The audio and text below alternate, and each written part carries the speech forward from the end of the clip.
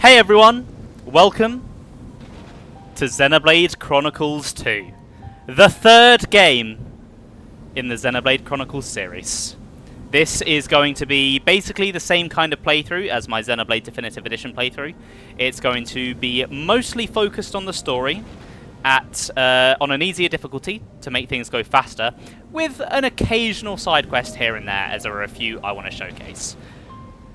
Few things I want to get out of the way before I start. First things first, if I go into sound settings, you will notice there's this thing called battle narration. This is a unique feature to Xenoblade 2. Basically, there's a narrator that kind of reacts to the stuff you do in battle. Now, I might get a bit of flack for this. I usually turn this off because I find it really annoying. But for the sake of showcasing what is unique about this game, I'm going to leave it on.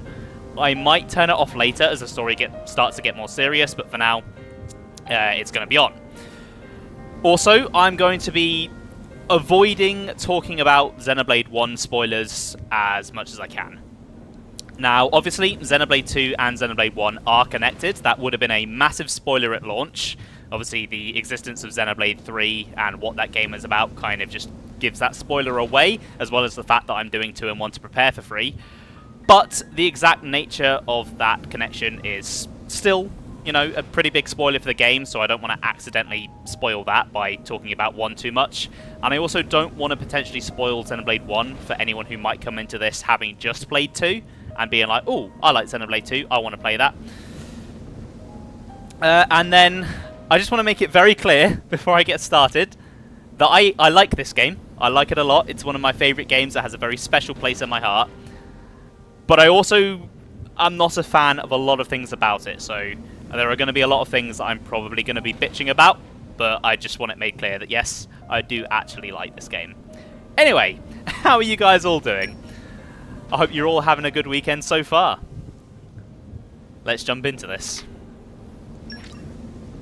Let's go on easy for now. I'll change that later.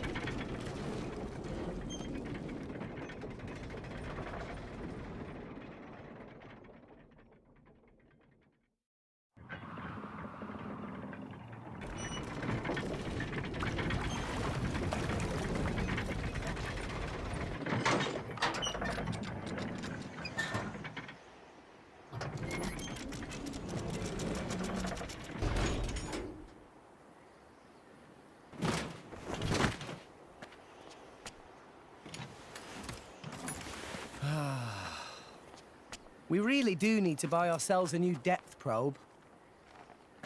The ping was off by 150 peds to the east. That's not gonna fly. And what about the treasure, Rex? Was it in line with your expectations? It seemed pretty solid. Didn't even have to reinforce it too much. Even with the labor costs, we should be able to turn a decent profit. Honestly, it takes you 2 days to run a structural analysis. Yet somehow you can gauge the profits in an instant. Don't go raining on my parade, Gramps. You know, I'm in the salvaging trade for the cash.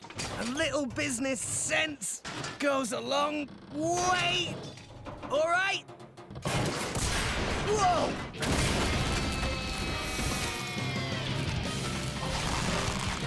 I didn't expect that. You've been living in this thing, big guy. Rex. No worries, Gramps.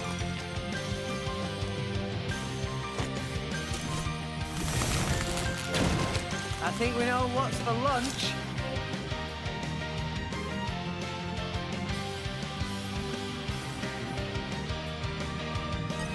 So yeah, Blunter is absolutely right. That transition from the title screen to the opening cutscene, mwah. Excellently done. I absolutely love that. Right. Well, let's properly jump into things then. Time to earn your lunch. To initiate combat, the first thing Rex needs to do is draw his weapon. To draw your weapon, simply press A while targeting an enemy. To display the target, just press R. You can tell which enemy you're targeting by the target marker displayed above its head. Incidentally, you can also sheath your weapon if you'd rather not continue a fight. It's as simple as holding down R and pressing B.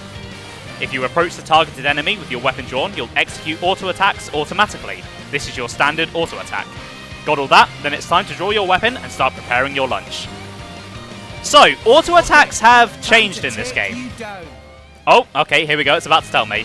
Auto attacks are delivered in sets of 3. The attack power increases with each blow. So you can see Rex will now do a little combo instead. Yeah! And you'll notice that auto attacks now no longer play when you're moving around.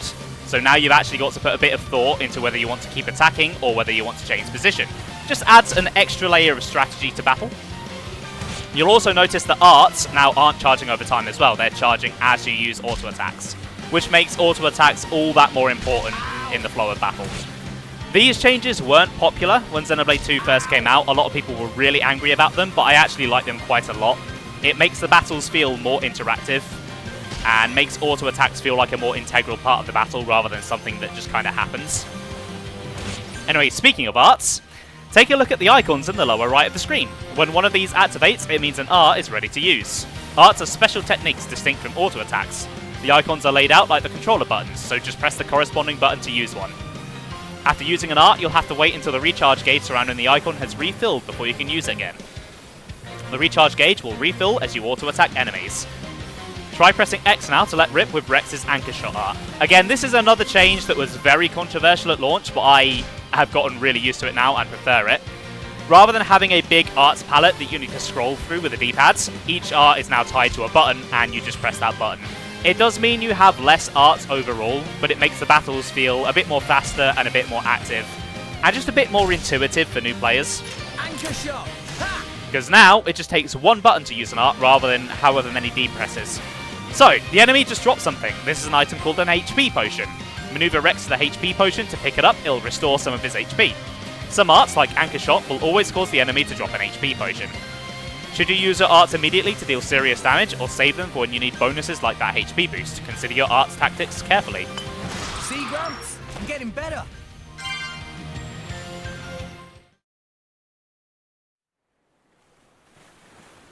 An entire horizon of white. A sea of clouds. And at its heart, the world tree, piercing the heavens.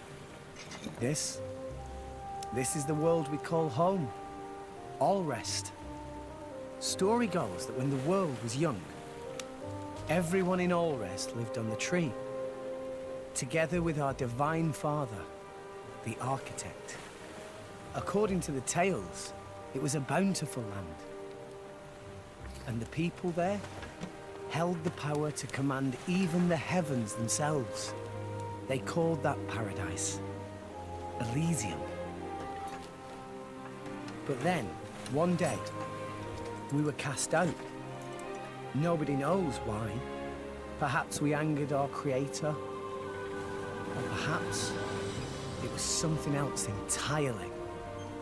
All we know is we were forced to leave Elysium, to live here in Allrest, where it turns out life was pretty hard. But when it seemed like we would surely die out, the architect took pity on us, sending his servants, the Titans, to save us. The few of us who survived settled on the Titans, and we've lived in harmony with them ever since. But now, those Titans are beginning to die out.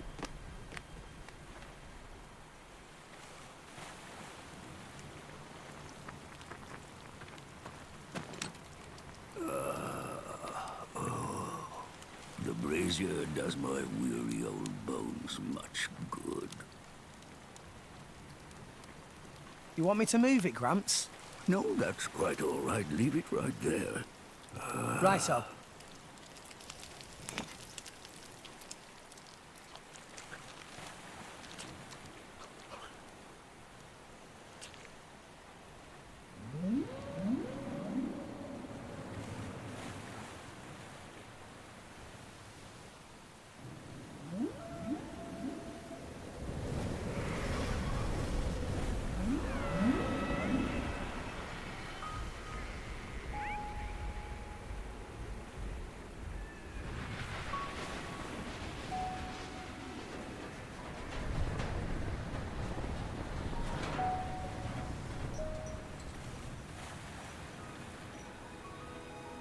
Not another one.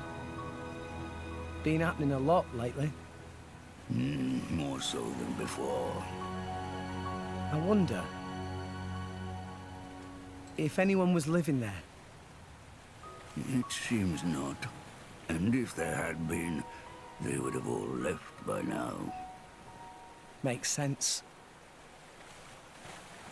Hey, Gramps. Do you think Fonset Village will be gone too one day? It would not be today or tomorrow, but one day, yes, it will fall. And you too? That's how it goes with us Titans. There's no way around it. Eventually,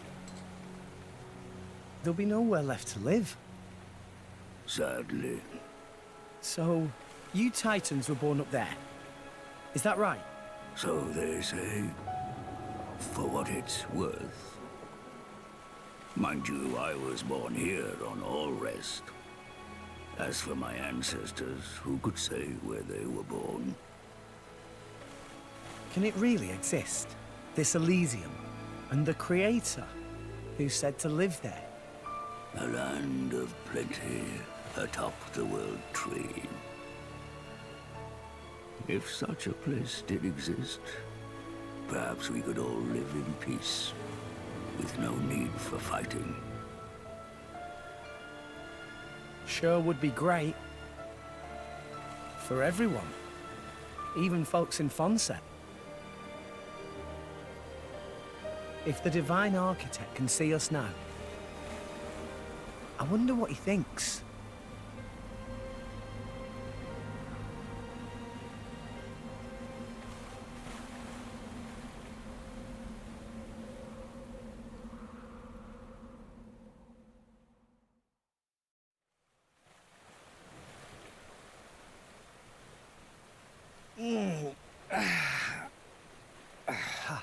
All right, back to making money.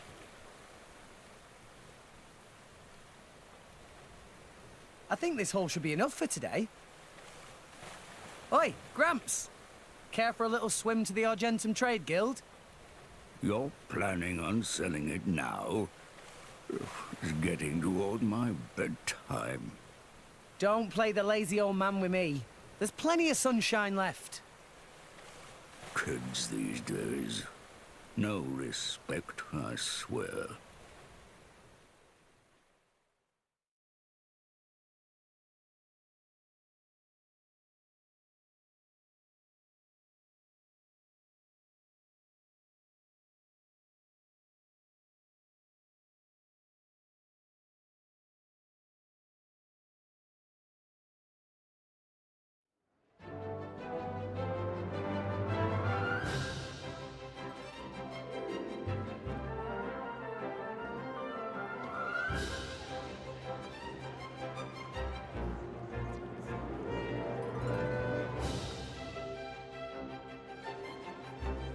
Why, if it isn't Rex? How's business? Going all right, else I wouldn't be here. Fair point. So, which one am I unloading? We can leave that until I'm done negotiating. Shouldn't be too long. Well, mooring is 15 gold per half day. I'll have your gold after I sell the stuff. All right? Later. Hey, hold on! You know I can't do credit! Does it every time, too. No wallet, I'm afraid. Figures.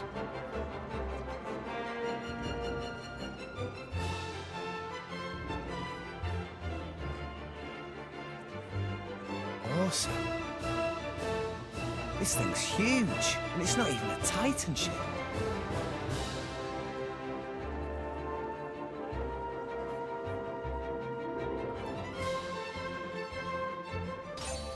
Looks like our adventure's about to really get going, and you can count on me to offer timely explanations of any new game features you encounter.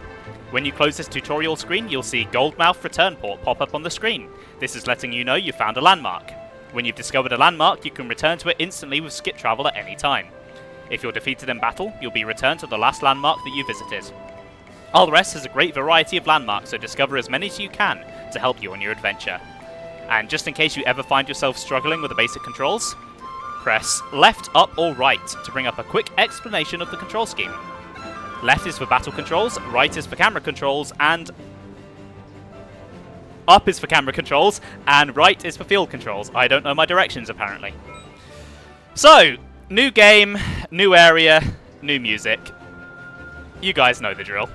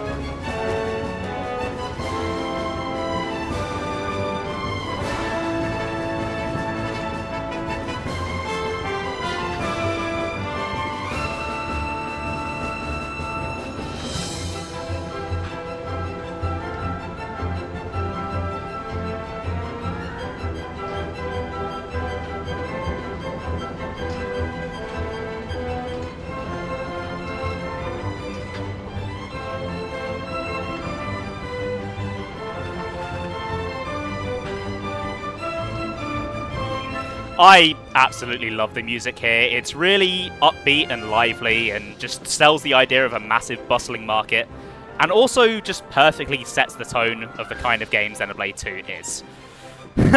Sorry Rex, I can't give credit. Good old CDI games. Right, before I properly get into anything, I have some stuff I need to sort. So, I really want to praise this game for the amount of options it gives, because it's hold on.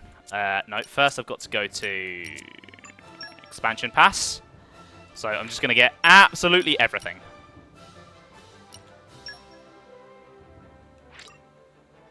Oh, right, okay, I've got to get further into the story. Okay, the thing I'm going to talk about, I can't do it yet, so I'll leave it for now.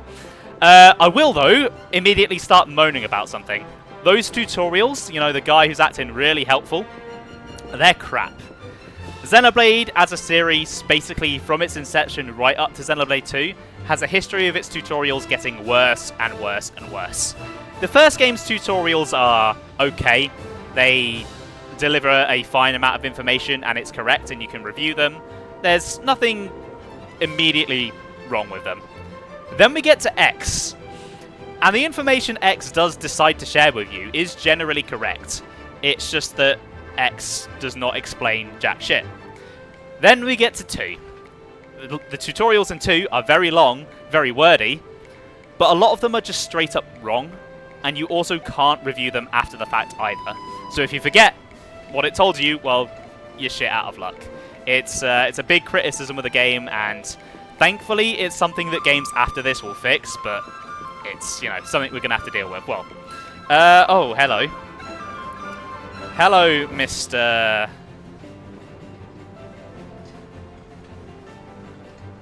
Bot. let's make you go away.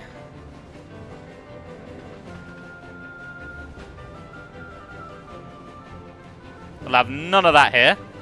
Right. Let me tell you a few things you might find useful. First up, I'll explain the regular view. See what the arrow is pointing to right now? That's the compass. The mark on the compass indicates the direction that Rex should be heading in. The digits above the mark on the compass show the distance to your destination. If Rex's destination is higher than his current position, then you'll see a little arrow above the marker. Conversely, if it's at a lower altitude than Rex's current position, then the arrow will be displayed below the mark. Next up, let's take a look at the environmental information that the arrow mark is pointing to right now. You guys can't see this, so this bit's kinda useless. This will key you into the info about your immediate surroundings, like the weather, time of day, and so on. Next, the minimap. You can use this to get a quick grasp of Rex's surroundings. The yellow marker in the middle shows Rex's current location and the direction he's facing. Push the left stick in to switch between a full screen or minimap view. Confident adventurers might prefer to make their way through Alrest without using the minimap. Lastly, we have the current objective. As you might expect, this tells you exactly what Rex is supposed to be doing at the present time. You can toggle its visibility with ZR, so take a look if you're ever unsure about what to do next. Right now, it's telling you to go and pay a visit to Malolo at the Central Exchange, so try doing that. I think the setting I wanted to talk about is one of the very few gifts I can have at this point. It should be in my menu now. Okay. Thank you for correcting me on that, car keys. I'll take a quick look now. Also, welcome to the stream. How are you doing? So... here we go. Right, yes. The degree of customizability you can get in this game is absolutely insane. You can have auto battles. You can turn off enemies being aggressive. And there exists this thing called custom difficulty. Now, as I want to get through this game as quickly as possible, I am going to be making use of this to make the experience as streamlined as I can. So, let's bump that down. I don't mind attack frequency. I don't want it to be too easy. But I also don't want things to be too hard or anything like that. Let's up that. Let's up that. And let's up that. Because after all I'm really interested in showing off with this is the story. I don't need to show the gameplay to its fullest extent. Pro gamer move. Turn off the enemies. Yeah, thank you for letting me know about that, car keys. And arrived.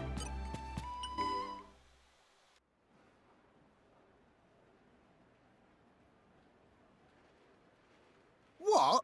That's it? It's life, Mayor. There's still more than I give to non-friend.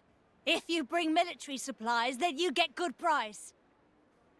Ceasefire between Mor Ardain and Uriah not keep for too much longer, methinks. So weaponry is hot item. Well, what friend think? I'll make it worth your while. I told you before. I stay away from that sort of thing. Oh, it's shame. Reg's good salvager. Could be good way to earn pretty penny.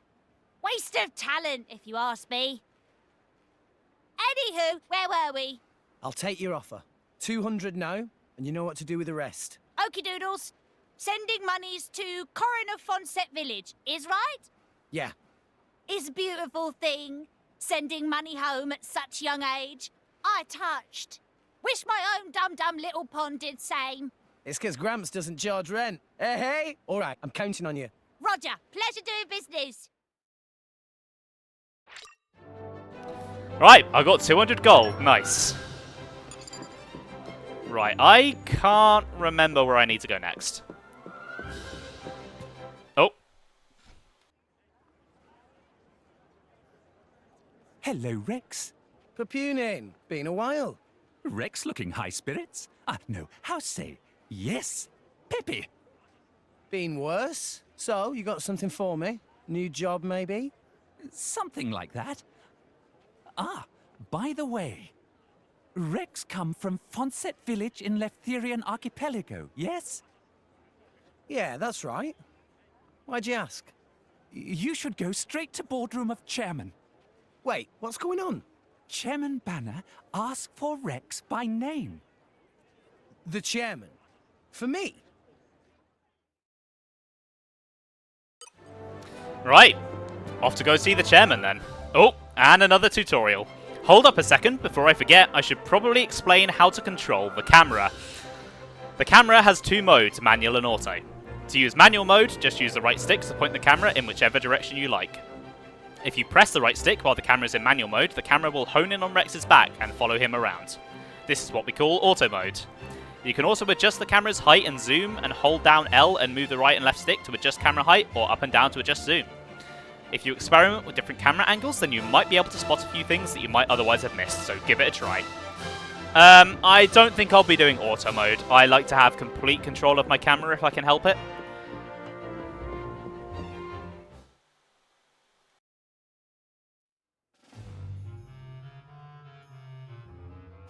Thank you for accepting summons. I, Bana, chairman of Argentum Trade Guild.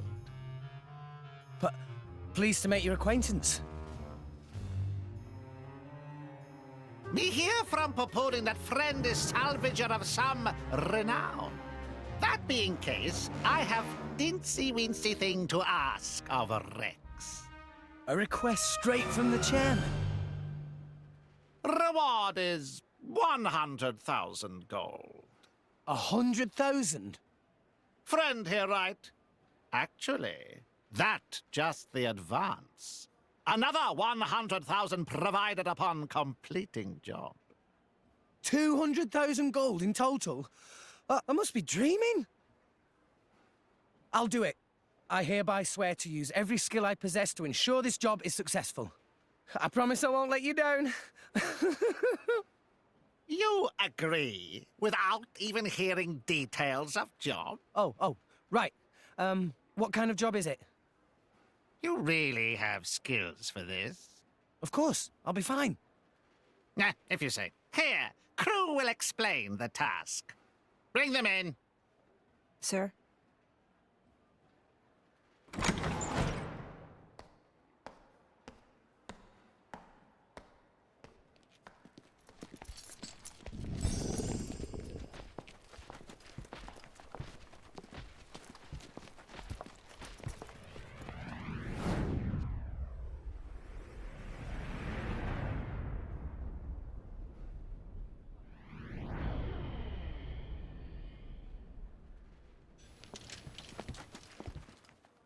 Drivers and blades.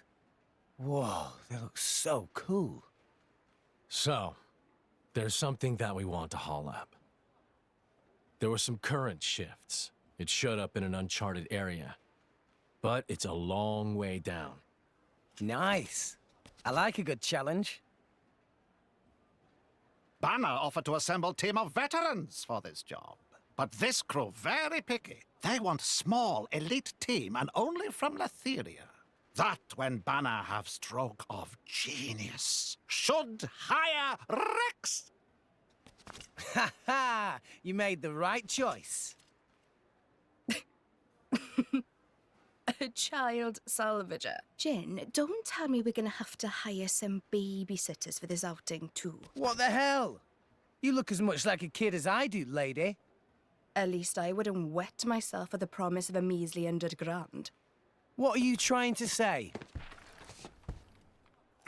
Rex, was it? I implore you to excuse my lady's discourtesy. Dromark, what have I told you about speaking for me? Shut Drop your... it, Nia. Though I do see your point. In any case, it should be easy enough to make sure. What?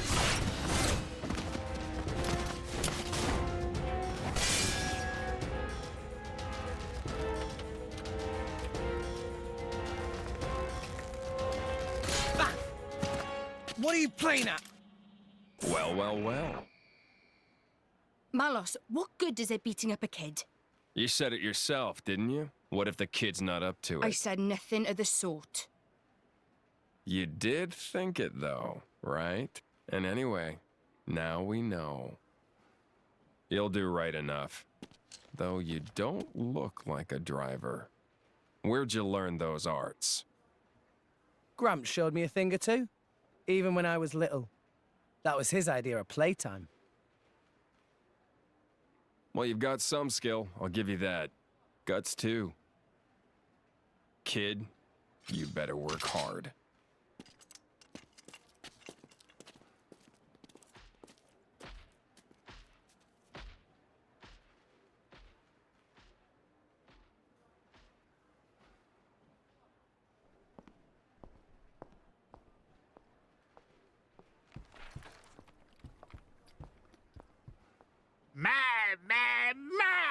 Friends are such rowdy bunch. Here is advance.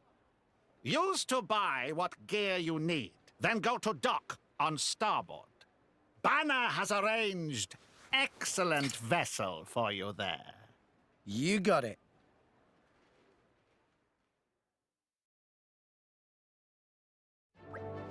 Xenoblade 2 has already massively improved on Xenoblade 1.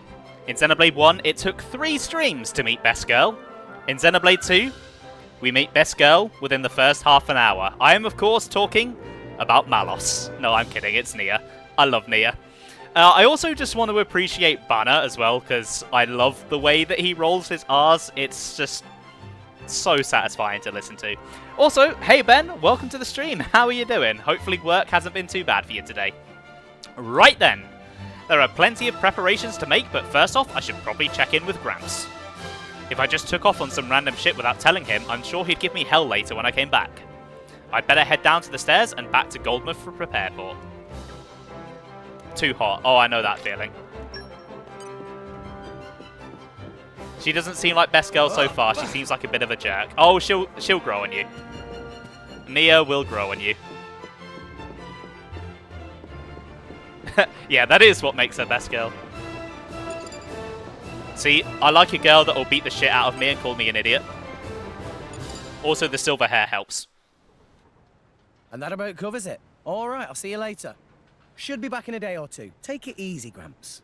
That does not about cover it in the slightest. Why would you take a job you know nothing about? You don't even know who your employer is. This came straight from the chairman, remember? What more do you need? Anyway, I'm off. You can take a nap while you wait.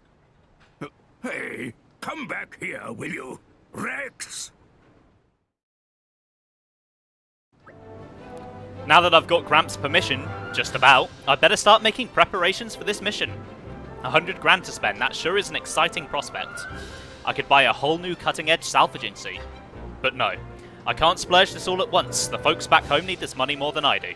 I'll hold off on making any big purchases and just head to Shiny's accessories. Always best to be prepared for anything. I might end up fighting a crush dip like on my last salvage. Oh, Rex. Yes, it's just going to be a crush dip, nothing more.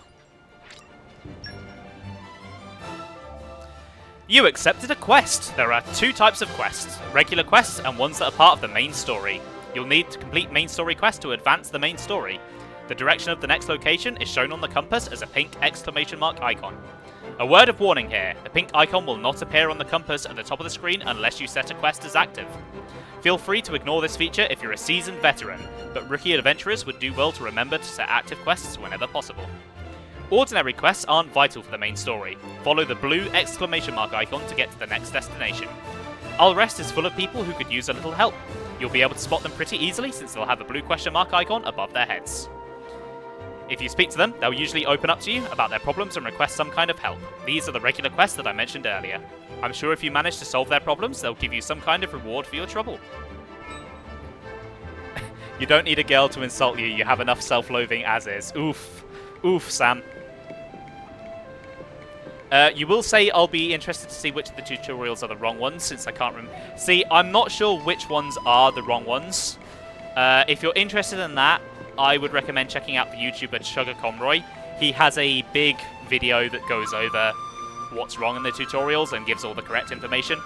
I would link it, but I forgot to grab the link before this, and I don't really feel like going onto YouTube during a stream.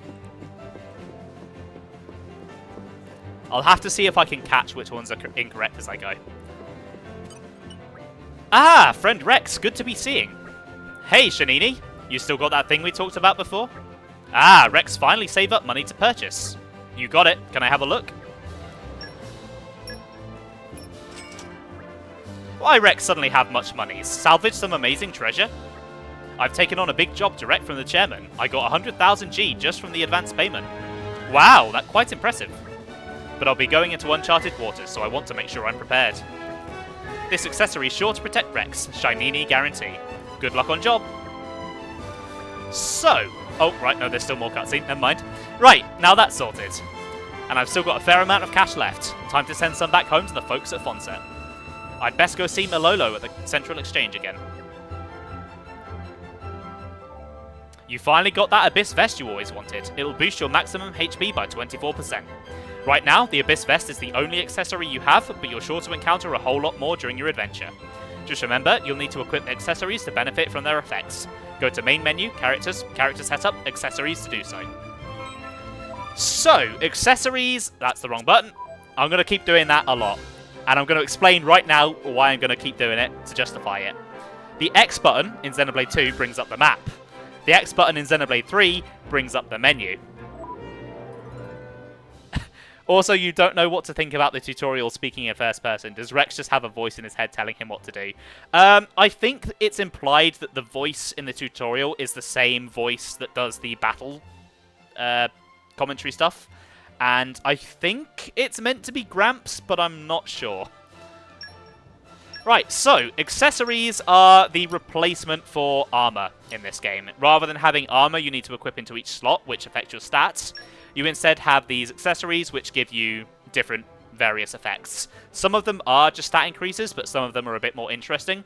Again, this was a very controversial change when the game first came out, but I quite like it. It streamlines things, and it means there's a bit less menuing, and you don't have to manage gear so much, and sometimes stuff you get at the start can actually be pretty decent, and last you a decent ways through the game. The Abyss Vest isn't the most amazing bit of gear, and it's certainly not going to be too useful on Rex, but I have nothing better right now, so I might as well. Right. Let's go see Malolo then. Rex back again. Did friend forget something? No, I didn't exactly forget anything. I just decided to make a cash transfer. Rex find money on floor? Noppon around here very particular about money, so should turn in even small change. No, I didn't pick up any small change. Actually, I got my hands on a big sum. Big sum? Like 2,000 G? I'd rather not bandy the number about too much, but more like 100,000. 100,000? Not so loud. Oh yes, sorry much. But where'd Rex get all that gold? Actually no. No need to tell Malolo. Malolo not want to get mixed up in shady business. I don't think it's that big of a deal. Any hoodles. Rex. Malolo not able to accept such large sum here anyway. Should take directly to courier. All monies Malolo accept here always delivered through courier called Max.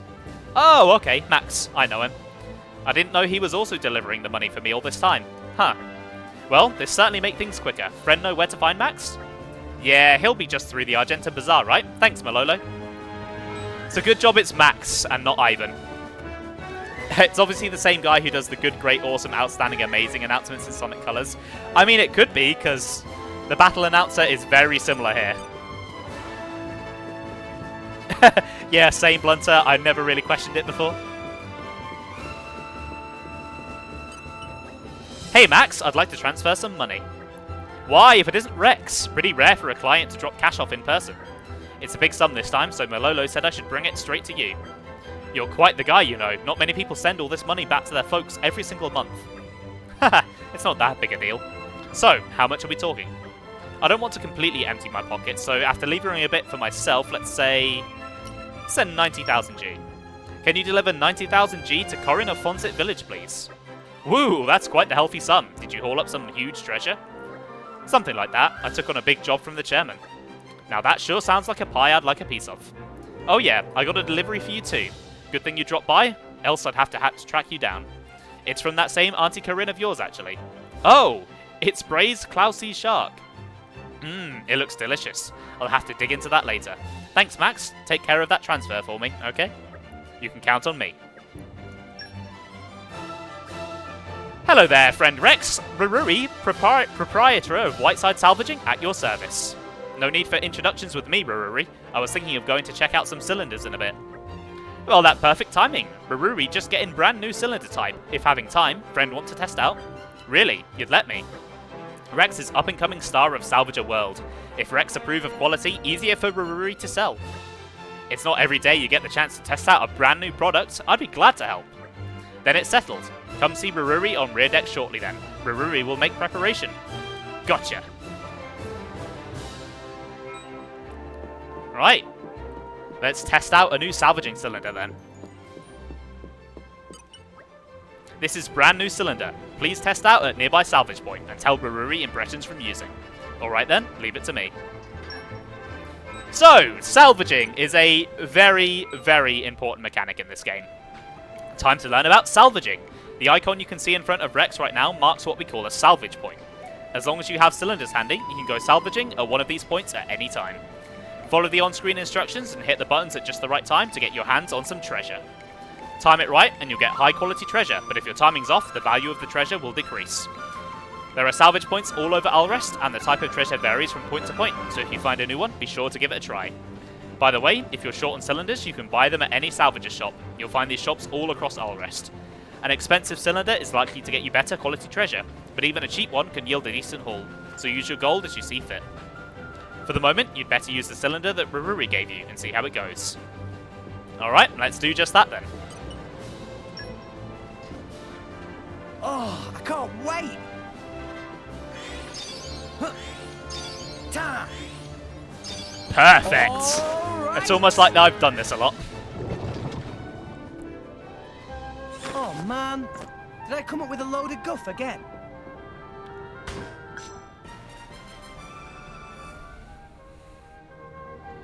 Well, there's an enemy, which sounds like a good opportunity to properly listen to the battle theme. Here we go. This one's a great one. Okay, time to take you down.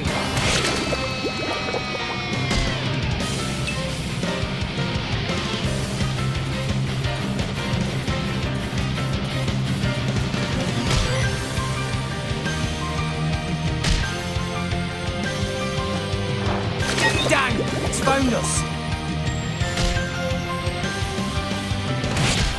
Yeah! I guess I really am the best.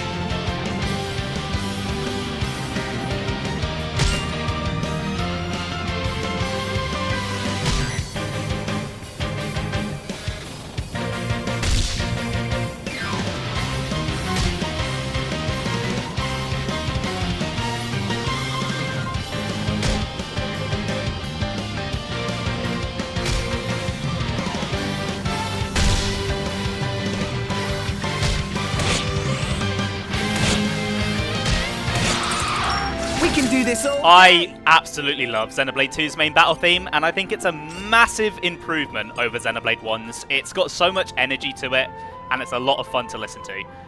Unfortunately, a certain meme rendition of it is ruined the right word? Maybe alternatively enhanced it for me. And so I can now no longer to listen to the normal version without hearing the meme version. Oh, you'll be hearing more about that later on, though. Look like friend all finished. How was new cylinder? It was alright. Alright? That's such a vague answer. But it's true that not easy to get used to new cylinder after only one use. At any rate, thanks much for help. Also, here, give friend present of 3 normal cylinder. Can use in same place as before? Meh. Happy salvaging. If friend ever run out of cylinders, please drop by shop at any time. We make deal. I guess I got a bit distracted. What was I meant to be doing again? I guess I should stock up on food supplies. I've got that braised cloud sea shark now, but I could do with a bit more. Yeah, I'll visit Fishy Fishy on the 3rd floor. Then I should be all set. So, since we've seen a bit of combat now, I think it's time to start talking about how everyone plays. Well, I say everyone, we only have Rex right now. But Rex plays exactly how you'd expect him to. He is a Xenoblade protagonist, so he fights with a big sword and he gets bonuses from attacking from different positions. He is a bit more aggressive than Shulk, he doesn't really have as many support options, and he has a harder time managing his own aggro. With certain blades later on, he is gonna just grab that aggro and probably die from it. But he is not entirely non-self-sufficient. He can spawn HP potions, which, while aren't as good as a regular heal, can keep his health topped up and keep him alive. Just going to reload the app because it keeps skipping. Fair enough, Ben. I'll see you in a moment. Right, Fishy Fishy is all the way up here on the 3rd floor. Oh, I've got things to say about Fishy Fishy. Health potions come in clutch sometimes. That they do. That they do. Never learn to not get aggro. I think if you're playing Rex in both games he's in, you just have to accept that you're getting the aggro. Welcome, friend. Now then, what should I buy? So, we need to talk about this mechanic. I'm sure the tutorial will do its explanation in just a moment, so I'll probably wait for that. I'll buy what it wants me to buy for now, and then we can talk. Thanks for custom.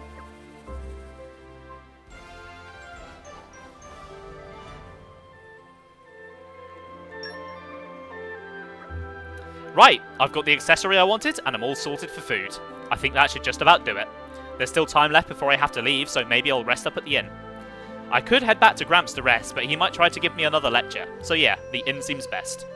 I have plenty of cash left, and it can't hurt to rest in a nice comfy bed once in a while. The inn should be just past Rumbleton Canteen. Let's get moving. Okay, it's not going to explain pouch items. I guess I have to do it myself. That's the wrong button. It's plus for the menu, not X. Hold on. Is it not going to let me do pouch items?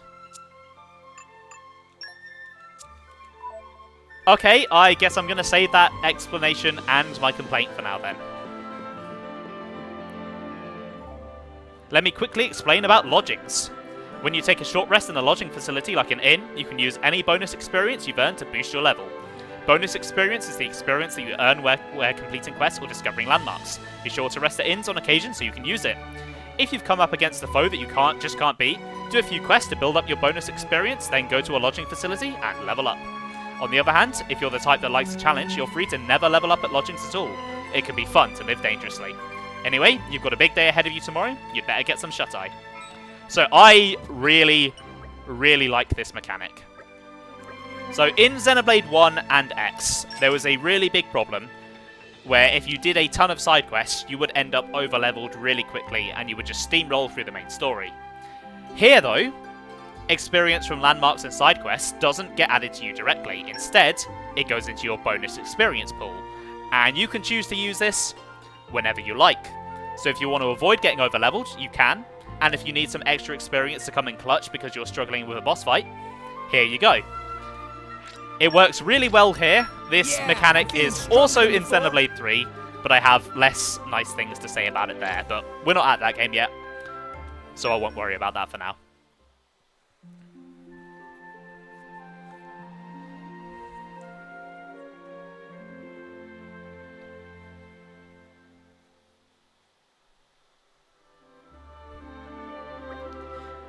This really is so different from sleeping in that little hut on Gramps' back. For some reason, I even feel like I've got a bit stronger. Anyway, better head to the meetup point. It was at the Goldmouth exit dock, down on the ground floor, right? I guess there's still time to look around Goldmouth a bit longer if I want to, but I shouldn't dawdle too long. A number of shops are now available for you to use. You'll find a whole range of different traders as you journey across Ulrest. Argentum Trade Guild is known as the hub of Ulrest commerce, so naturally you'll find a plethora of different shops here. While you're here, you should make sure you've got everything you need before you head out on your adventures. Ugh, I slept like a baby. Here we go. Oh, I almost forgot to tell you about something important, Rex's pouch. Rex never goes anywhere without his handy pouch. It's great for putting his favourite items inside so that he can always have them close to hand. Rex's pouch isn't that big, it can hold just one handy item at a time. So what should you put in your pouch? Well, usually the sort of everyday items you'll find at lifestyle shops. Just keeping them close by can have all sorts of effects. There are 12 different types of lifestyle shops across Ulrest, so if you encounter a new one, be sure to check it out. Right, here we go. I keep doing that. I keep pressing the wrong button. Pouch items. I absolutely despise pouch items as a mechanic. Essentially, it's a timer. You have an extra timer to manage, and while that timer is running, you get a bunch of extra effects. I just don't like having my success in battle timed to tied to managing a timer outside of battle.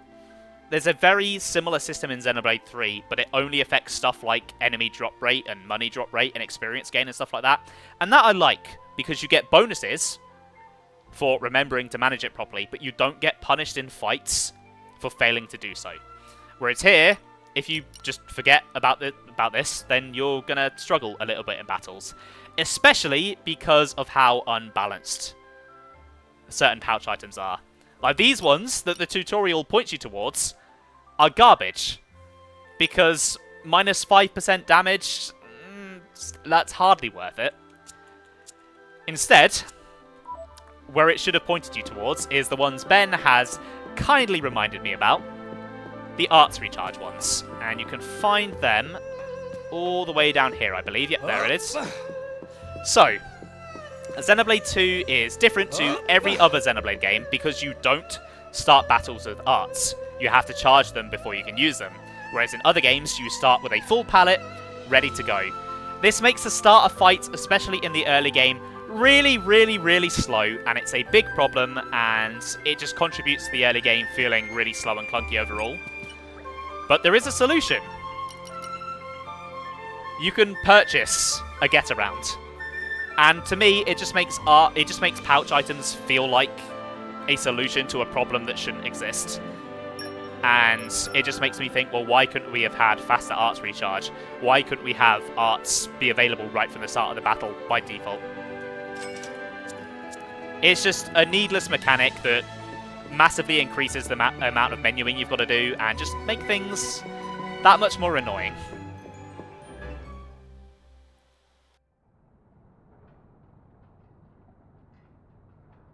Wheeling out the maelstrom for this. Bana sure has deep pockets.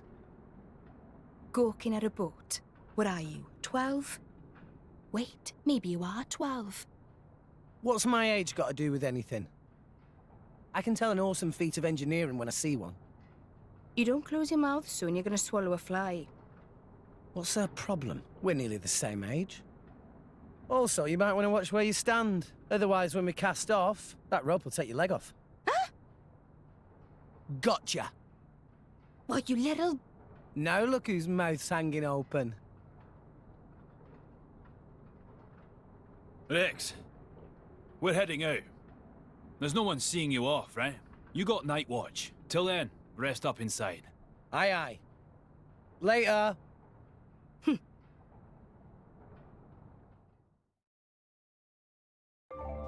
Before you head off on your big job, I'd like to explain a little something about selling items in Ulrest. You may have already made use of them, but there are businesses called item trading shops that specialise in taking treasure off your hands. If you sell off items as a whole set, you'll earn a bunch more money than if you sold them off individually. So when you find precious treasures, don't just sell them off cheap at a regular shop. See if you can put together sets for trading shops and make a tidy profit. I completely forgot that mechanic was a thing, and I will probably immediately forget after the end of stream. Never thought I'd see the day you'd be riding the Maelstrom, Rex. Suppose it just goes to show how far you've come as a salvager, eh? Well, I'm proud of you, lad. Now, are you all set? We're setting sail as soon as you're ready to board.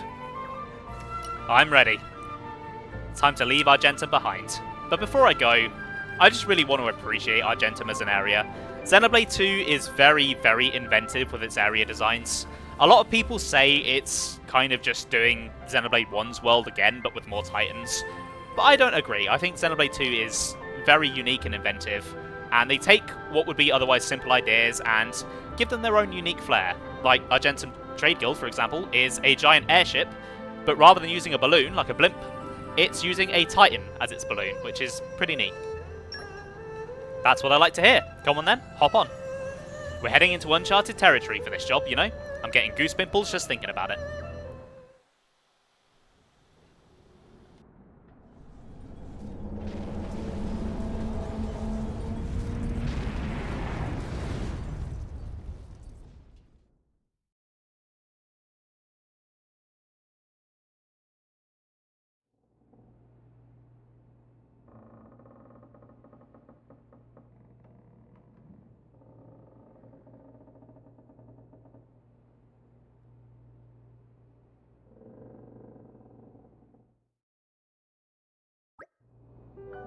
We should be reaching the Uncharted Zone tomorrow, but there's plenty of time left until then. I guess I could go and talk with the clients for a bit. I still don't know as much about them as I'd like to. Besides, it's not every day you get to talk to real drivers. Oh, and once I'm done with them, I better go see Monel. I'm meant to be on lookout duty tonight. He won't be very pleased if I never show up. God, I am just tripping over all my words today. Right, let's talk to everyone then. Nia, you seem awfully quiet. Did you get seasick or something? Of course I'm not seasick. I'm just not used to ships with this many salvages on, that's all. Well, if it's wearing you out now, you'll be a wreck by the time we reach our destination. I can handle myself, alright? Master Rex, are you prepared to begin salvaging?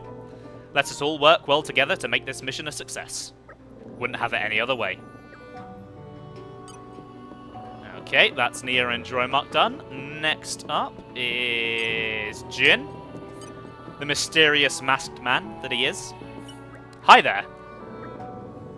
You're from Letheria, are you? Sure am. I was raised in Fonset Village. The village is right by the Cloud Sea, so I grew up swimming in the clouds. That's why salvaging work comes naturally to me. I'm pretty confident in my skills, despite how I may look. Very good. He's not really a talkative man. And then I do believe Malos and his blade are up here. Yep, here they are. So I'll start with his blade, Sever. Evading Malos' attack when you're not even a driver. That's impressive, boy. I look forward to seeing how you handle the work ahead. Is that a compliment? Thanks, I think. I really like Sever's design.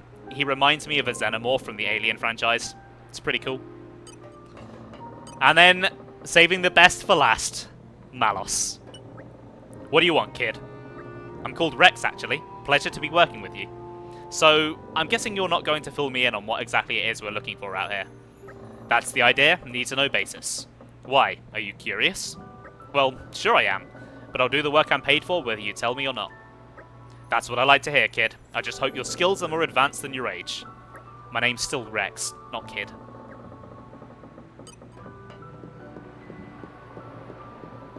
And now, it's time to go on lookout duty. So you finally arrived, have you? Well, are you here to keep watch or aren't you? Ah, at last. I can get a breather. Think I've earned myself a drink or two. It's not looking too good out there. I'd steel yourself for the worst. If something's up, give me a shout. Don't worry, I won't be drinking myself into a stupor or anything.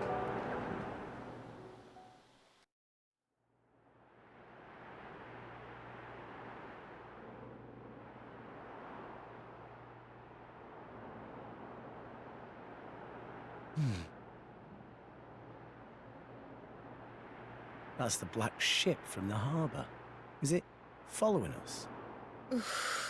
It's way too cold up here. You? I'll have you know I've got a name. It's Nia. They've started boozing below decks. You should join them. Why aren't you there? It's not that I hate it. I just really don't need a headache right now. Huh. Good thing you're not a salvager then. What's that? Swim like a fish and drink like one too. That's the salvager's code. Sounds terrible. I don't think I'll be changing careers. Probably for the best. Anyway, I bet you drivers earn a hell of a lot more than salvagers do. So, kid? My name's Rex. Okay, Rex. Why did you start salvaging in the first place? That there. The world tree. I don't get it. You know, you find all sorts of things digging through salvage. Some of it trash. Some of it treasure.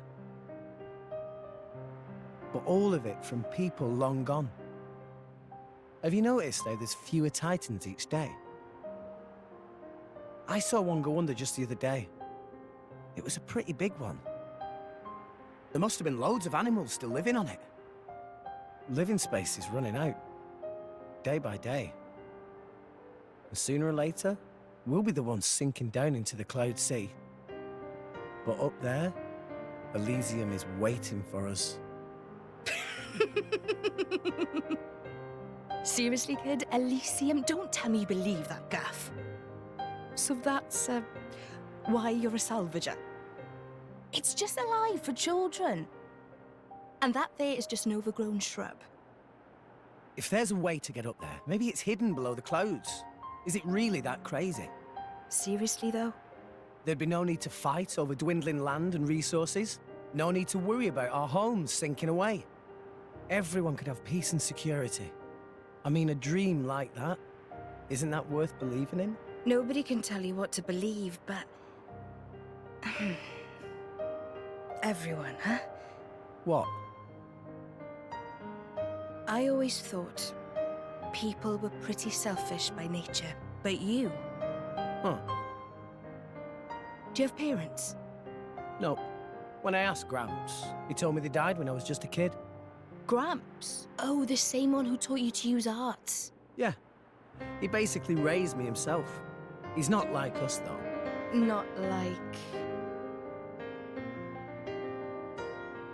I'm not sure I catch your drift. But this Gramps of yours sounds alright. Huh. And you're alright too, kid. Not that different from me.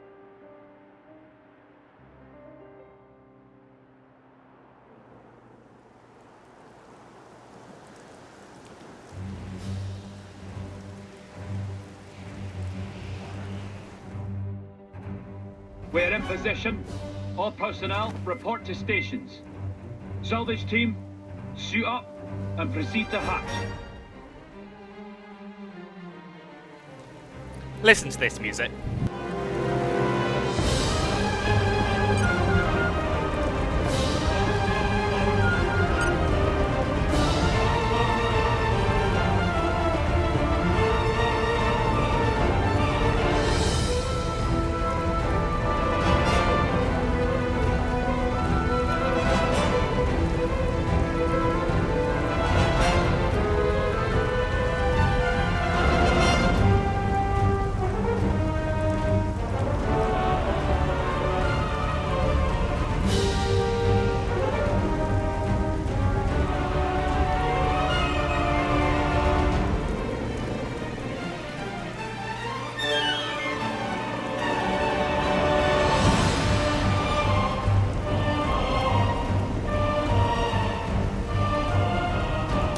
Such a good track. Also, can we appreciate that knob on Your Salvager? target is located inside a shipwreck 450 peds straight down. Searching the wreck while submerged is too high risk for our tastes, so we'll be using flotation devices and cranes to lift the hull first. Next, we'll split into teams and explore the interior. Once the target is found, retrieval can commence. If that's clear, let's begin with attaching the floats. Get into position. We're paying you lowlifes a lot, so don't screw it up. You smug so-and-so.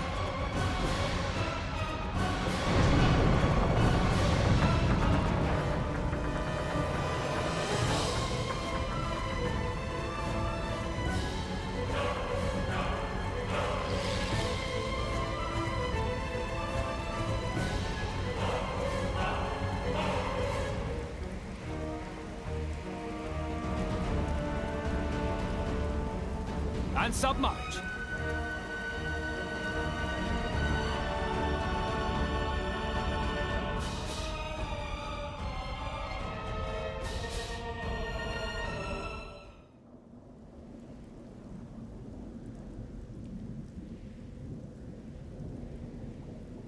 Is that it?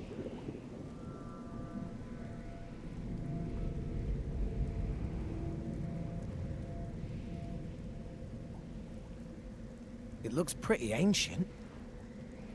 Is that the propulsion mechanism? I've never seen one that shape before. Which country made this?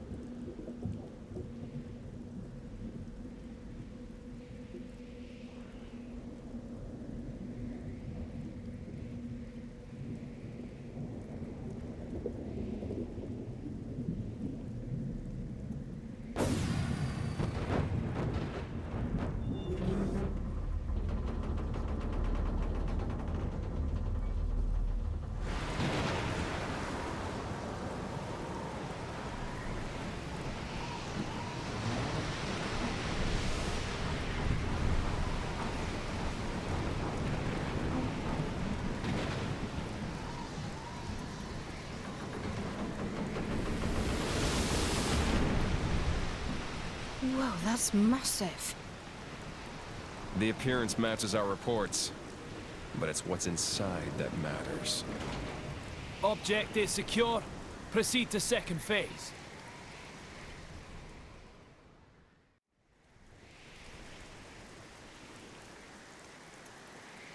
Excellent work. You're not half bad, you know that. I do this for a living, remember? All teams, proceed inside when ready. Right then, let's get moving.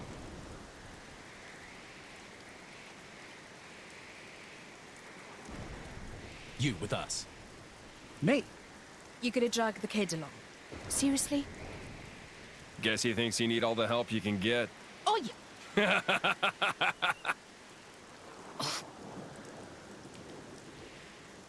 Well, don't just stand there. You've got your orders, haven't you?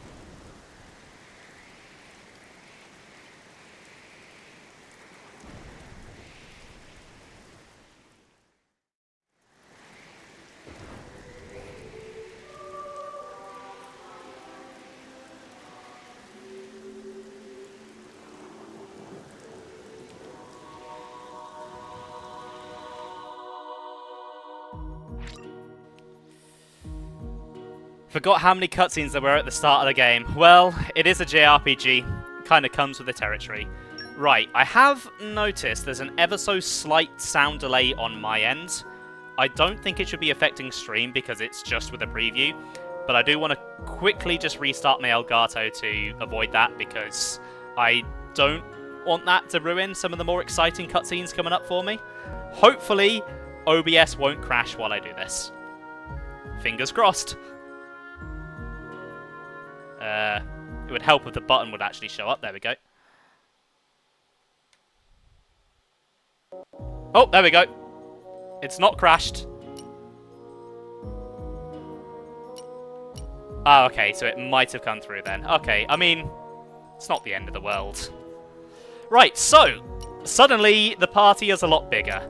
Nia is the group's healer. I'll give her a proper explanation later when she actually fully joins the party.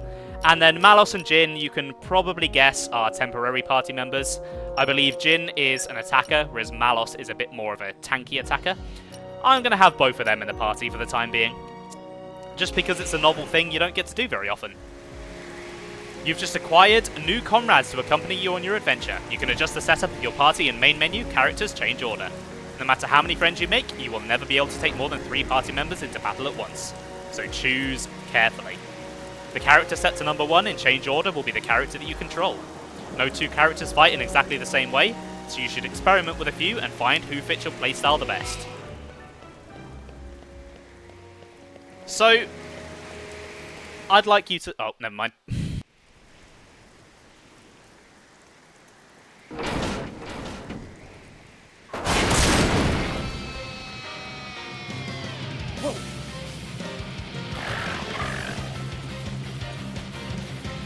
Let me show you what a driver can do.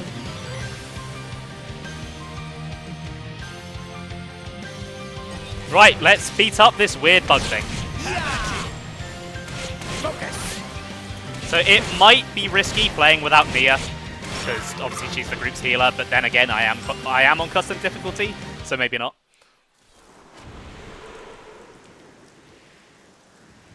Amazing.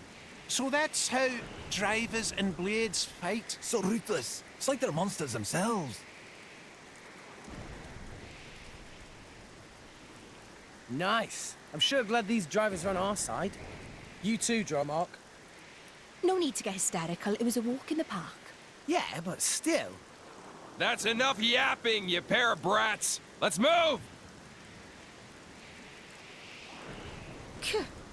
Talk about self-important. Gramps always taught me to respect my elders. Elders.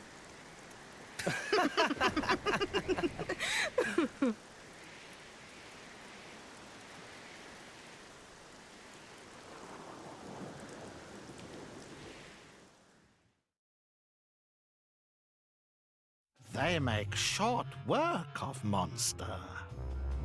These no ordinary fighters. big job in Moradane going well too. There's much money to be made from these people.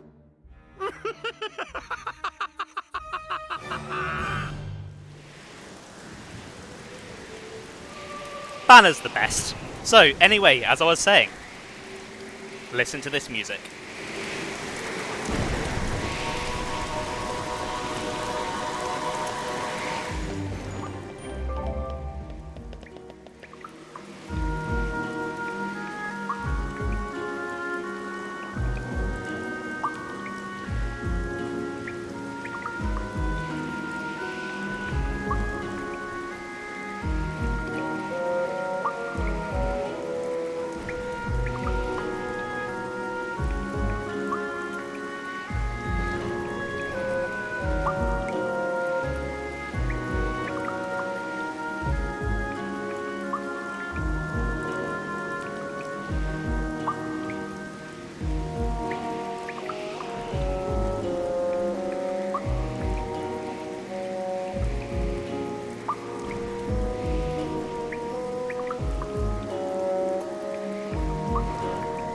It's a very nice, calming bit of music. I believe it also reuses the main melody of the final boss theme from Xenoblade 1, which is kinda nuts.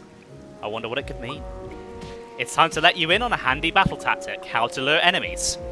If you target an enemy from a distance without drawing your weapon and press down, you can lure an enemy towards you. It's useful for taking out a herd of enemies one by one, or for when you'd prefer to fight an opponent in a wider space. Try luring over that enemy in front of you now. First target with R, and then press down to lure it over. Can do, Mr. Tutorial Man. So. Okay. Also, new battle theme. Not that you got to hear much of it. Hold on.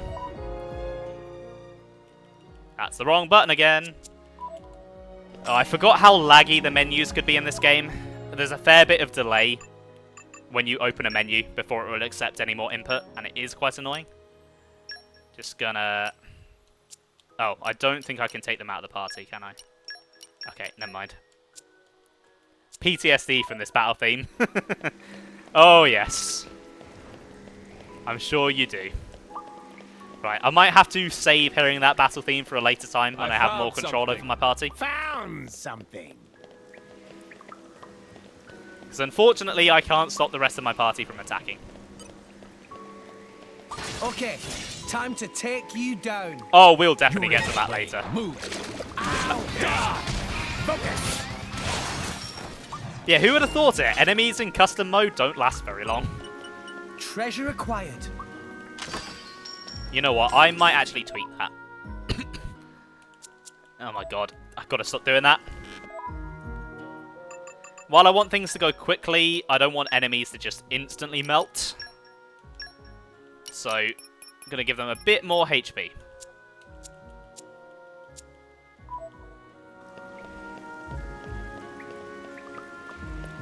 Right, looks like there's a treasure over there. I can't get to that right now.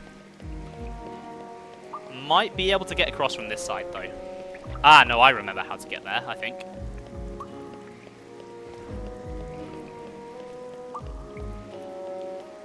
Maybe not, no. Okay, I think I'll get to that later. Right, a big group of enemies here. Maybe I'll be able to hear the battle theme. Time to take you down. Don't mind me.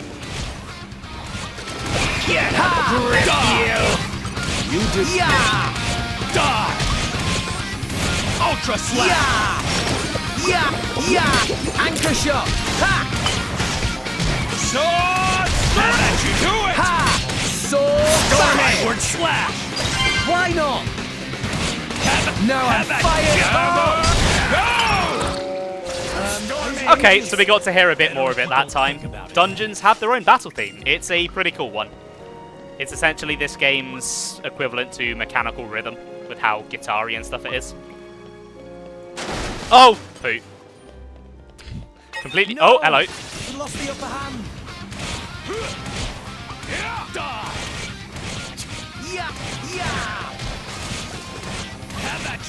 Mostly heard shouting. I mean... That's just Xenoblade. I'm still getting stronger. That's just how Xenoblade works. Once you've played it for as long as I have, you kind of just learn to tune out all the voices. Bring it on.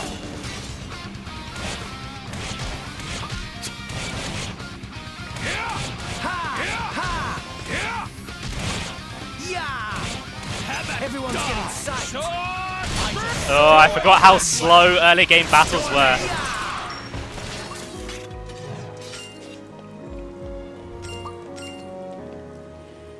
Alright, here we go. Treasure acquired. I want whatever this is.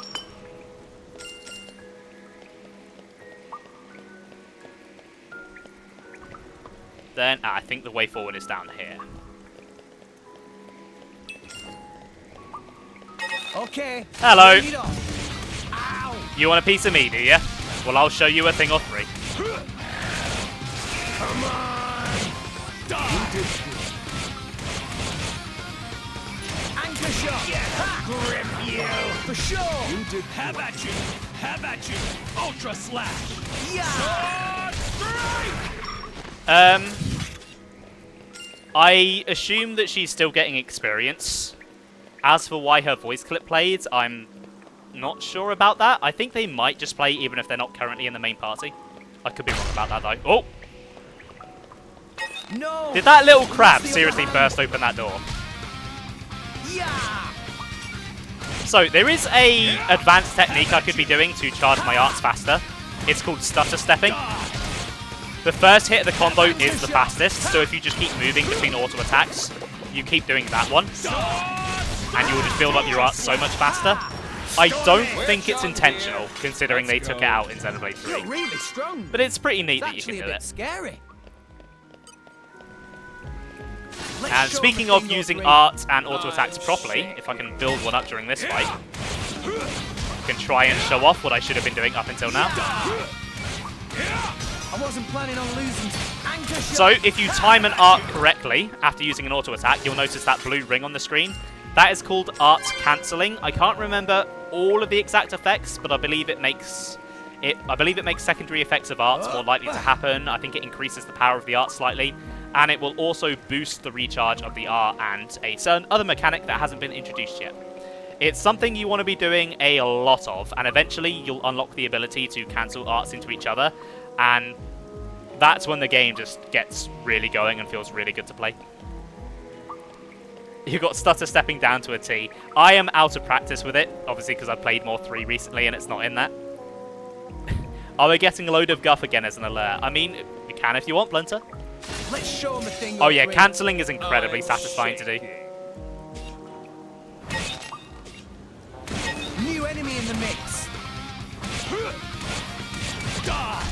Okay, it looks like this guy is aggroed onto Malos, so I can get a back attack in here. Sword smash. Yeah. I guess I really am the best. Anchor shot.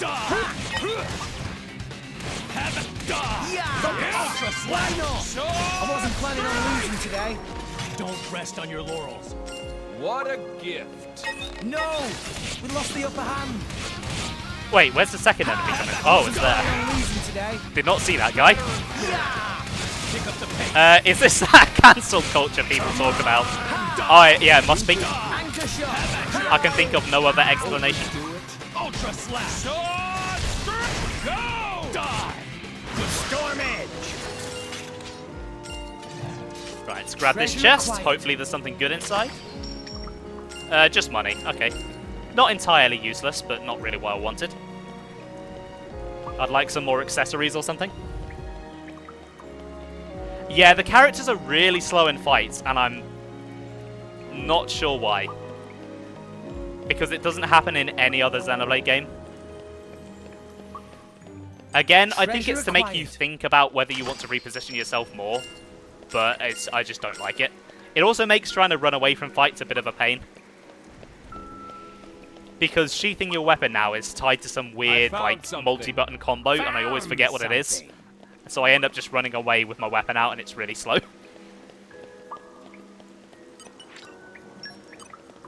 Okay, can't do anything with that. Okay, looks like I'm going to actually have to explore. God forbid that I explore a dungeon in an RPG. That's just outdated game design. No! We lost the upper hand! Die!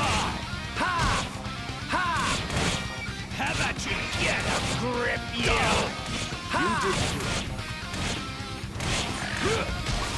Anchor shot! Do it! Yeah, I do apologize if these early game battles aren't the most interesting thing to watch. It basically just is auto-attacking for most of the fight until you get an art.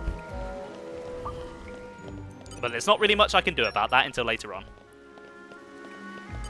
Okay, time to take you Dungeons down. in general are outdated game design. Oh yeah, I 100% totally agree. Give it all you've got. They aren't my favourite thing to explore in a game at all. And I don't get really excited when I go into a really well-designed one. Sword smash! Backward slash! Yeah! Anchor shot! So it's tied to a lot of strategy balancing, but it probably affects potions the most. You want your big percentage heal, you need to work for it. Ah, is that cancelling?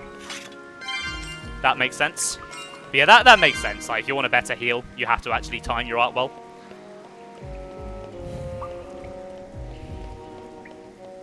Yeah, I'm not 100% sure on the exact mechanics of cancelling, because again, it's been a little while since I played Xenoblade 2.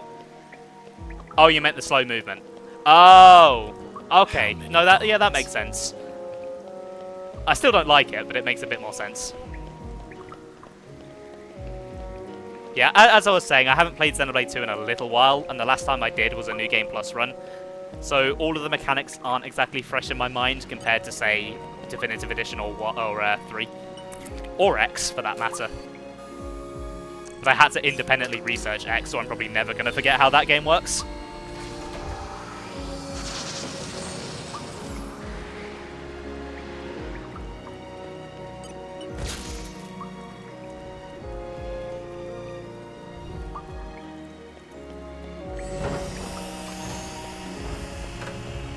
The most fearsome warrior awaits us.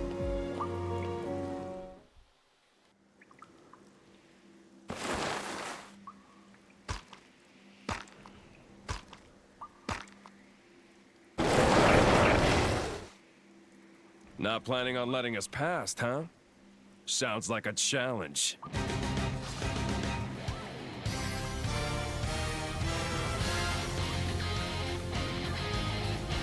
Right, new battle music. Take it.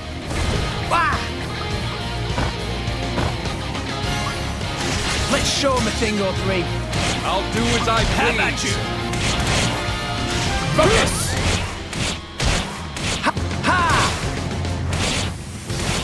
Get a grip, you! You're Anchor late. shot! Ha! Ultra slash! I wasn't planning on losing today. Do it! Don't rest on your laurels. Storm edge! Skyward slash! See that aura effect glowing around the enemy? This indicates that the enemy is in a rage state. Certain enemies have a tendency to become enraged when their HP dips below a certain level. Enemy stats will increase when enraged, so be careful, they might be tougher than you expect. So yeah, enraging is a very important mechanic that we'll have to play around later on. But yeah, this is a pretty good battle theme. I think I prefer the other boss theme, though I still like this one quite a bit.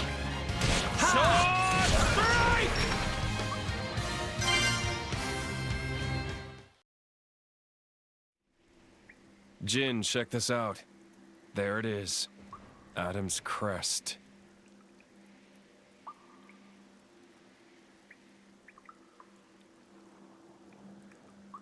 Adam's crest. What does that mean? You. Open this door. Me? This door will only open to one of you people. One of me? What are you talking about? Hurry up and do it! We're not paying you to ask dumb questions. What the hell? You can't treat hired hands like that.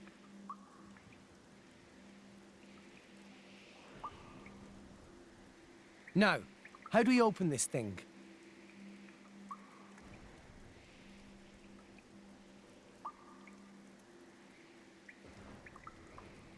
Oh, hey!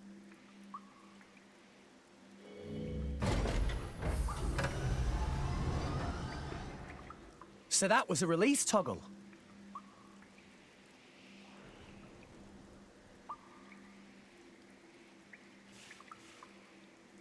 Just as I thought.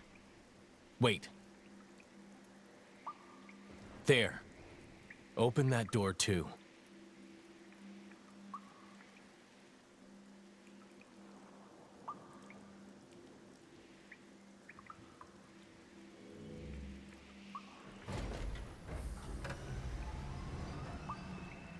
Let's move.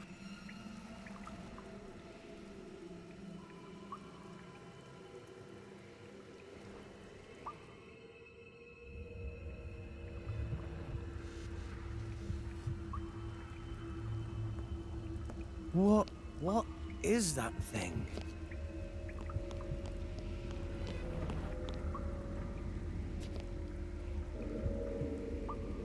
It's a girl.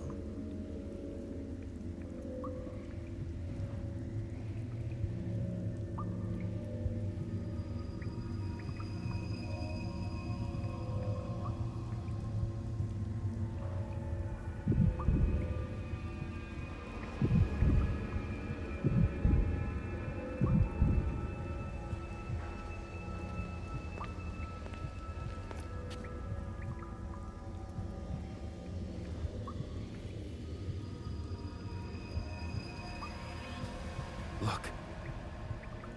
Yes, no mistaking it. That's the Aegis. The Aegis.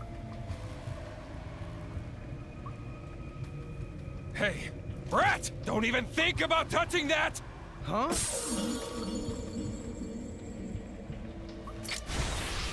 Friend not clever touching button.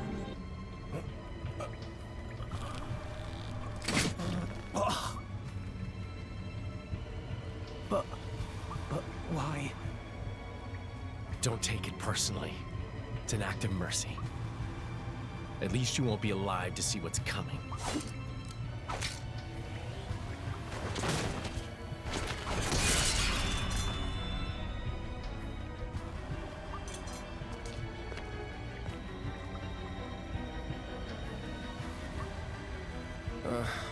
What a waste of time. Jin! Why did you kill him? Why? What did Rex ever do to you? Jin! Let's ship out the Aegis. Nia, call the Monoceros.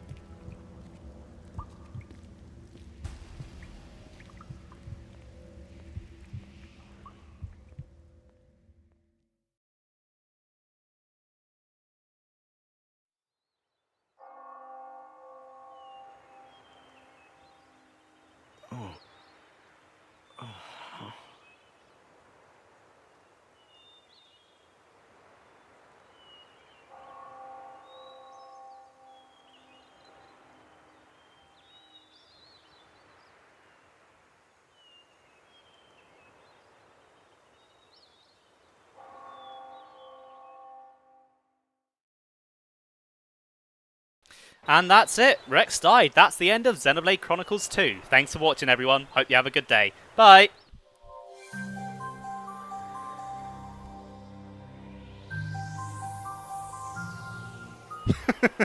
No, I'm kidding.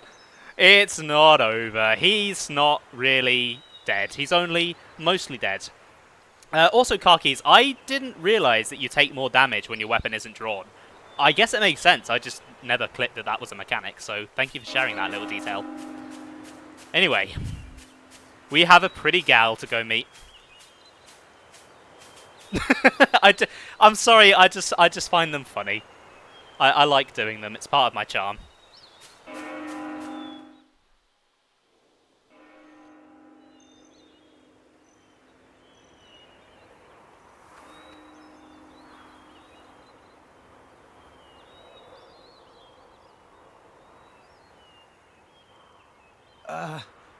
Excuse me?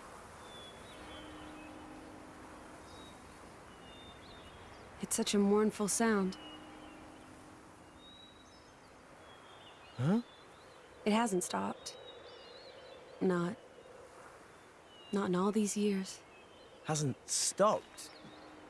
You mean that bell sound? Is the Praetorium somewhere nearby? Where are we? This is Elysium, the land where long ago mankind lived in harmony with their creator. It's where we were born. Get out! Really?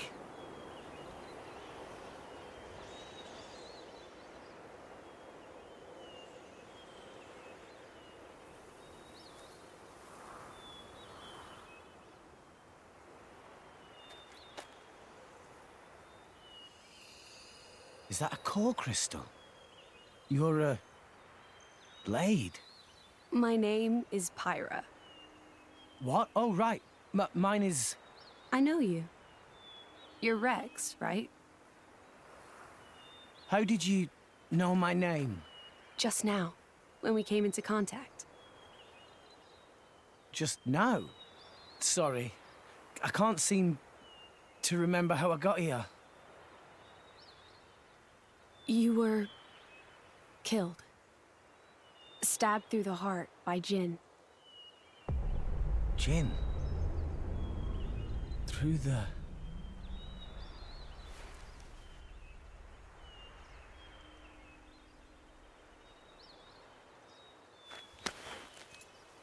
I remember now.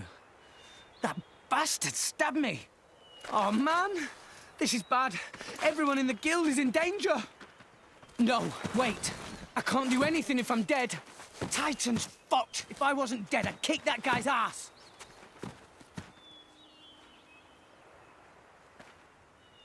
Rex, I have a request. Can you take me to Elysium? Elysium? But isn't that here? This world is merely a memory. An ancient, half-forgotten memory of what once was.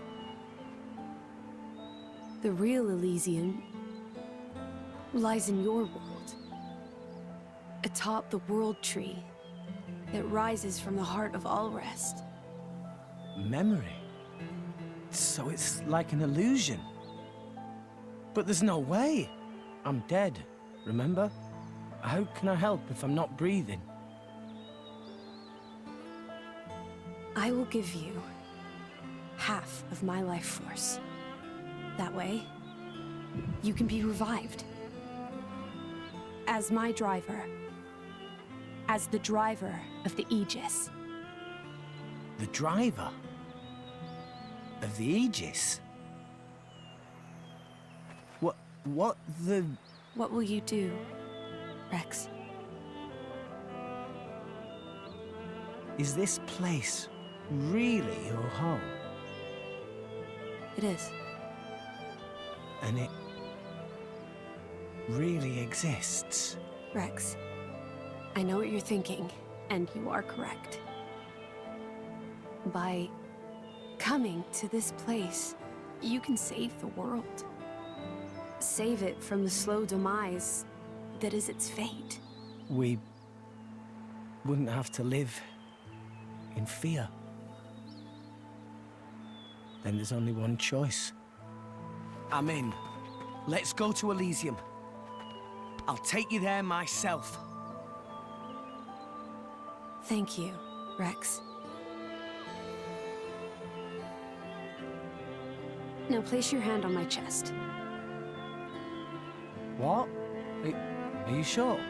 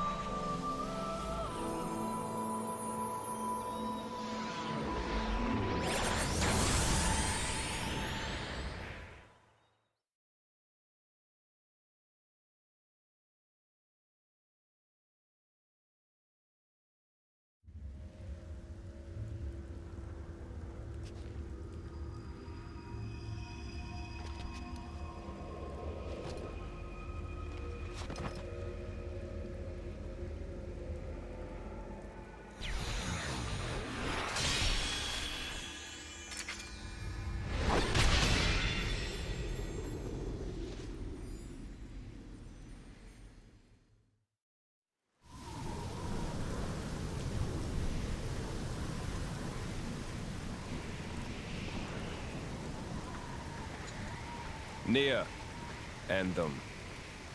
End? Like what? The price for their lives has already been paid in full. Now that we've finally obtained the Aegis, the fewer living souls know about it, the better. I can't do that. These people haven't done anything wrong. I don't understand you. Now. Have you forgotten why you came here to begin with? Nia? No, but... Oh, for the love of... Fine, I'll handle it myself.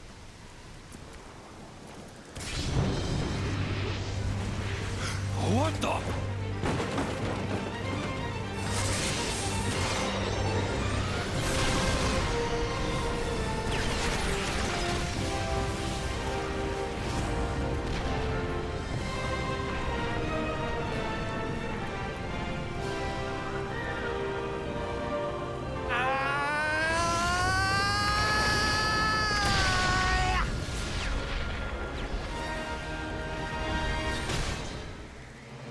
Rex?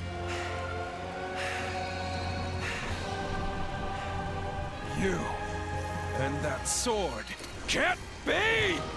It's kinda low to stab a man in the back. You bloody psychopath! Pyra! Here! Cover me! Got it. Jin, leave him to me.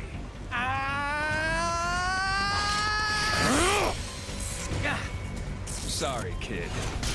I can't let the likes of you just claim her power for yourself. This is as far as it goes.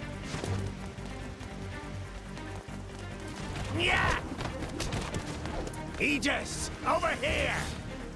Just leave it out! Give it a rest, Malos. Can't you see he's just a child?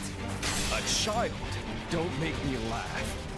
This kid has made himself the Aegis' driver! The Aegis' driver? Rex is... Yeah!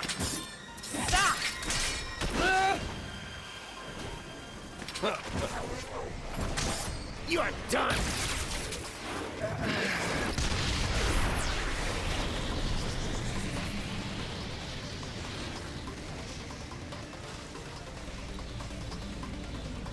Thanks, Pyra. You're welcome. Now, don't let up! Yeah! Ha! Ha!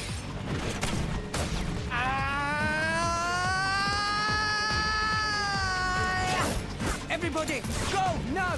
Quick! Yeah! Malos, here! I don't think so.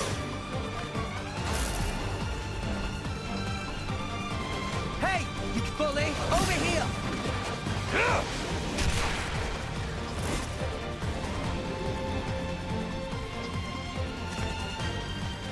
Burning sword!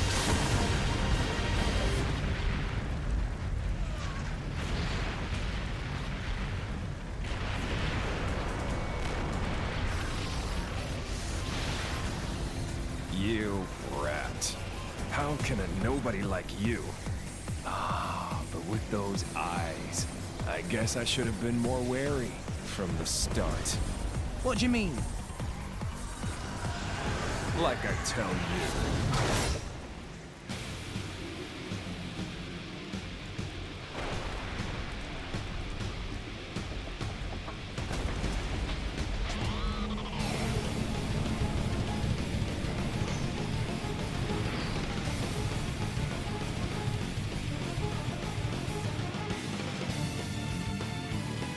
You know what, Ben? You're right. That zoom into the party gets me hyped to battle every time. Here we go. Okay, time to take Rex has been brought back from death's door as the driver of the Aegis, so you might need a quick primer on how a driver fights. The first thing you need to know about is affinity. See that bond of light connecting Rex and Pyra? This represents the affinity that exists between them. When affinity glows golden, it's a sign that the minds of Blade and Driver are in harmony. Movement speed will go up and recharging arts will speed up. You can strengthen affinity in battle by staying physically close to your blade and hitting home with as many attacks as possible. On the other hand, if there's too much distance, affinity weakens, which will weaken the driver in turn. Keep Rex's affinity with Pyra in mind when fighting Malos. Blinds. Right, I was talking about the other battle theme. Let's give it a listen. Yeah! Our emotions are in tune, Rex! Yeah! My thoughts exactly! Oh, no, you don't! Thanks for that! Rush down! Anchor shot! Ha! Blinds. It's okay! Thanks for that! Why not? Let's go! Sword bash!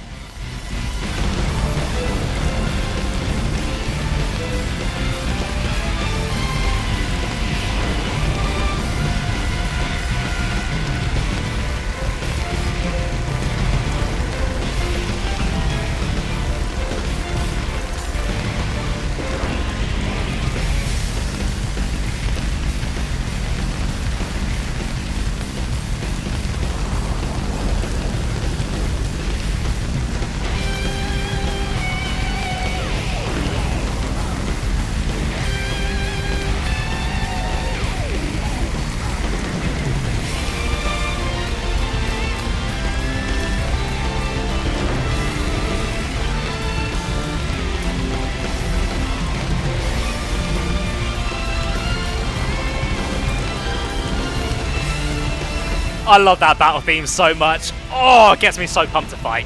See the gauge that just filled up? That's the icon for your special. Specials are among the most powerful attacks in a driver's arsenal, far outclassing ordinary arts.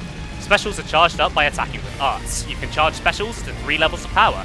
If you use an art at the precise moment that an auto attack hits home, you'll charge up specials more than usual. When you do this, you'll see a success indicator. Also, when you use a special, you need to execute a button challenge.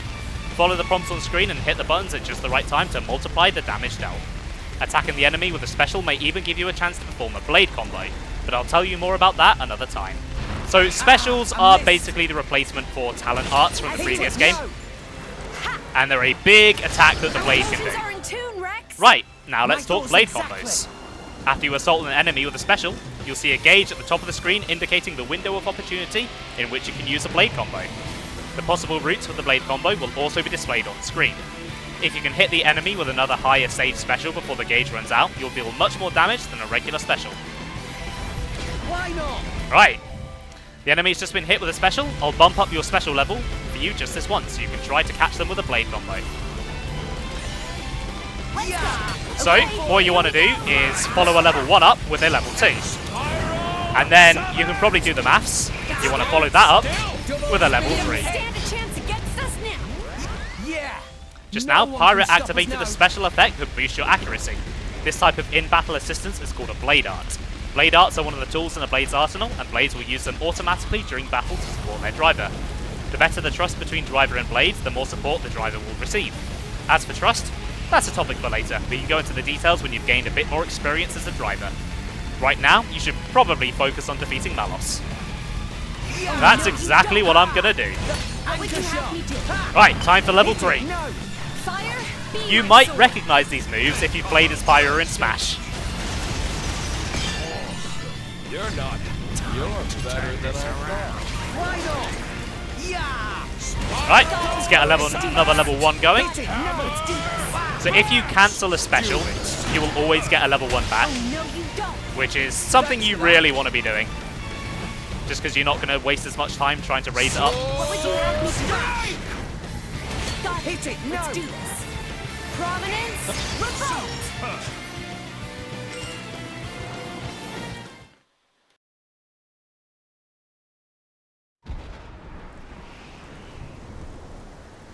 You're good, kid. It's no simple feat to control the Aegis like that. However...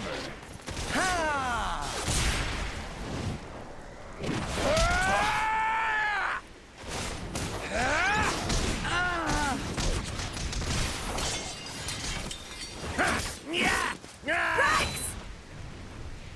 Don't get cocky, you little shit. Understood.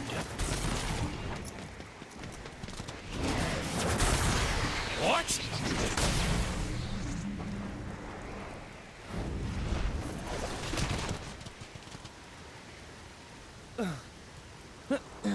Get out of the way, Nia! Have you gone mad? You're the one who's off your nut, wheeling on a child. Nia, I don't think you quite comprehend your position. I get it, but... You're starting to piss me off!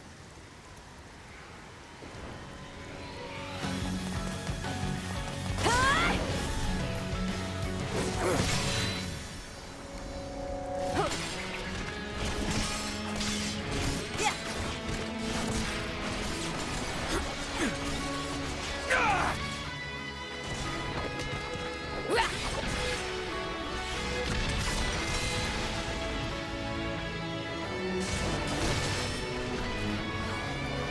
You're pretty sharp for someone who's only just woken up. Pyra! Takes me back to 500 years ago. What's the deal with that appearance? I'm guessing your goal is Elysium. That is our dream! Then I have no choice but to stop you!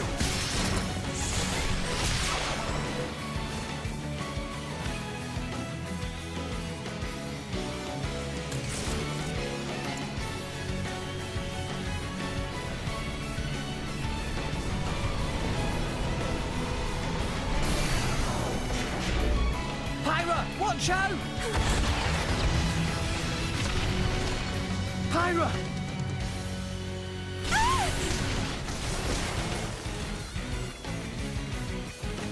You're right.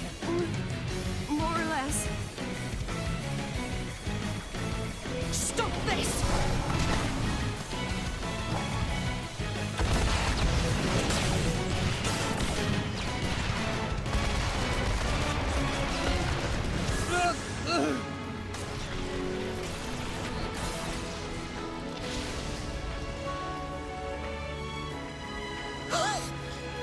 Nia!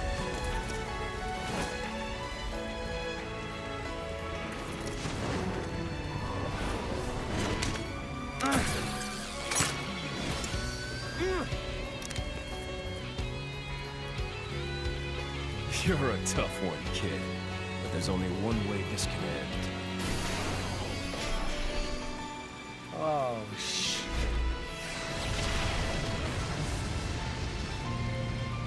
What's that?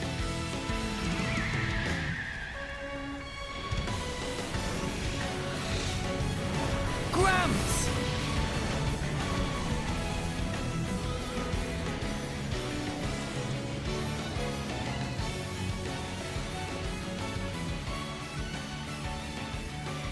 Jin, still you persist.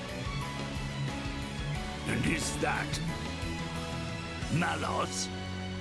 Azurda.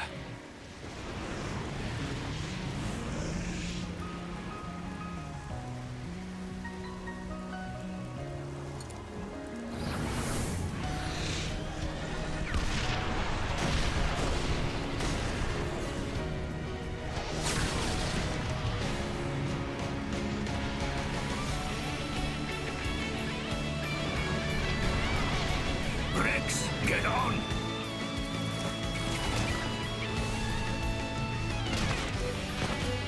Got it!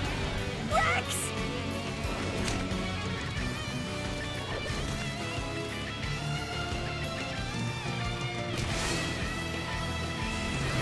We'll go in. Hold on tight. Stop them! Open fire!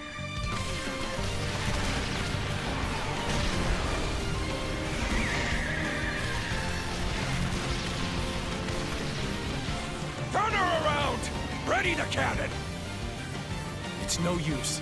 They're out of range. Damn it! They gave us the slip. Turn around. We're not chasing them? The Aegis is awakened. That's enough for now. I'll have Akros hunt them down.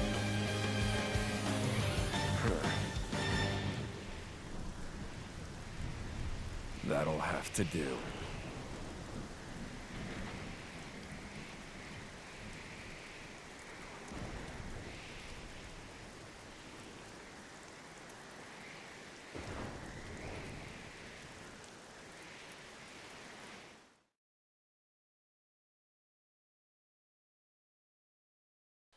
Man, I love that cutscene. It's so good. It's so well animated. Such a big step up from the previous 2 games in terms of animation.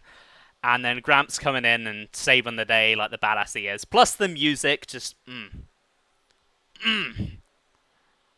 really gets you into the game. Really got me excited on my first playthrough. Anyway, I think that that is a good opportunity for me to go take a break, to go for the loo, and then to refill my drinks. After I've been to the loo, not while I'm in there, because that would be gross. So I'll see you guys in a moment.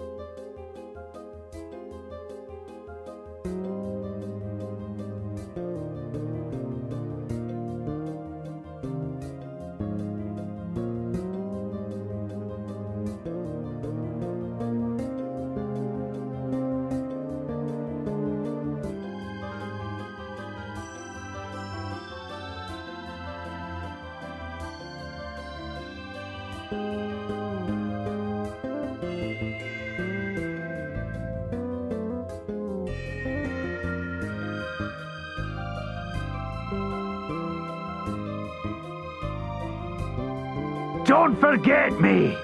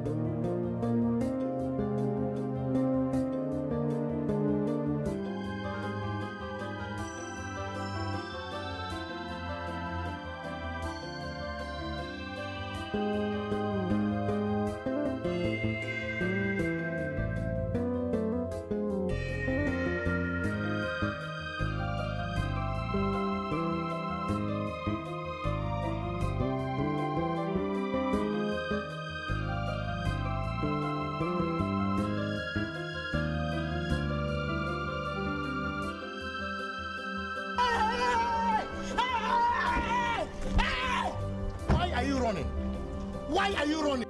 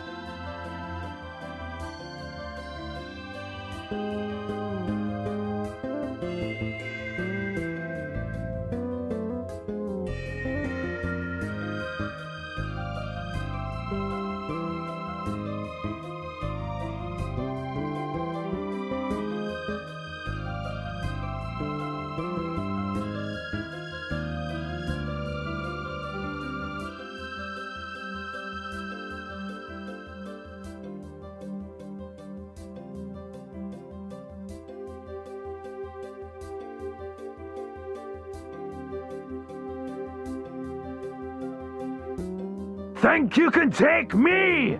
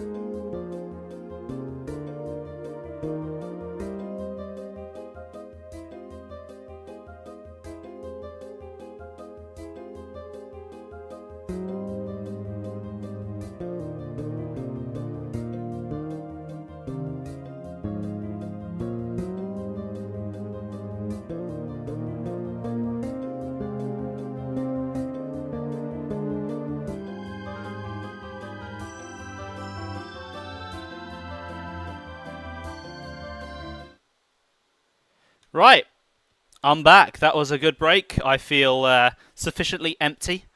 And I have also retrieved a nice cold glass of water from the fridge, because I prepared in advance today. And, oh, it's so much better when it's cold. I have one thing, and one thing only to say about this development. Where is it?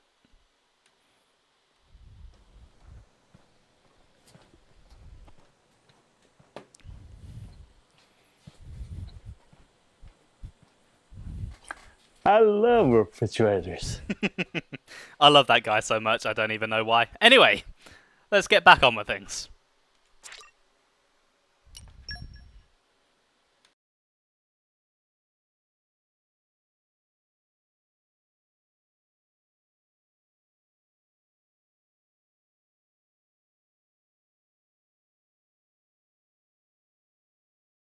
And so, Popoonin wisely ran away for dear life. Wise? Who wise now?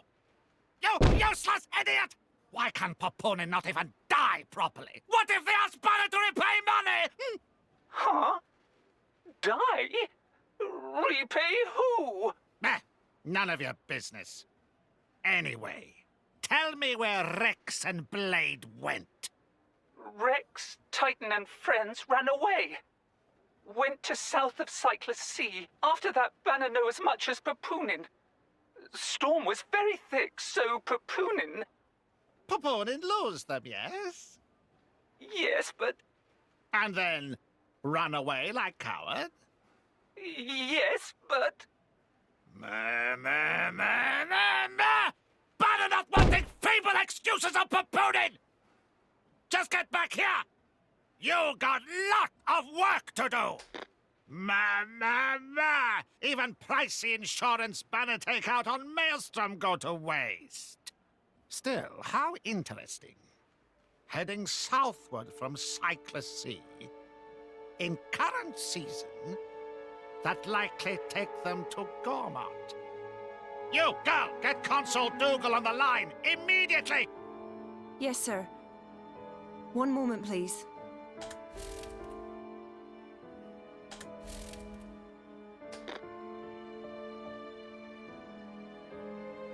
Why, if it isn't Chairman Bana! What an unexpected pleasure! May I just say that I admire how you rebranded those broken core crystals? And selling them onto the dunderheads back in Morardain. Absolutely sublime! Bana did not call to hear pointless flattery. And blubbering about core crystals on unsecured line? Is Dougal some kind of idiot? What if Indol tap our communication? Oh, of course. I'm very sorry. Meh, forget it. We got bigger fishes to fry. Oh? What's going on? Listen up.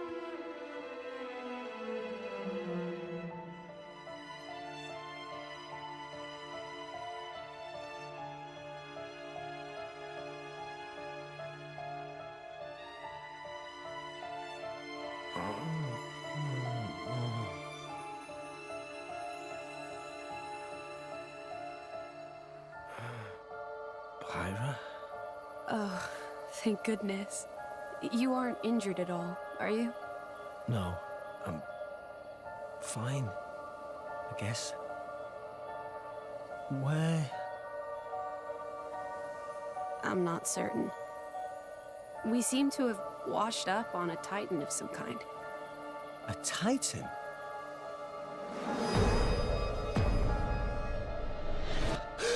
Where's Gramps and Nia?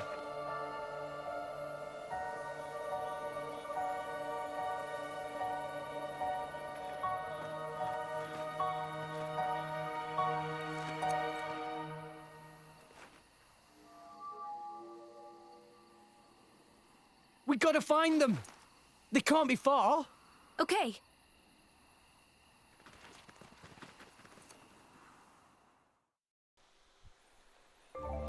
I'm sure you're itching to get searching for Gramps and Nia, but I should warn you that you'll probably encounter a few enemies on the way.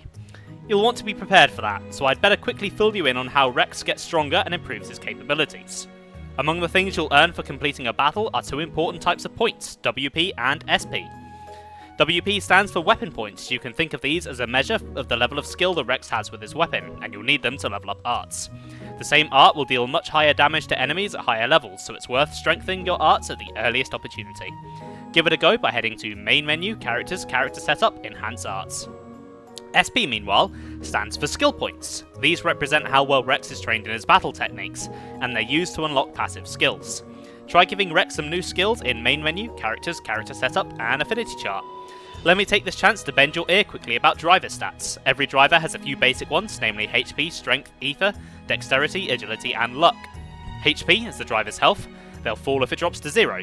Strength affects damage from physical arts. Ether affects damage healing from ether arts. Dexterity affects attack accuracy. Agility affects chance to evade enemy attacks. And Luck makes it easier to resist enemy debuffs and reactions. So, that sounds like a good thing to go and check out and do, and it would probably help if I pressed the right button and brought up the right menu. So first, we'll take a look at arts. It doesn't look like I can upgrade any right now, that's fine. I think I'm going to swap Sword Bash out for Rolling Smash though. Just because I happen to prefer that one as an art. And then if I go into the affinity chart, this is Rex's skills. And there's a number of interesting things you can purchase here. And you'll notice that there are skills that unlock arts at the start of battle for you. I'm going to be saving up for these because these make battles so much faster, and honestly, it should have been this way from the start. I feel like they took them out just so they could give them back to you as skills. Again, selling you a solution for a problem that shouldn't have existed in the first place. Anyway, on a more positive note, it's time to talk about our first blade, Pyra. Pyra is a fire element blade of the Aegis Sword weapon type, which is a unique weapon type exclusive to her and one other blade. It's an attacking weapon and plays identically to how Rex plays now. Pyra's main focus is on blade specials. She can build them up really quickly, and she can do a lot of damage with them and the damage over time that they leave behind on enemies. She's just a very powerful attacker, basically, which is exactly what you want out of your first blade. While I'm talking about Pyra, I think now is the time to address the elephant in the room. Her design. There has been a lot of controversy around this game and its character designs. And honestly, I think the whole discussion is completely overblown and it should not be an issue in the first place. It's far from the first RPG to have scandalous character designs. It's not even the first Xenoblade game, or even first Xeno game, to have scandalous character designs. And the fact that 6 years later, after 2 DLCs, a remaster, and a whole other game have come out, this is still one of the biggest discussions in the fandom, is just absolutely stupid to me. And yeah, there are far worse character designs out there. And that is all I'm really going to say on that. I think it's a stupid mark against the game that is just much less of a deal than people make it out to be, and I'd rather focus on the positives of the game rather than discussing that any more than it needs to be discussed. Plus, like, come on, like, Pyra's hot. What's the problem with that? Hold on, I almost forgot to tell you about something really important: how to develop your blade's capabilities. There are 3 main ways to develop a blade: weapon modification, equipping ort scores, and the affinity chart. Weapon modification is exactly what it sounds like. A blade's weapon is tied to them from the moment they're awakened, so it can't just be replaced. You can apply core chips to weapons in main menu, characters, blade setup, weapon modification. If you come across a shop selling core chips during your adventure, it's always a good idea to invest in some new ones. Next, let's talk about the affinity chart. This is a chart which shows the range of proficiencies available to a specific blade. Here's where you can acquire or enhance abilities like arts or field skills. Field skills can be a great help in removing obstacles from your path. I'll talk about them later. These abilities and power-ups can be had by fulfilling the conditions for the affinity rewards on the affinity chart. There's a whole host of goals for you to aim for. You can take a look at affinity rewards here: main menu, characters, blade setup, affinity chart. Finally, we have ort scores. These are like accessories specifically for blades to equip. Perhaps it's a little too soon to tell you about orc scores though. I'll save the details for when you've actually got hold of one. So let's quickly take a look at this. Again, that's the wrong button. I keep doing that. Maybe I need a wrong button emote. This game has HMs. Yeah. So, Pyra. Weapon modification. I have no core chips. So blade affinity charts work differently. My usefulness has increased. Rather than building up SP to spend, you instead need to fulfill certain conditions, and some of these are easy, some of these are really annoying. Some of them will happen as you just play the game normally, some you will need to go out of your way for. You can unlock later rows by increasing trust with your blades, and you increase trust with your blade by just using them in battle. It's something that you will want to keep an eye on, because, stupidly, even if you fulfill the requirements, the requirement won't unlock and allow you to progress on the next one until you actually check the chart. And that is a trap that a lot of people have fallen into, and so they end up doing all the requirements they need to fully max out something, but because they didn't check the first one, their time was wasted. And anyway, very briefly going back to these scandalous designs, it's not even the Xeno game with the most scandalous designs. Like, just look at Xenosaga. Cosmos has a frickin' titty laser. Like, her top just bursts open and a laser comes out. And then in Xenogears, one of the main characters is just straight up naked on the art book, like literally on the front cover. So I don't know why people are acting like this is some scandalous thing Xenoblade 2 did. Right, I think most of the enemies here are fairly non-aggressive, so I might be... Okay, bring it on. Never mind. Titty lasers. Yes, you heard me right. Thanks for that.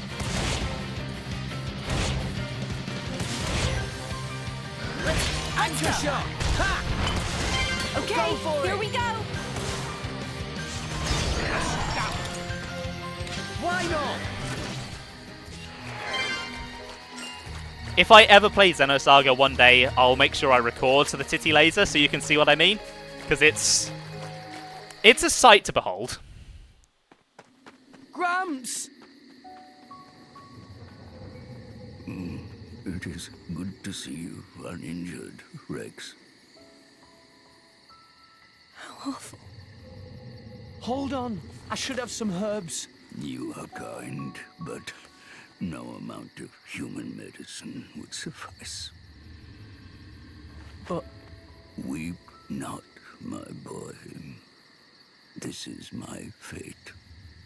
I can't help it. Can I? No parting is forever. We will surely meet again when the flow of the ether wills it.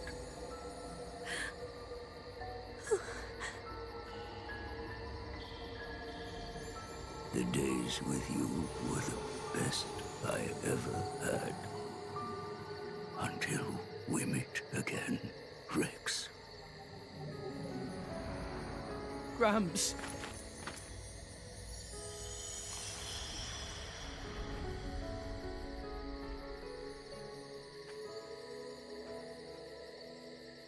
Gramps. Gramps.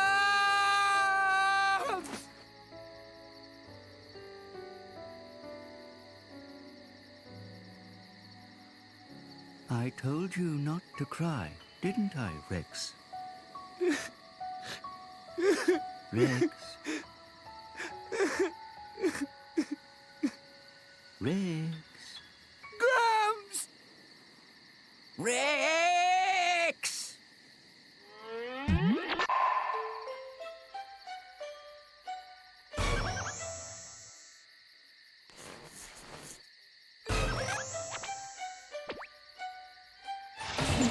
What? Gramps? How is that? It can't be. Use your eyes. Don't you recognize me? Well, not really, no. I am so confused right now. So you see, by maximizing cellular regeneration to retain all vital bodily functions, I seem to have reverted to a larval stage. Well, that's quite handy. Must be nice to be a Titan. This isn't something just any old Titan can do. Only one so advanced as myself. Rex, are you angry? I'm not. It's more that I didn't want you to see me blubbering like a baby. Oh, it's okay to be angry. So, when will you be back to your old self? Good question. No more than 300 years. 300 years? I'll be long dead by then. I suppose that's true. But what about my house? Do I have to live in the streets? Perhaps this is an opportunity to fly the nest. You mean pay rent? Miser boots. It's a massive extra expense. Still. Glad you're okay, Gramps.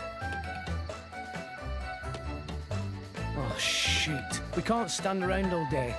We have to find Nia. Nia? You mean that driver and her blade from before? Yeah. They kind of saved our lives. I do hope they're all right. Gramps, do you remember anything? I remember crashing through many trees before landing here. They probably fell off then. That's not a whole lot to go on. Perhaps we would have some luck following the trail of broken trees. Good thinking, Pyra. Let's go. By the way, Rex, is that a core crystal I see shining on your chest? Just what happened to you? I'll tell you later. Right now, we need to find Nia.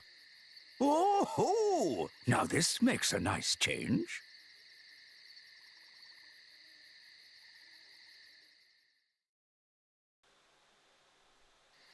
I agree, Rex. Rent is a massive extra expense. Okay.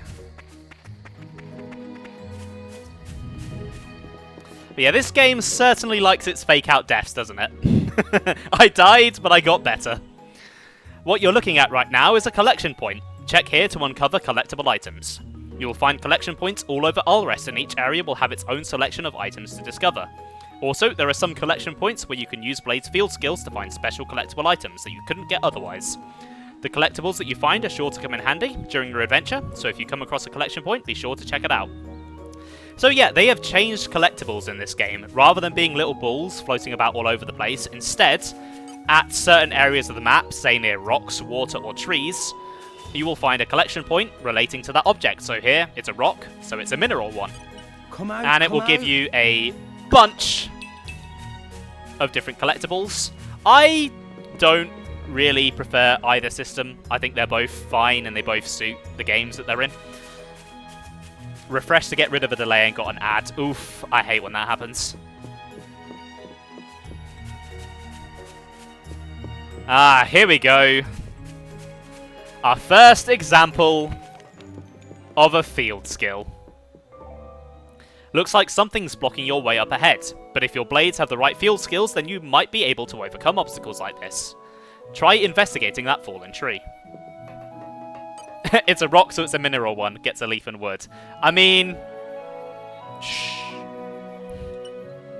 I call upon the power of fire!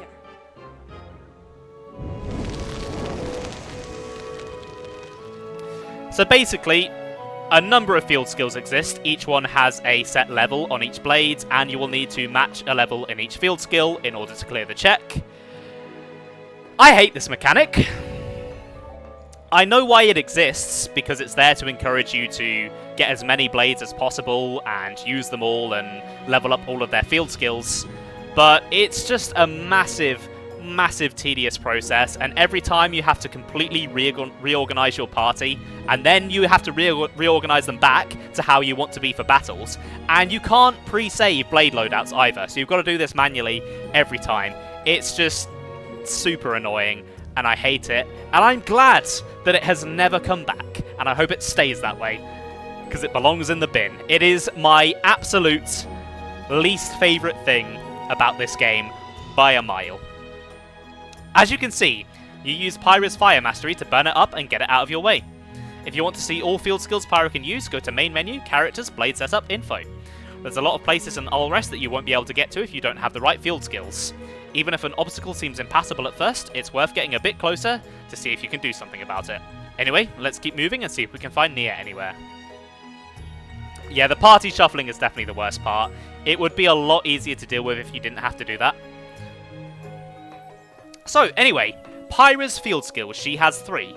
The first, as you just saw, is Fire Mastery. Now, Elemental Masteries are always very useful field skills to have. They are the most common, and each element gets plenty of use, so you'll definitely want to stockpile as many of those as you can.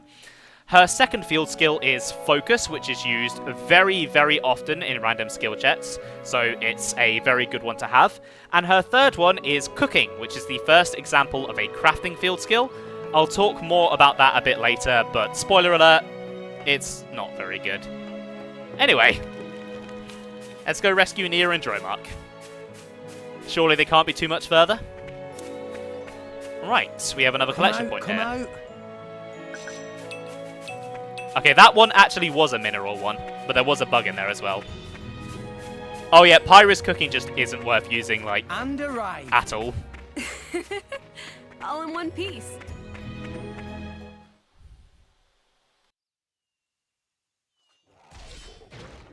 What's that sound? I felt a ripple in the ether. Feels like a driver is using a blade in battle. I'm certain of it. Let's go. Okay.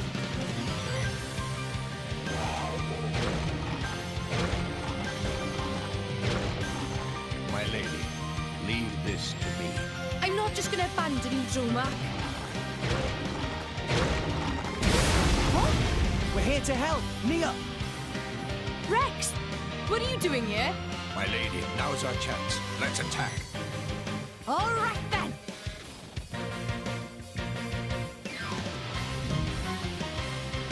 Right, the most despicable villain in all of Ulrest, the Worm-Eater Brog. Before you help Nia out, let me explain a little about how to fight when you have multiple drivers in your party. The icon that the arrow is pointing to right now indicates the enemy's weakness. Since it's a fire icon, this enemy is weak against fire, so Pyra's got something of an advantage here. Next, let's talk about how to get party members back on their feet. When a driver's HP hits 0, they'll be incapacitated. As long as you have at least one section filled in the party gauge, you can move over to an incapacitated party member and press A to revive them. Even if you're incapacitated yourself, your party members can come and revive you in the same way. You just need enough charge in the party gauge. I also need to tell you about blade combos, but to do that first, we'll need to launch a special. I'll fill up your special gauge this time, so fire away. Yeah, elemental weakness isn't the most important mechanic at all. You should try out a blade combo, going from a fire element special to a water element one. First, trigger Pyra's level 1 special. Okay, let's get in close. Gotcha. Cheers for that. Our emotions are in tune, Rex. To link a blade combo, you'll need to use a special one level higher than the previous one. I'll bump Nia's special gauge up to level 2, so press ZL to trigger it. Why not? Is this to your liking? Yeah. Okay, so I want to build up a level 3 fire one now. Anchor shot. Make eagle eye.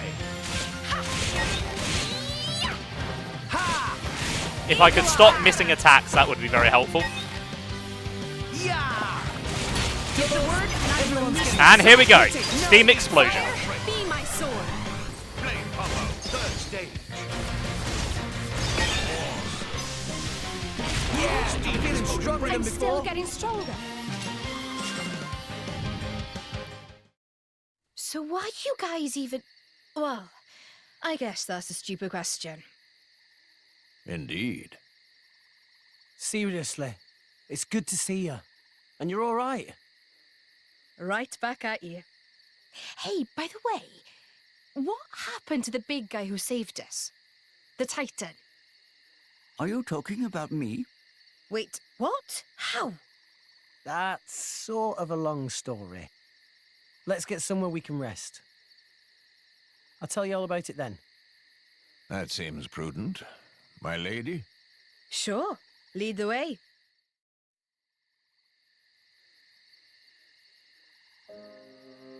I see.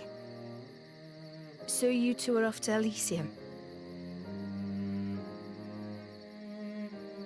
Listen, I never thanked you properly. For saving us, I mean. Dromark said that you carried us all the way here. We owe you our lives, Titan. No need to thank me. After all, you were the ones who saved Rex. Don't mention it. So, you Titans can regenerate. Pretty handy.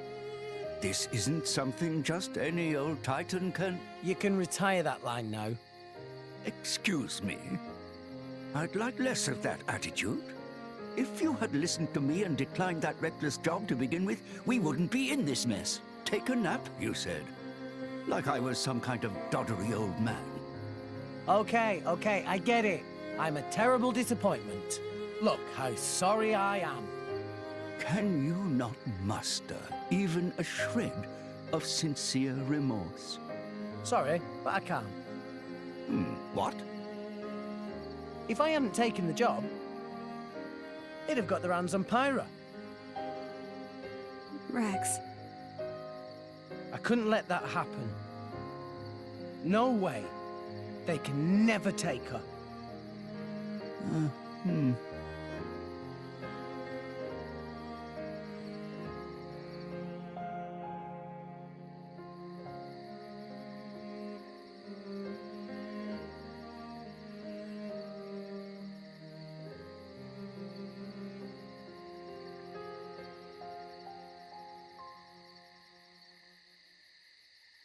Hello there. Still awake, I see. I can't seem to sleep. It's good to see you again, Azurda. Likewise. Though you've changed a lot since last we met, Pyra. I suppose I have. A lot's happened. Yes, it has. I wanted to thank you for saving my dear Rex. And I need to know what you told him. Is that what you really intend? Yes. It is my true desire. I see. Well, that's good enough. I have no reason to doubt you, Pyra. That said, I do have one other goal now. Jin and Malos. I cannot allow them to continue with their current course. The fate of an Aegis never changes. Right. And you're going to get Rex mixed up in this? I'm not blaming you. No matter how hard you tried, that boy would find some way to get involved.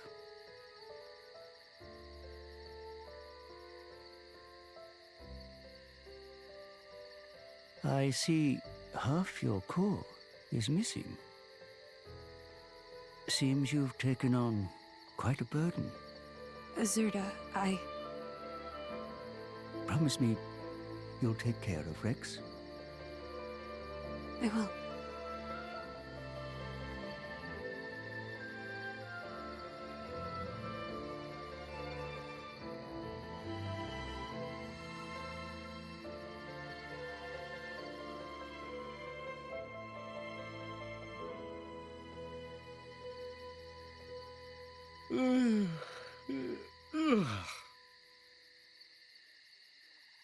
Right then. We should probably try and find a town or something. Does anyone have any idea where we are? This is Gormott, a province of the Adanian Empire. You must have seen the Gormott Titan before. Yeah. Only from a distance, though. We're somewhere around its belly. So, this is Gormott, huh? Hang on a second. Nia, your ears. Are you Gormotti? Well done, genius. Took you long enough. Gormott is the land of my lady's birth. Wow. Well, that's reassuring. If we want to find a town, the first step is to get out of this forest. Keep heading up, and we'll hit the plain soon. The town's that way. Brilliant. Let's get going.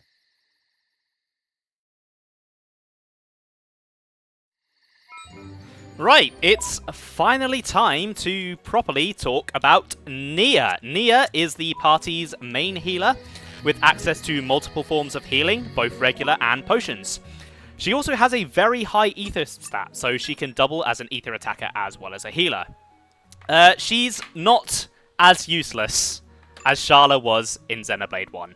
I feel like healers are much more useful in this game, especially in the early game. Enemies can be quite bulky, which means fights will go on for longer, which means you're going to take more damage, so having a healer is also good. And she doesn't have a stupid cool-off mechanic to completely gimp her. Her blade is Gormott, who is a water element blade of the Twin Rings weapon type, which is a fairly standard healing weapon, and gives Nia access to Break, which, if you know how Xenoblade works, Break is something you definitely want access to. Gormott is fairly unremarkable. He's a fairly standard healing blade. He's not terrible by any means, but he doesn't really have anything that makes him stand out too much. His field skills are Water Mastery, which, like Fire Mastery, is very useful. You want as many Elemental Masteries as you can get.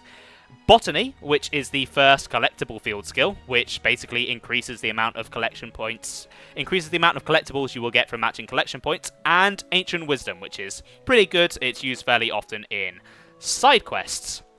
So, when I was playing Xenoblade 1, I referred to Break, Topple, and Daze as combos. But this game already has combos. It has blade combos. In fact, it has multiple types of combos. The standard Topple combo is referred to as a driver combo, which is what I'll be calling it from here on out. And the combo of those two combos, which is when you do them at the same time, is called a fusion combo. Fusion combos will give you massive damage boosts and will leave a ton of damage over time effects on the enemy, and there's something you definitely want to try and get to happen if you can. The driver combo has also been changed from how it was in Xenoblade 1. Break and Topple are pretty much the same, but Daze has been replaced with a new third stage launch, which will knock the enemy into the air, and they will fly around there for a bit, and I believe any attacks during that time will do more damage. And a fourth stage has been added, Smash. Smash will slam the enemy down into the ground, doing an absolute ton of damage and dropping a ton of items from their drop table. It's good for damage and good for grinding, so it's something you're probably gonna want to do as much as you can.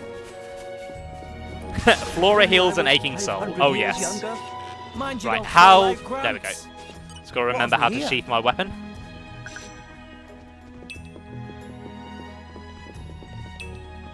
Right, I have noticed that the sound is delayed again, so I'm not sure why it's happening so much today, but guess I'll just quickly reboot my Elgato because it is annoying me a little bit.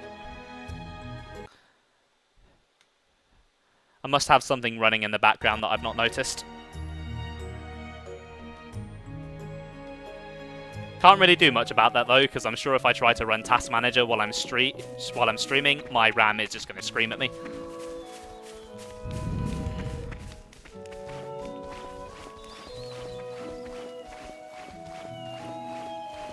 You know what?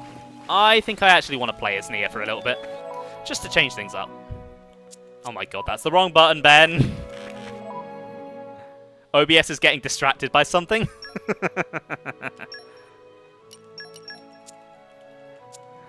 Okay, so something I really like about Nia. When you're not in battle, she will ride Gormott around. There's no actual gameplay benefit to this, it just looks really cute.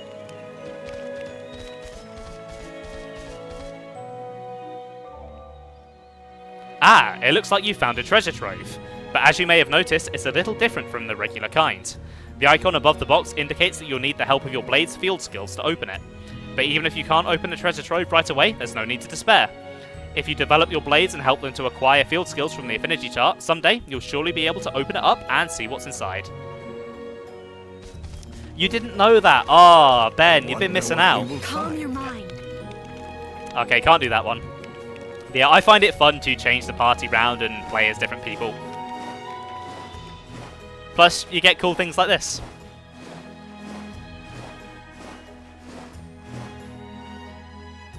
That said, Rex is fun to play as, so nothing wrong with sticking with him.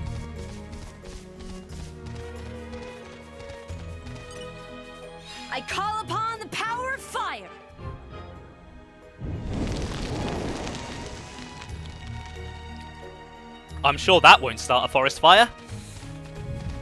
Okay, these guys, yep, they're gonna aggro. Yeah, I guess that makes sense, Ben. Right, there's not really much point going for break now because I don't have topple. Nice. We can do even better than this.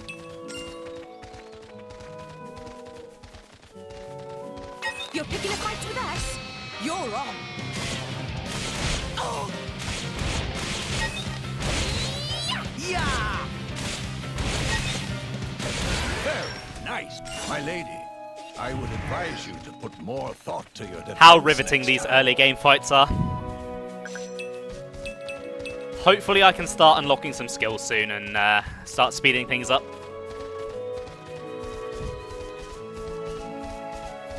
This is an area where I excel. Anyway, welcome to Gormott.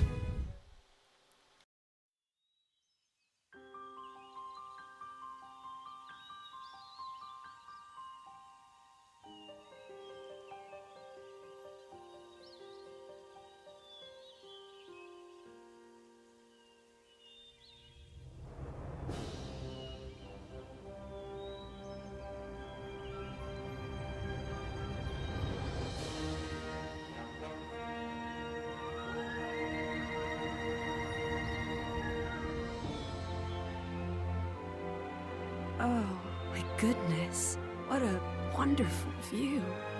Spectacular indeed. Yeah, this is great. Especially after slumming it on Gramps' back for so long. It served you well enough. Over there, that's Torrigoth, biggest city in Gormott. I'll accompany you as far as the city. After that, I'm afraid you're on your own. Oh, on our own? Of course. I would have thought even you'd know why I can't be seen with you. Because you're supposed to be one of them. I haven't known them very long. But you know, they're still my crew. Your crew? Even after they tried to kill you? That's as may be. But they're the closest thing I have to a family. Nia? Right, let's go.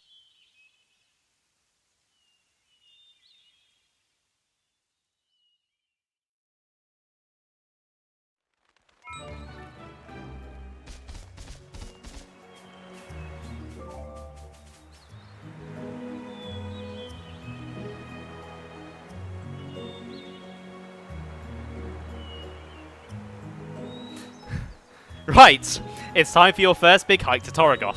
Around this point, you'll want to start paying attention to the level of trust between blade and driver.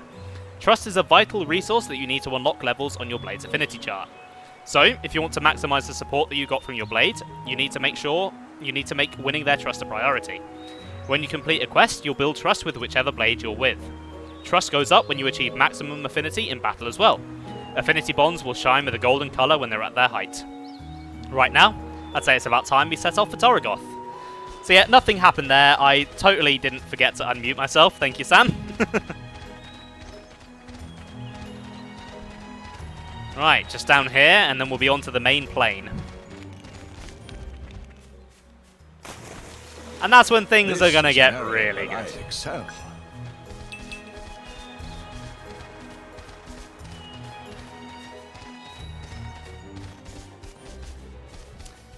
Because I think you should listen to this music.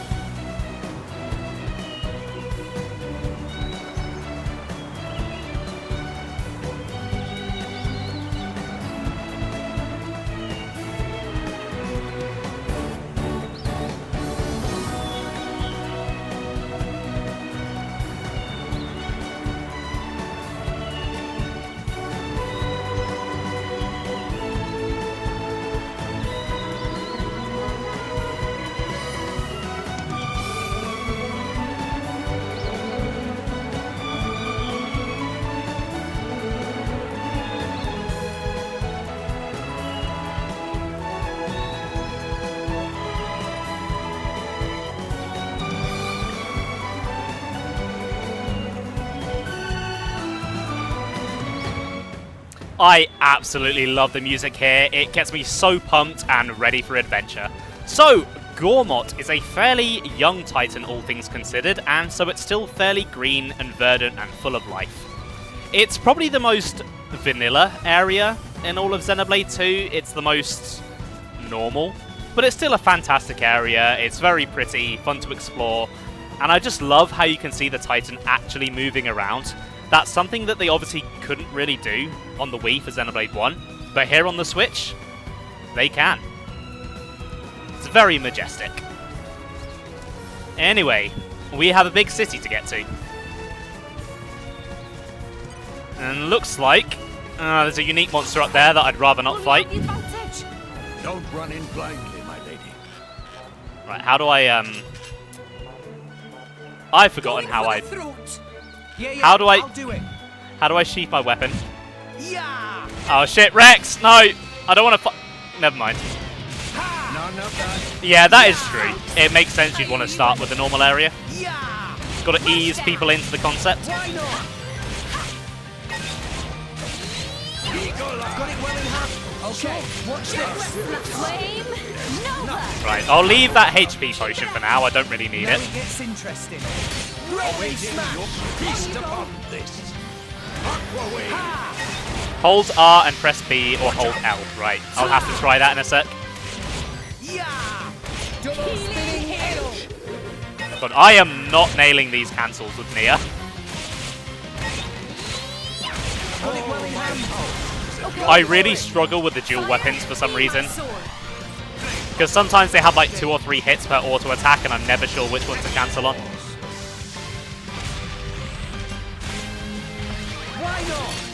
There we go, got that one. Here we go. Raging tiger. I'm also not landing the special prompts. Double spinning edge. Rolling smash. More direction. Here we go. Aqua wave. I'm still getting stronger. Sure. Okay, somewhere... Oh. The world of Ulrest still contains many zoological enigmas just waiting to be solved. If you try targeting all sorts of enemies, you'll occasionally encounter ones whose target icon looks different from that of normal enemies. We call those unique monsters, and they're a little bit special. Unique monsters are much tougher than the regular kinds. Even the strongest drivers in Ulrest often have trouble with them. So, if you take down a unique monster, you'll surely earn the respect of people all over Ulrest. That said, they're not a challenge for the faint-hearted. You'll want to make sure you're prepared if you plan on surviving the powerful attacks they often wield. Well, I definitely don't plan on fighting that one. He's nearly double my level. Instead, I'm just going to make haste for the town. There we go, it's R and B. R and B is how you disengage from a fight. Flora heals an aching soul. Monkey Wen, well, he is round here somewhere. Unlike in Xenoblade 1, he's a little bit off the beaten path, and I can't... Oh, there he is! This is an area where I excel. I was going to say I can't quite remember where he is, but look at him move. He is very fast in this game.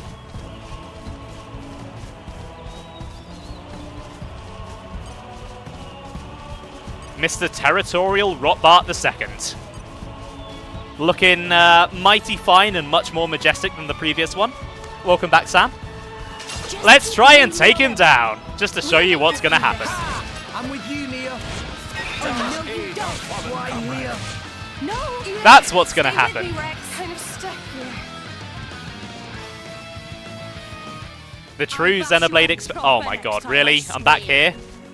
Be wary not to Did I really not unlock any landmarks? Oh, I didn't. The things I do for you guys.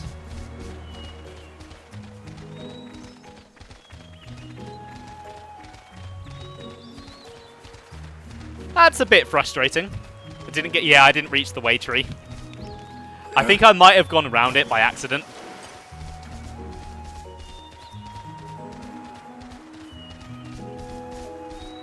Because, yeah, it's literally just there. I must have skipped it.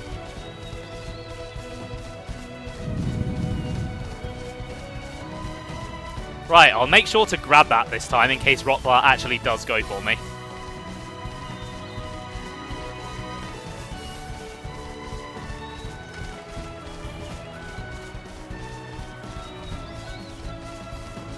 Oh, I can see him. He's behind that big tree. I see him moving. Hey, look what Right, there we go. Congratulations.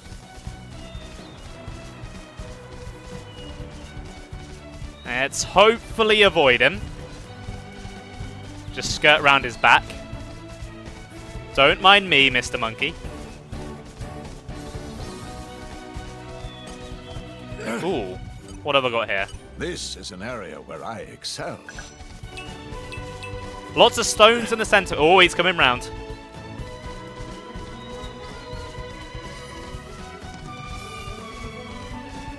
You know how I said he was a bit off the beaten path? Yeah, I was wrong.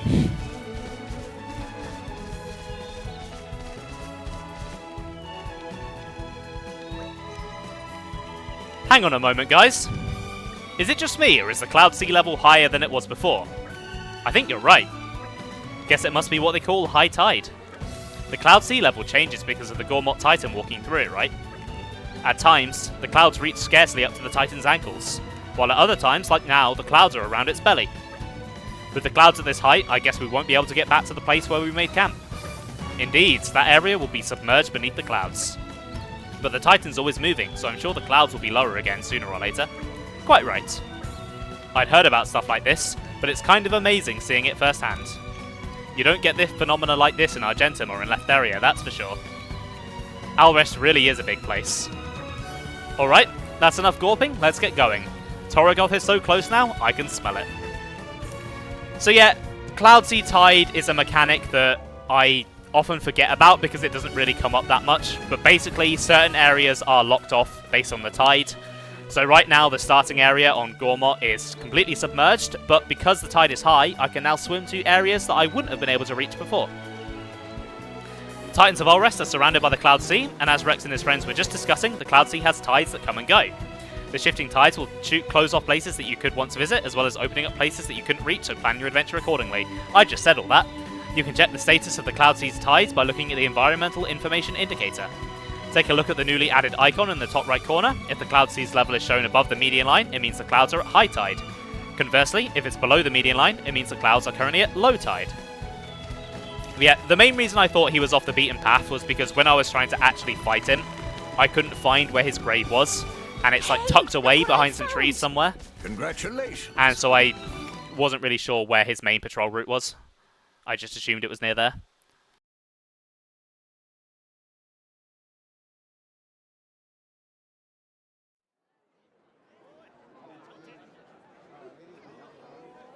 So, this is Torrigoth. It hasn't changed a bit. Yeah? It's nothing. Okay then. I'll show you to an inn. Then I'm out of here.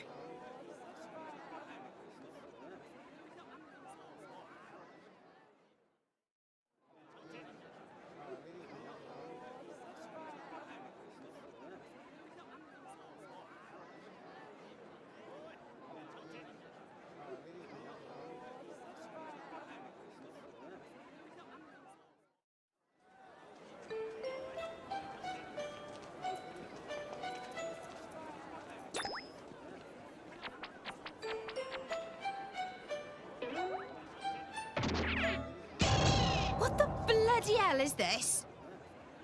Don't tell me this is meant to be me. A remarkable likeness, to say the least.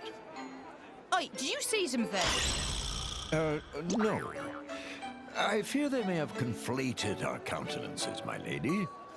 How very awful.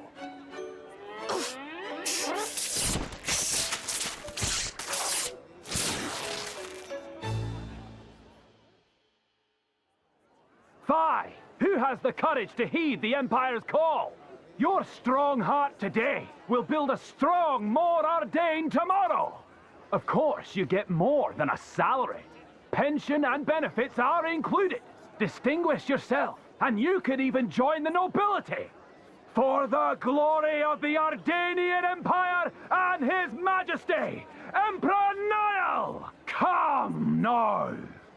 wants to be the hero of tomorrow? What's the deal over there? Driver recruitment.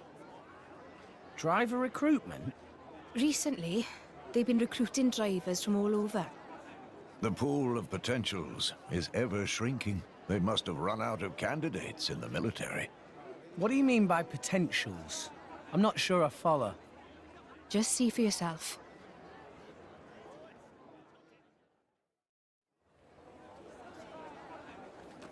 Don't do it, bro. It's too dangerous.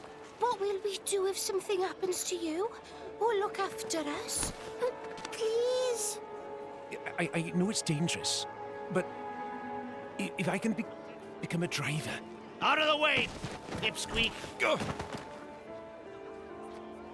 All right. Come on, Blade Boyo. Show me what you got.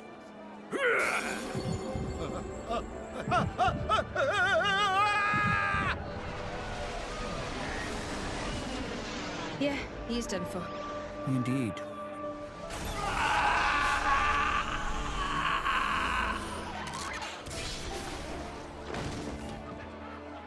Oh-ho! All bark and no bite! What a shame! Oh, what just happened? All that blood. Couldn't handle the core crystal's power. That's what happens when someone unqualified touches a core crystal. Truly lamentable. Wait, you need a qualification to be a driver? Perhaps aptitude would be a better word. Aptitude? No! Is there nobody else here ready to test their strength for the glory of the Empire? Oh, how about you? What say you? Step forward, sir, with bold heart! Don't worry. Your big bro's gonna be a driver. And then we'll be set for life. Don't do it!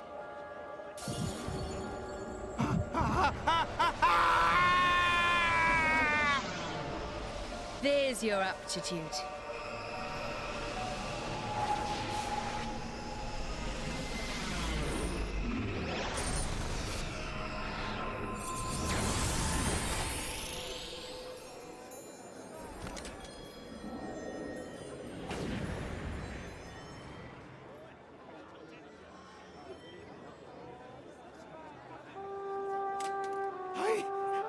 I did it! You did it! I don't believe it! The core crystal turned into a weapon?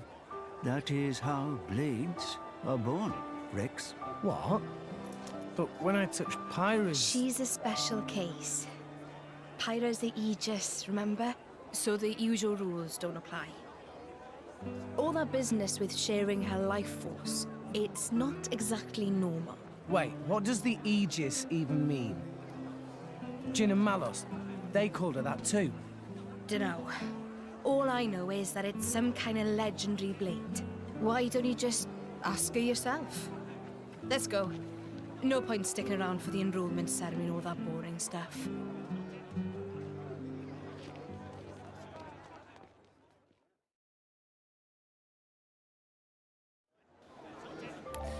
Right, let's catch up and chat.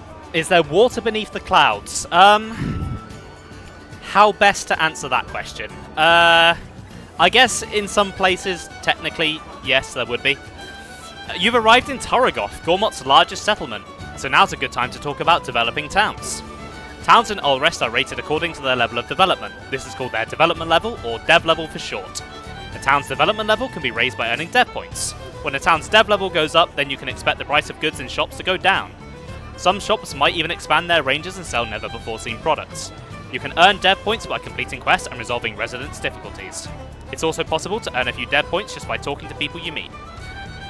You can view the dev level of a town anytime you go shopping and also by going to main menu, skip travel.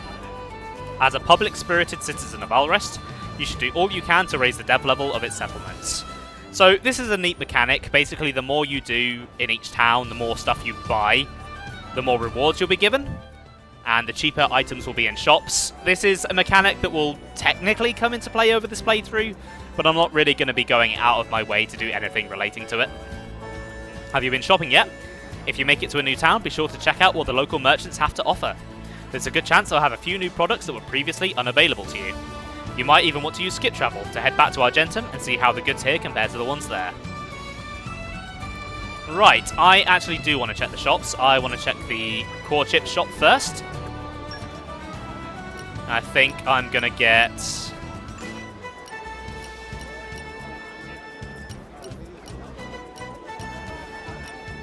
I think I'm just going to get 2 of these Sword of the Dingoes. One for Pyra, one for Gormott.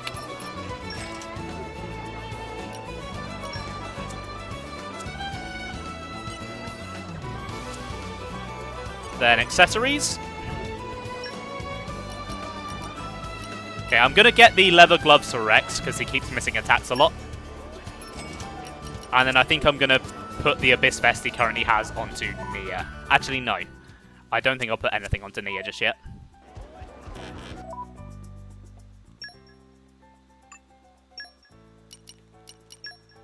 So, you take the leather gloves, and I'm going to swap the vest for the muscle belt.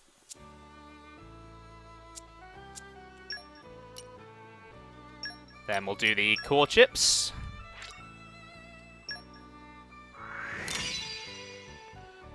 Make our weapons that much stronger. And then while I'm here, I'll check the affinity charts as well. Nice. Let's see what I can do with this. Pyra's made some progress. How about Gormott? Just needs to use another driver combo. Okay.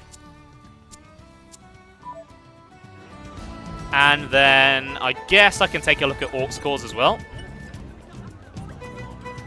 Okay, can't do that yet. Never mind. Maybe I haven't unlocked one yet.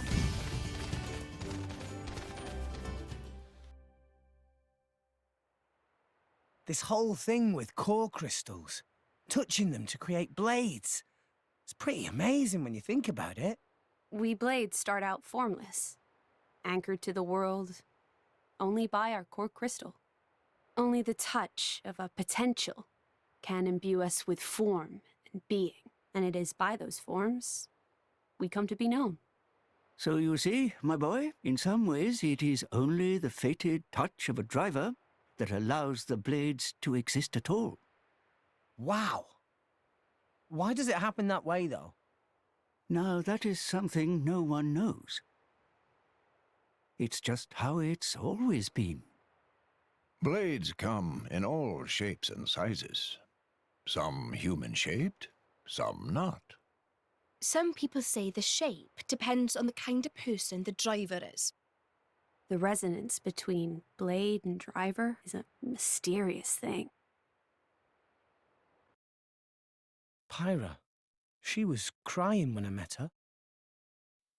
Was she brought to life by someone once? Just like a normal blade? What is the Aegis? Really? Halt! Nobody move.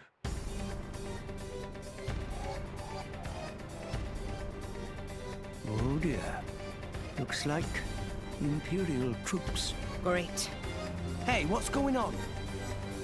That fugitive in your company is an enemy of the state, a member of Torna. Nia? A member of Torna? It's her, all right. Gormotti driver, white beast form blade. She looks exactly like the wanted poster. What wanted poster? See for yourself. Wow, it really does. Oi, watch it.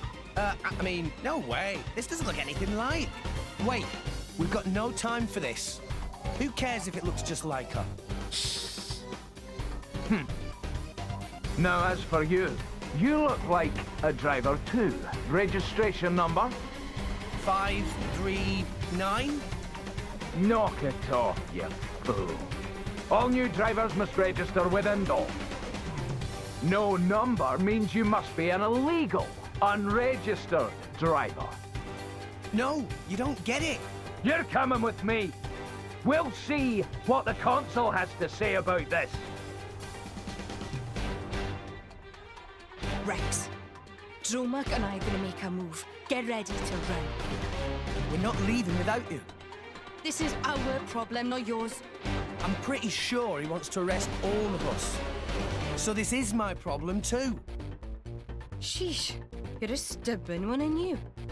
Gramps says the same thing. Okay, we go on 3. We'll go left, you go right. Okay. Just give the word. Okay, let's do this. You're going to resist? Seriously? 1, 2. All right, men. We've got them outnumbered. Move in and take them down. 3. Here we go, everyone's favourite enemies.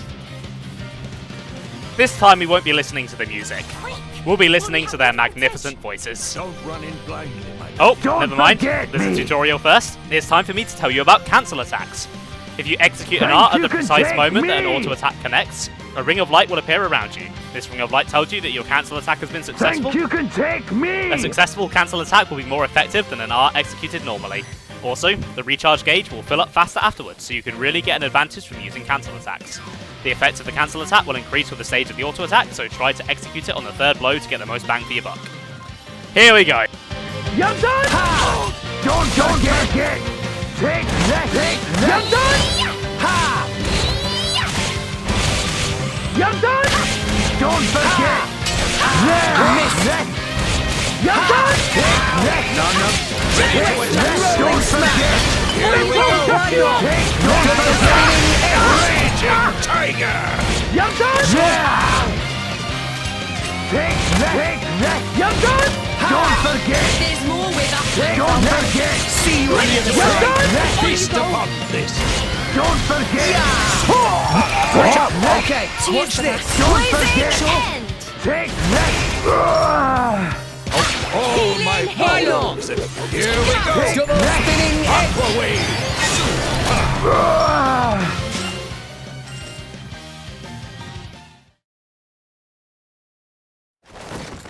They're so strong! Such strength from a measly 2 fighters. Their drivers are right. Rex, no! You got it. Wow. A wall made of fire. Such a commotion. Just when I thought I could enjoy a little peace and quiet. Oh, Lady Bridget. Bridget? Is she a blade? Where's her driver? My driver is otherwise engaged at present. I am here alone. No driver? Lady Bridget is the jewel of Morrison, the strongest blade in the Empire. Even alone, she's more than a match for two. Lady Bridget, these miscreants are terrorists working for Thorn. Please lend me your power to bring them to justice.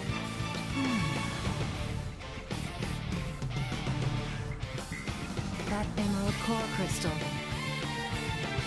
Could it really be true? Well, Captain Padre, you are not to kill them. Take these ones in alive.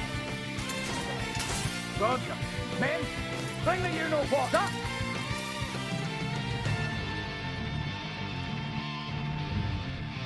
I'm looking respectfully. Only respectfully. No other thoughts are going through my mind. Here we go. Bridget. Just do what we always do. I'll handle it. So Bridget is a fire blade, so water is the way to go. That's why I wanted to play as Nia. Don't forget me! Yeah, unfortunately the soldiers have been a little bit neutered compared to how they were at launch. Think you can take me! For some reason, Monolith Soft, in their infinite wisdom, decided to cut out the best voice clips of them. Don't know why. Apparently some people complained. You may have got the gist for yourself already, but let me go into a little more detail on blade combos.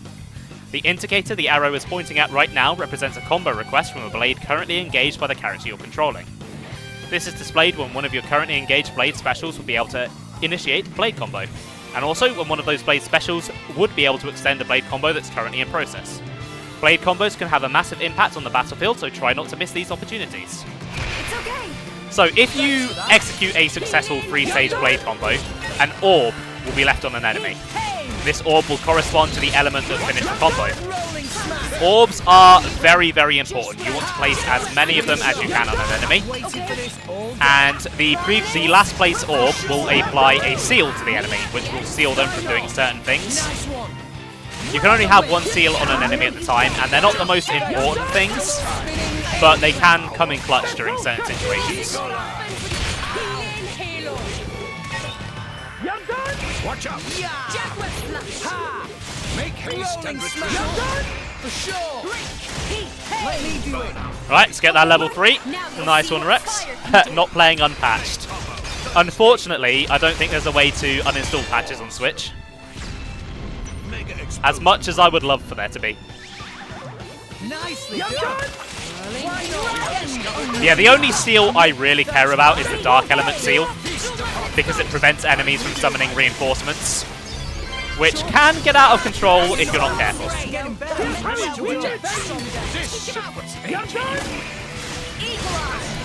Why not? Rolling smash! Yeah! Oh no, you don't! Double spinning headlocks! Sure! For sure!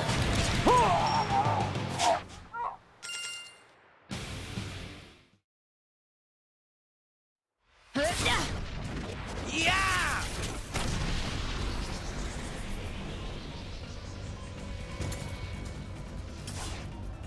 What? She repelled our attack. She's so strong. And this is without a driver. Stop yammering! Just get it! Drummer!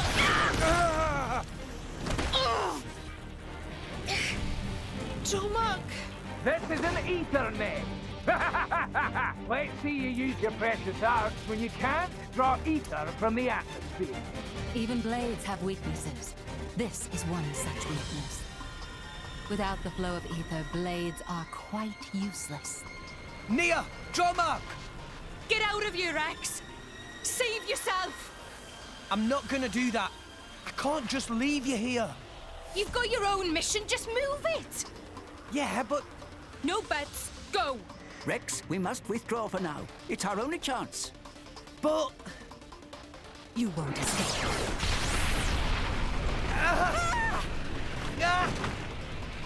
Rex! Damn it!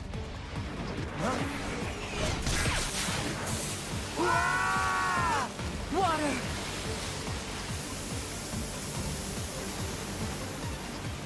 No!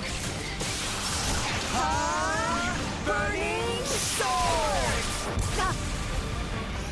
Pyra! Yes!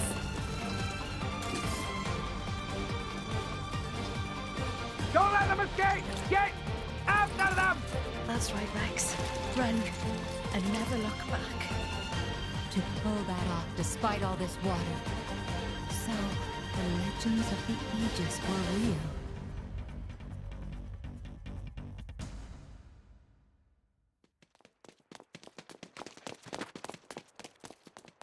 Hey! Hey!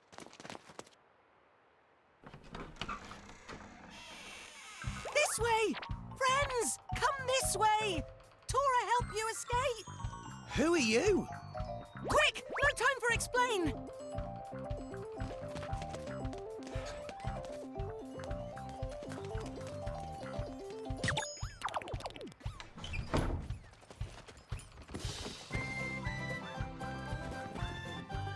Thanks.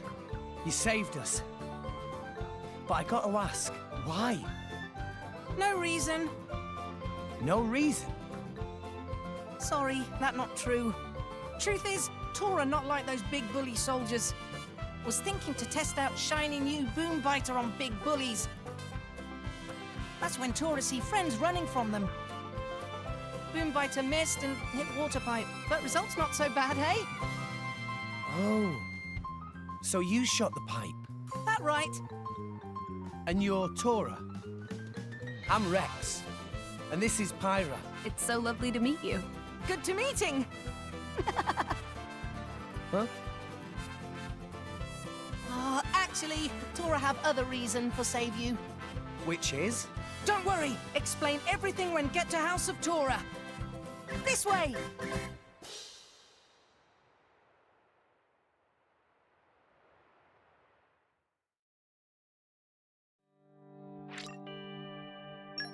Oh, Tora. I'm sure you won't spark endless debates about which Nopon is better. Tora's an interesting character. The boy and his blade, who seemed to be working with them, got away. But we apprehended the girl from the wanted poster along with her blade. The town is once again safe for... Say, Podrick, do you remember what my orders were? Sir? I told you to capture the blade with the Emerald Core Crystal, did I not? Do you recall me ever telling you to capture some little girl with barely a bounty on her head? But, sir, she's a member of Torna. I'll say it slowly for you, just so we're clear. Get the blade with the emerald. Consul Dougal, sir. What? I'm not exactly sure what colour emerald is supposed to be. Oh, give me strength! It's green, you idiot! Emerald is green! Like this! Green! Get it, ya clod? Oh, green! I get it now. So, emeralds are green.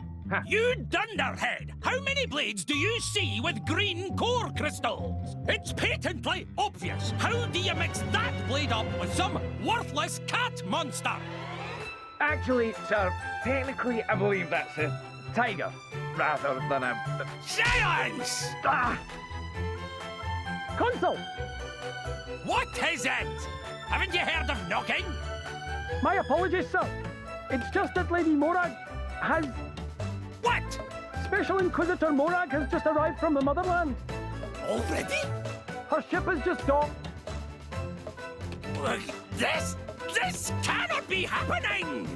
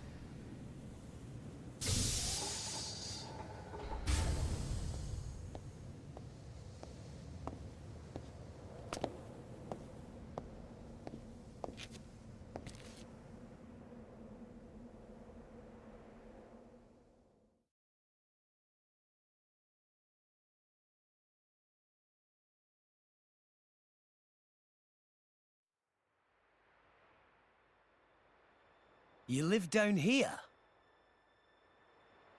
This just back door. Front entrance over there. Makes sense. Whoa! Is that the cloud sea down there? We're so high up. Nice view, eh? Tora likes to just sit and watch cloud sea sometimes. You have a wonderful home. Anyway, Rex. Rex? Rex.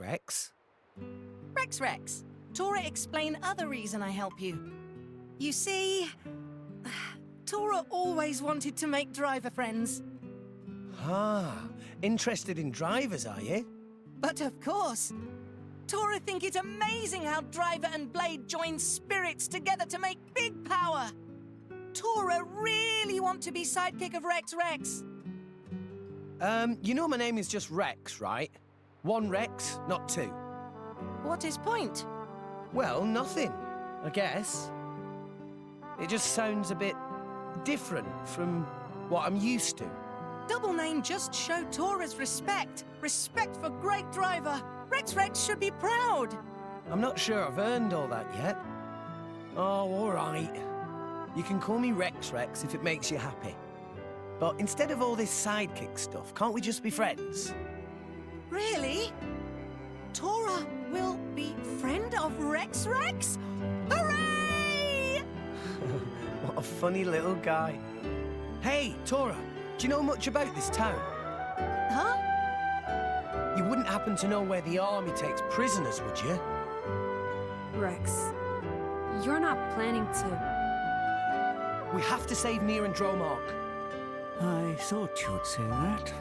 Oh, you talk about Driver and Blade who were with Rex Rex before Tora's daring rescue. Yeah. Meh. Tora would have to ask around town for info like that. Before we do anything, time for food! All of today's running around make Tora hungry. Need food to help Rex Rex. I'm a little peckish too. Can't we eat later? I want to find Nier and Dromark as soon as possible. Stomach of Rex Rex tell different story. I can't help it, can I? If it's all right with everyone, I could cook something. Pyra? I didn't know you could cook. Well, as long as fire is involved, I can do almost anything. Fry, steam, grill, you name it. Whoa! If you want ice cream, though, you might have to find someone else. Well, you can't have everything.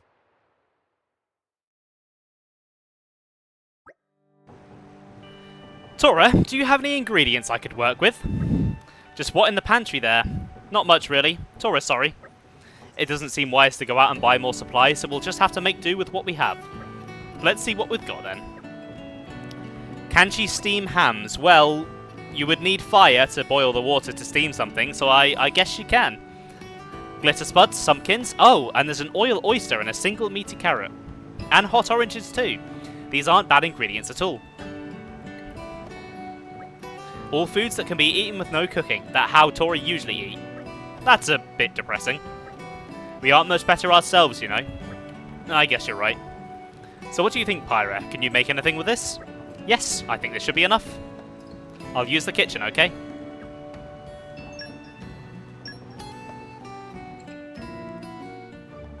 So, now we can see what Pyra's cooking field skill does. I just thought of a great menu idea. Look forward to that later. Basically, you can use collectibles to craft pouch items. The more you cook, the better her skill will get, and the more she'll be able to cook. But these just aren't that good compared to the ones you can buy, and it takes a lot of effort to get all the collectibles you need, so apart from this one time when you're required to do it, there's really not much point. That said, if you want to 100% the game and max out every blade's affinity chart, get used to grinding materials to craft this, because you need to cook like 50 different things, and it takes bloody ages. Guess who sat through doing that? This guy.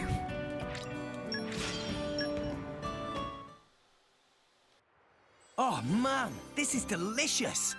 Oh, yummy. So super very tasty. Simply exquisite. I haven't eaten this well in 120 years. Glad you liked it. It seems like I did okay. I was worried I'd have gotten a little rusty over the years. It didn't taste rusty at all. I mean... But Tora is curious. Pyra is fire-using blade, yes? When Tora broke that water pipe, Pyra could still make fire. Come to think of it, you're right. That Bridget, the Imperial Blade, she used fire abilities just like Pyra, but the water seemed to douse much of her strength. So, what are you saying? This world full of elemental energy called ether, yes? Ether comes in forms like fire, water, and wind. While battling, drivers and blades both draw power from ether. But fire not good with water. Other blade woman got splooshy with water, so fire power's all damp. But Pyra and I were able to use our powers with no problem. Indeed. They were unaffected. Why? Well, my powers don't come from fire. Meh? If Power's not fire. Why look like flames? That may be a little complicated to explain. Go on then. Tora like complicated things a lot. Well, it... Knock it off, Tora. Can't you see you're making her uncomfortable? Eh. Everyone has things they'd rather not talk about. Right? I'm sorry. I'm sure I'll be able to tell you about it soon enough. Don't worry about it. Right now, we need to think about how to rescue Nia. First, we go around town and find all information we can. Yes, I dare say that we're all wanted criminals by this point. Pyra sticks out like a sore thumb. I'm so sorry. Don't worry, friends. Tora has an idea.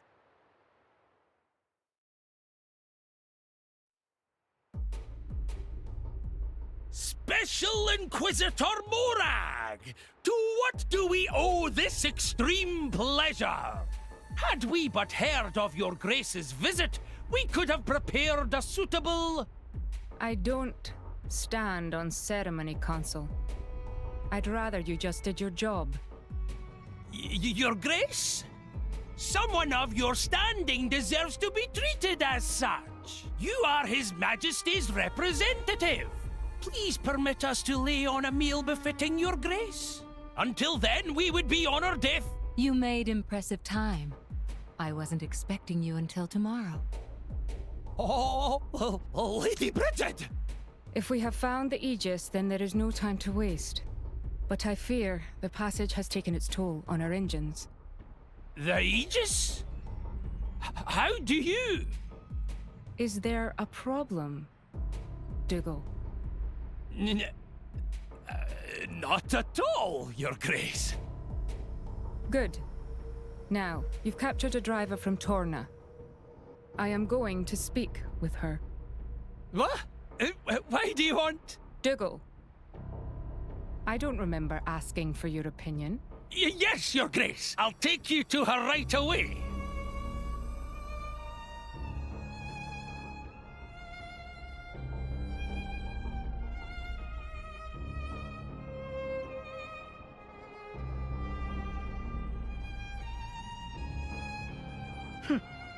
So, you are the Torna ruffian. I must say you look a little different from your poster. A little different. Whoever drew that should be the one in jail. Yes, I would be angry too. You can drop the friendly act. You won't name your friends? My friends? I'm not so sure I'd call those trigger-happy Torna goons friends. I see. I think we have our wires crossed here. I am not talking about Torna. Huh? You're not? No, I was referring to your more recent traveling companions. The driver boy and his blade. Rex and Pyra. Well, that was easy. Damn it!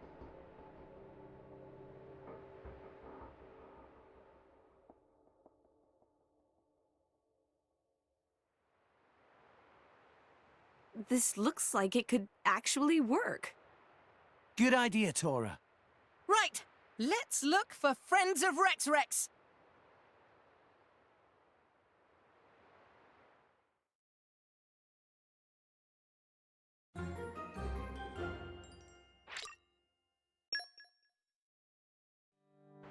So, ignoring the slightly concerning question of why Tora has this hoodie, Pyra looks absolutely adorable in this, and I wish she could wear it all the time.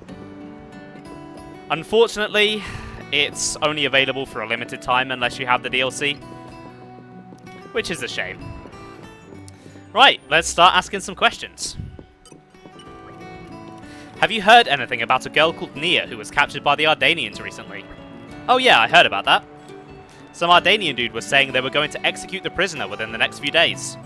Those Torna guys are pretty bad, right? I heard they've killed loads of drivers to steal their core crystals. Pretty amazing if the Empire have really captured one of them.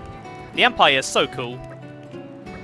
I wonder what they'll do at this execution thing anyway. I've never seen one before.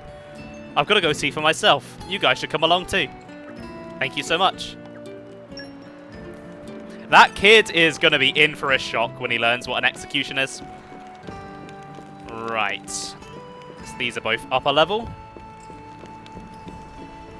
I see one of them. Have you heard anything about a girl called Nia who was captured by the Ardanians recently? Ah, sorry.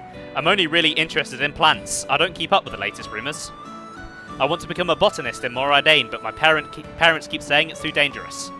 It's been a whole decade now since Moradane and Araya ceased hostilities.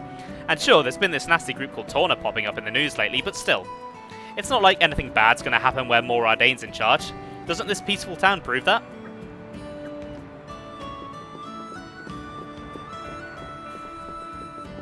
Okay, the next few are over this way then.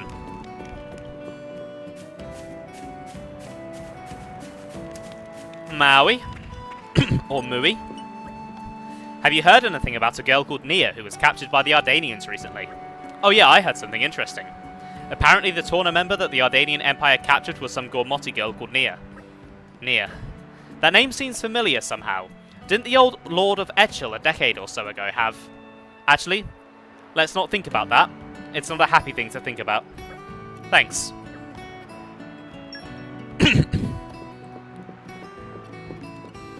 Okay, then we have...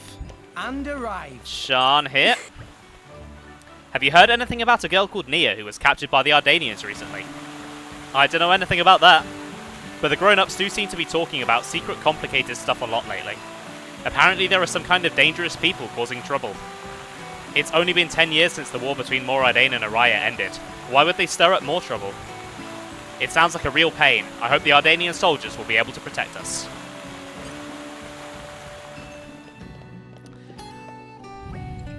Did Rex know? They're recruiting over there for new drivers. Yeah, I saw that earlier when we first arrived in the city. Rex should try too. Chance of success basically 100%. I'm wanted by the Ardanian Empire right now, remember? It seems like a bad idea to make myself conspicuous. Rex make good point.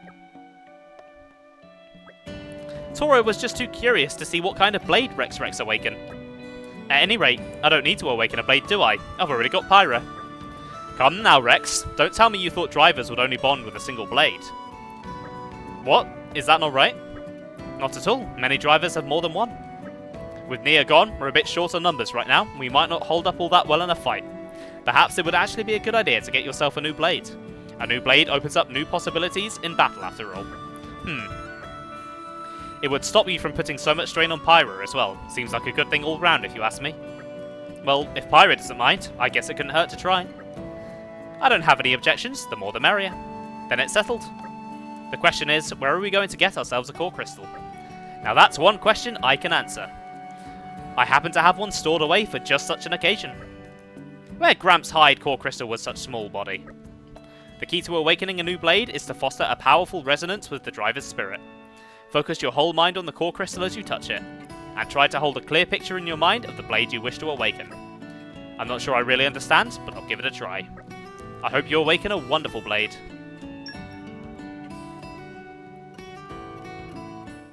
So, here we go. It's time to awaken our first blades besides Pyra and Dromark.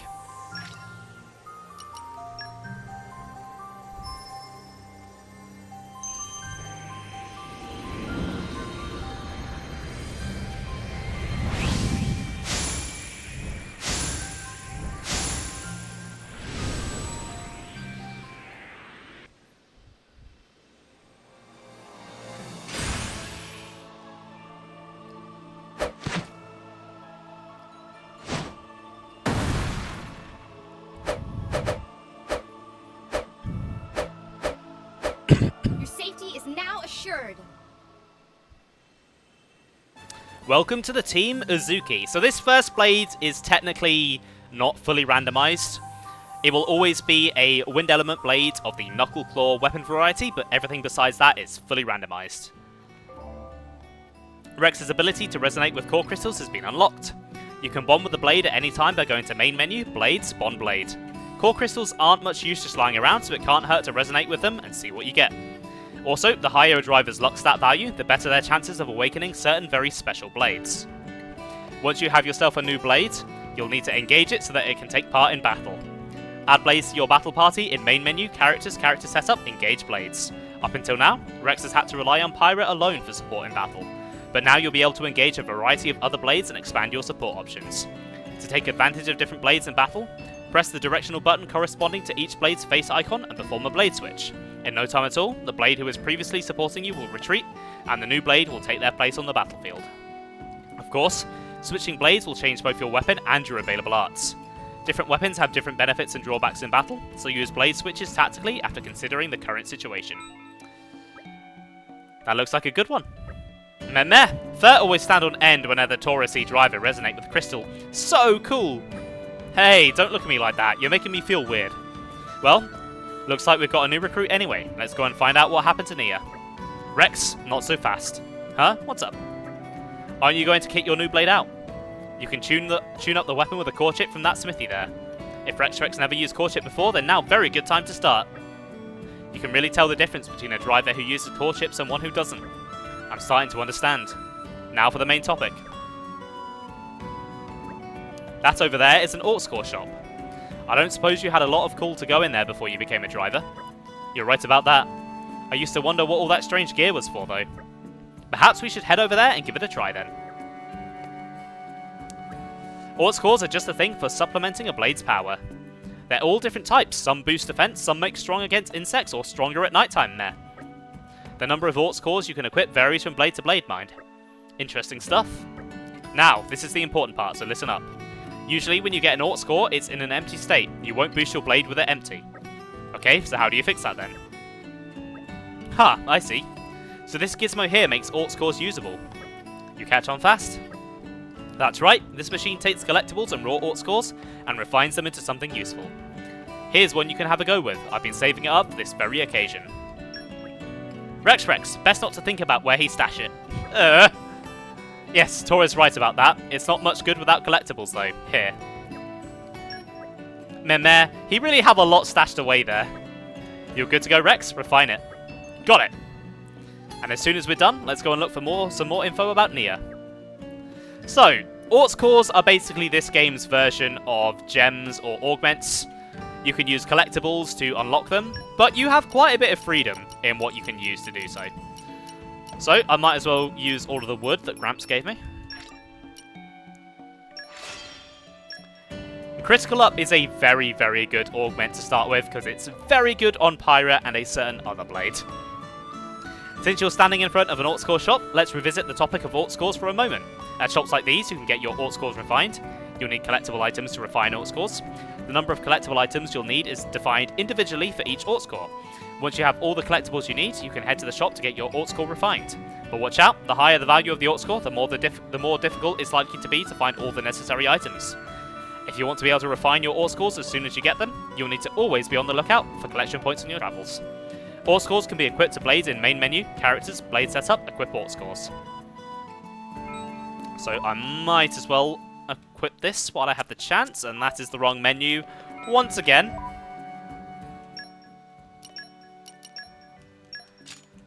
And there we go.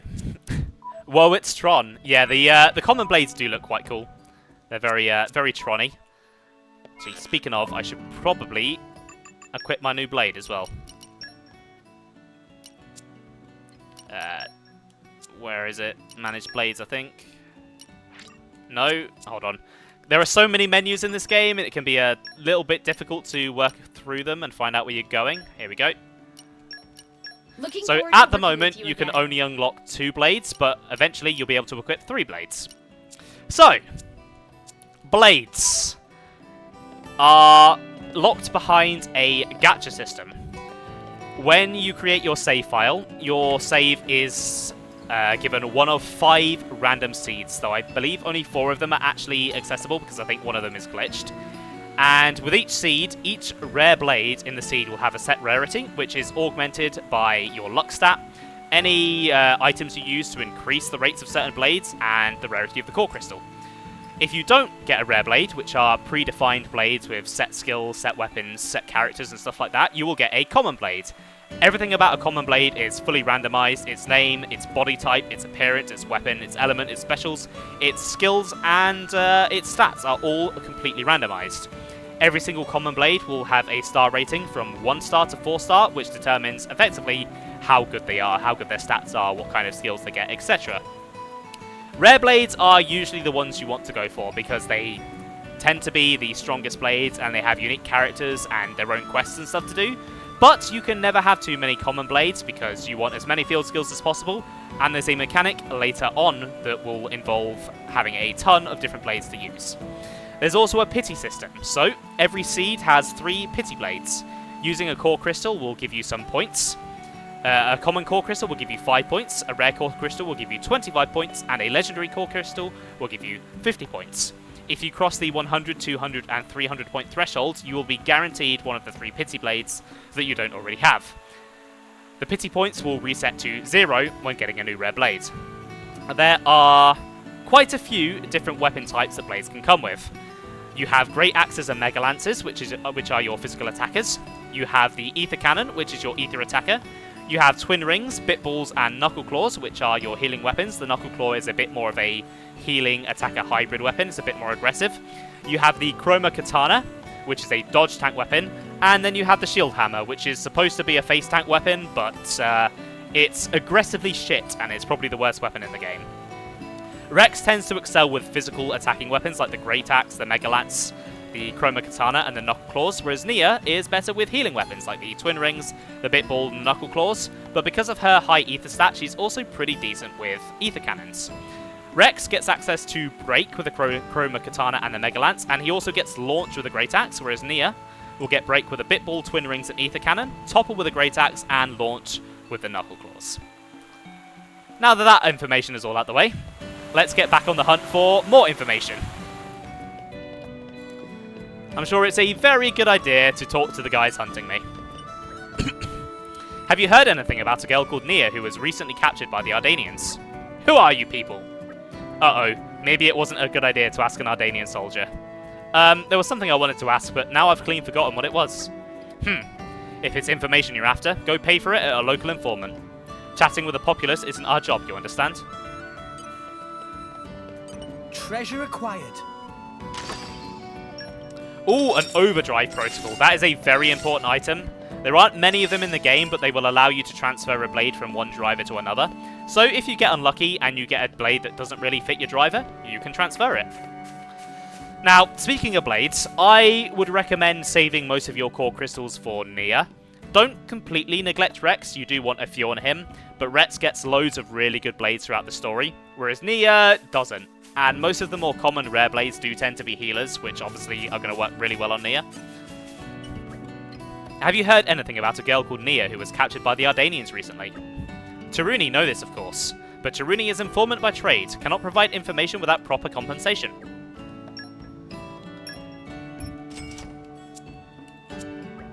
Thanks much for custom. Inside Titan battleship, Gormott girl being held prisoner.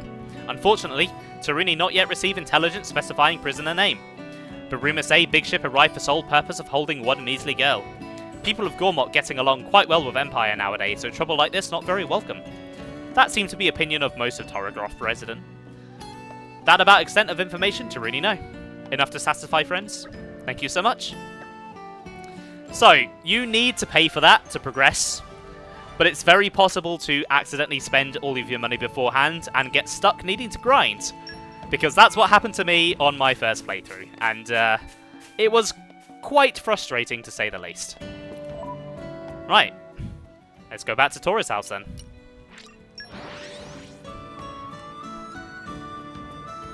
We're here! So, shall we?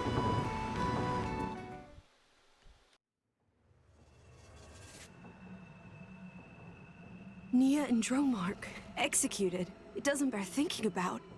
But getting aboard that warship will be no mean feat. We're going to need an ironclad plan. Army port is under heavy guard. I guess we'll just have to mount a full-on attack. No, Rex, we can't put everyone in danger. Right. Sorry.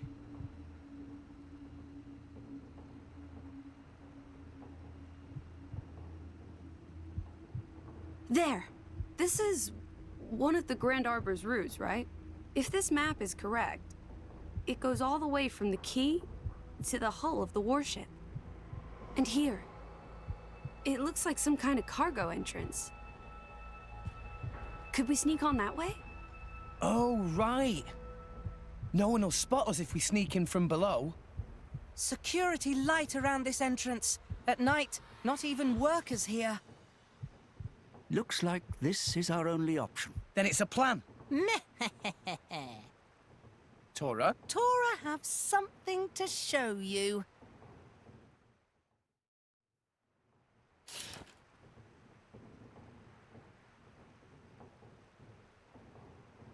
What's this then? Nobody ever see this before.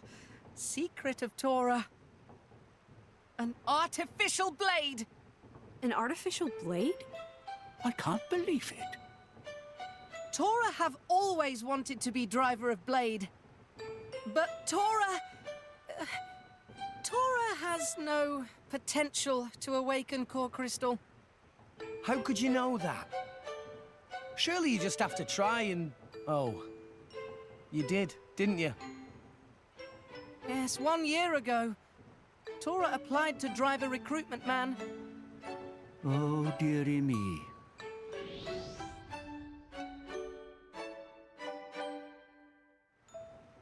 Oh, Tora, you mean you...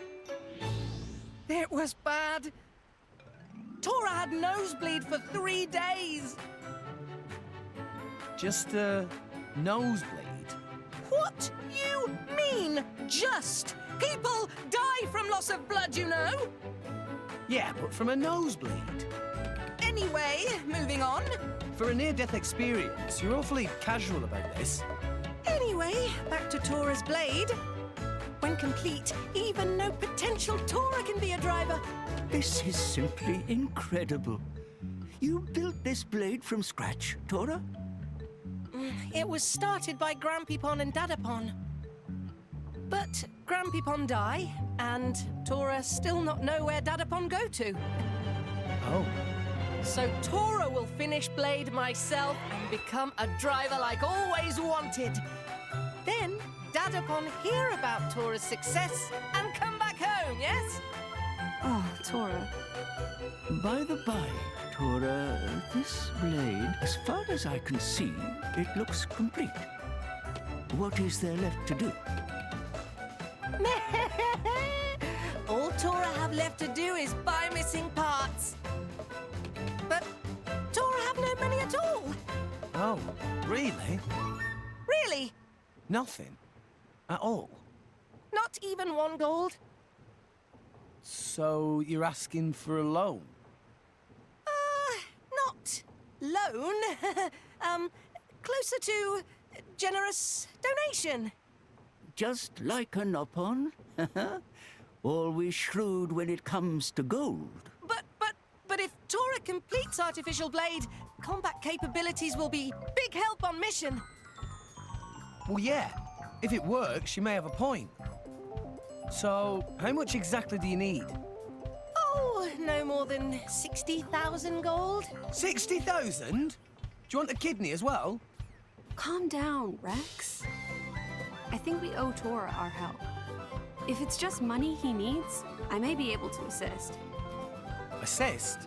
How exactly? Nothing illegal, I hope. Don't even joke, Gramps. This is a natural crystal. It should fetch around 60,000. No way. We can't let you sell that. But... No, it wouldn't be right. That's it. I'm paying for the parts myself. Very admirable. Rex is too generous. This blade of yours had better be seriously useful, though, Tora. Leave that to Tora. Well then, let's go, I guess. Yippee! Will they really be okay? I suppose they'll have to be. So, what do you actually need to finish this artificial blade? 1 perfect range sensor and 3 bion connectors. I don't think I've ever heard of either of those. Perfect range sensor supplements function of eyes in artificial blade. Quite pricey item, but very important. And the bion connectors? That have many uses, but mostly to prevent hat fall off. Would an ordinary piece of string not suffice? So, where can we buy these items? At Margia's Odds and Ends. It's just off to the left after entering Torrigoth City. I'm sure we must have walked past that area before. Alright, let's go. So, that line from Gramps about come out. Not doing anything illegal. In the Japanese version, that was a very overt and obvious reference to prostitution. So, make of that what you will.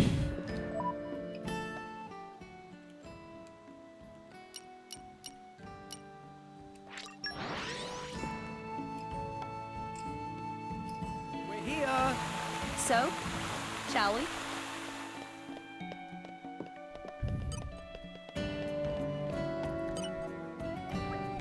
Well, hello there. Tora here to buy perfect range sensor and bion connectors. Ah, you're the young Nopon who was gazing longingly at those the other day. Meme, you noticed? Well, considering you were staring for 3 hours straight. But I'm dreadfully sorry, we're all out of perfect range sensors right now. We've got plenty of bion connectors still though, they're 4,000 G apiece. 12,000 for 3 of them, huh? That really is pretty pricey. Rexrest promised to pay whole amount, no take-backsies. I mean, sure, I'm not about to go back on my word, but, Are you one of those salvagers? Yep, I may not look it, but I'm actually a professional at it. Then maybe you could get a bion connector that way.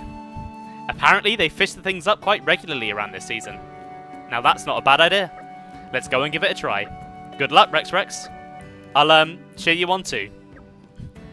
That plan could have worked. I'm not sure I want to think about that, though. Pyra is too innocent to be put through that. The real problem is the perfect range sensor. Could we not salvage that as well? Don't think I've heard of any likely spots for those lately. They're almost impossible to find, except when the Titans and the Cloud Sea align in exactly the right way. And even if we did find a spot where they might show up, we'd need a lot of luck to actually bag one. We don't exactly have time to wait, so perhaps salvaging isn't the answer.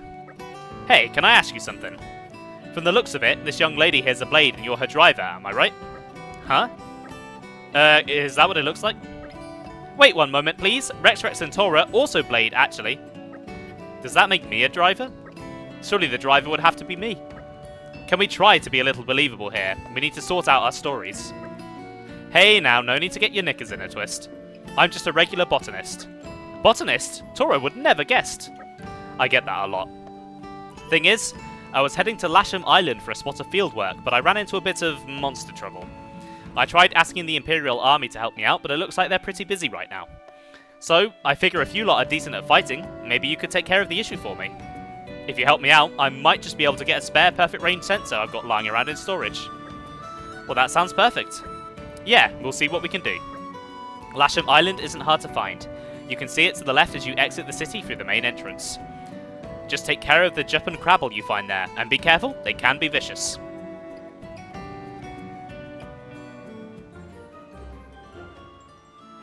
Right, I'll keep the first quest as my active one for now, and focus on that, and then I'll head after those monsters. So, I think the smart way to go is to salvage rather than try and grind money. Because grinding money is going to take a long while. 12,000 G is a lot of money.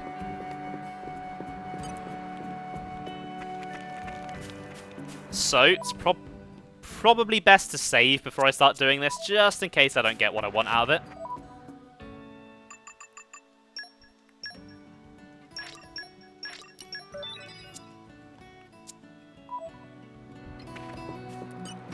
Here we go. Oh, I can't wait. Yup. Huh. Ah, this one's sneaky. Right. It changes the button on you in the last one. This looks like it'll be something good.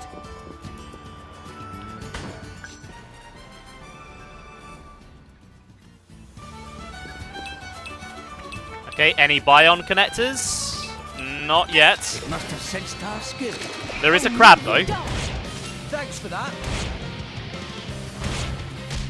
Yeah! What would you have me do? Got it. Hit it. Let's No. do this.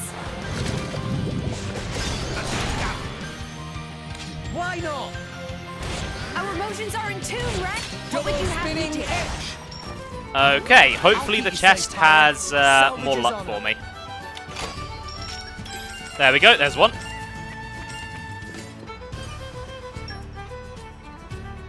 Time for some treasure hunting.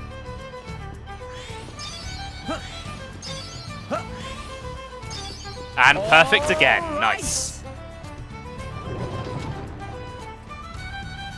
Oh, I love the smell of salvage. Ooh, 2 chests this time. Could get really lucky here. Okay, bring it on.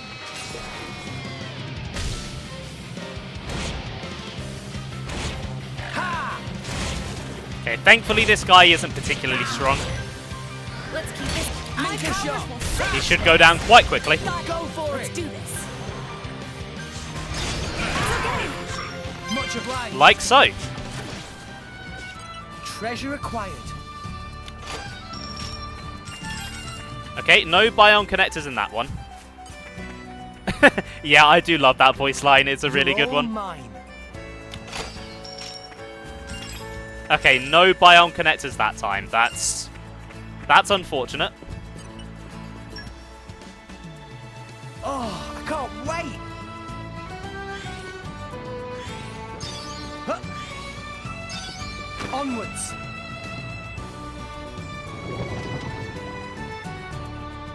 Oh, I love the smell of salvage.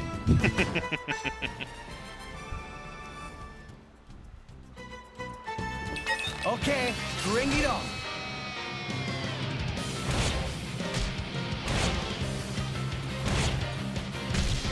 Ha! My Anchor powers shot. will finish this. Got it. Go for Let's it. do this. Right, let's hit him with a special. Why not? Why not? Double My powers spinning will edge. finish this. As you And this should do him in. Nice. now. Why not? You're all mine. Let's see what we've got here then. Okay, another biome connector. But I'm still missing a third and I'm out of cylinders. So how much money do I have? Oh, I'm not even halfway there. Ugh. I really do hate this part of the game. I hate that they put 2 money-related objectives right at the start when you don't have much money.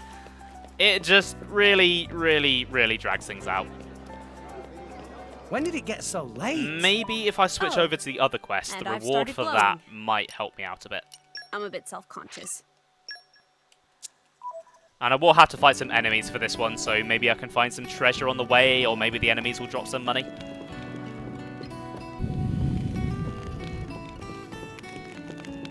Right, I think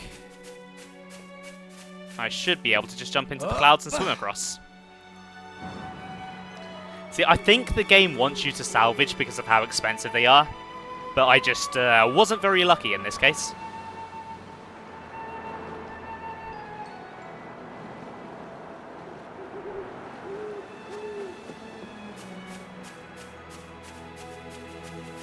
And arrived. Right, I'm assuming the one I need to kill is probably not the level 41. That must be the monster Sedwin was talking about. Doesn't look like a pushover, that's for sure. Toro wish could help too, but probably not much good for anything other than decoy or lure. No need for any of that, we can handle this one just fine, right Pyra? Absolutely. No need to rely on just my power though, you should make full use of all your blades. Indeed, we may only have one driver, but twice the blades means twice the potential. Good point, I'll remember that. Alright, let's do this. Okay. Right, here we go, Mr. Crabble. Prepare for me to whack a sword in your face like 20 times. My powers will finish this. As you Go wish. for it. Flame Nova. It's okay. Why not? Much obliged. Let's keep this up. Double Give the word spinning and I will hit. unleash. Okay, Go for here it. we go. Providence, revolt. See, Grumps? Getting better. Why not? Oh, that is really not much money at all. That is a shame. But I might be able to grab this. Come out, come out. Okay, there really wasn't very much in that one. I might have to resort to selling some stuff. So I'll grab the collectibles round here and then see what I can do.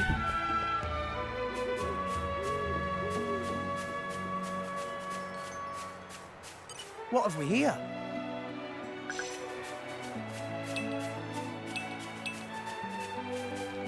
Okay. Then back to Torrigoth. Oof. Yeah, it's been a hot one today. It's not been the most pleasant thing to be in. So, shall we? You probably can't see it, but I am absolutely dripping with sweat right now. I think I'm going to be taking a shower once I'm done with stream. Oh hey, you're back. Took out that Jupp and Crabble, did you? I knew I made the right call asking you guys. Here's the perfect range sensor as promised. Thanks. We've had it lying around since my grandpa's generation, so it's a bit dusty, but it should work just fine. Thanks for all your help. Everything should be fine now.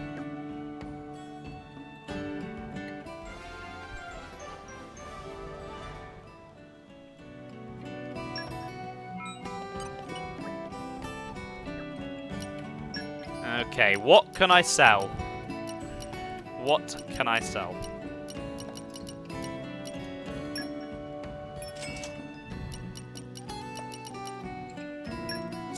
Oh, I've got a lot of them.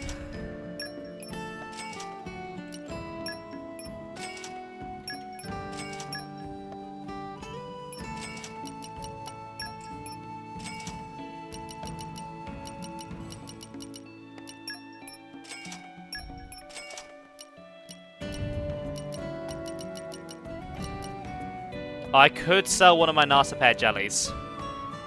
It's not like I've actually used the pouch item yet. I probably should. I probably should, actually. Oh, I could sell the Abyss Vest, actually. Oh, actually, no. I've got a ton of these love sources. I think these are from the DLC, so let's just sell one of them. That solves my money problems. And, yeah, there's a core crystal here for 500,000 G. Probably won't be buying that one.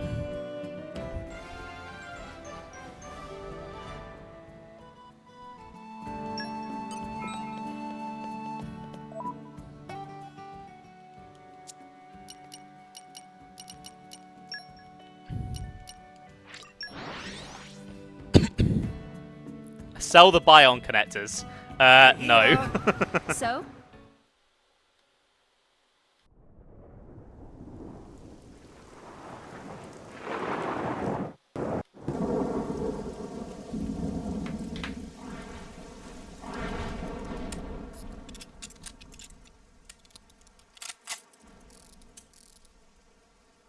Okay, all finished. It's really complete. Very complete. Just need to apply energy charge to activate. Tora, our friend's execution draws near. There's no time to lose. Make haste. I know. Oh, okay, Artificial Blade. It's wakey time. Won't do, Tora. What Tora do wrong? You can't keep calling her Artificial Blade. As her creator, the least you can do is give her a proper name. Oh, well... Actually, friends, Tora did think of a name for her. Very good name. Nice. Then I guess there's no problem. Well, why don't you introduce us, Tora? Right away.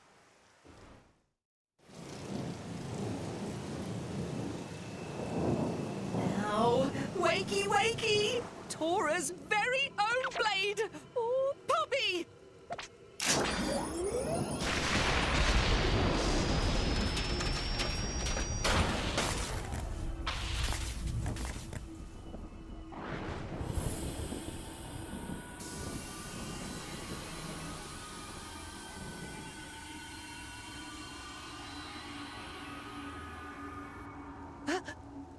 Poppi? How may I be of service, Master? Wait a minute! Oh, forget you see that. Tora must change the settings. The settings? This time should be okay. Second time go best. Power on!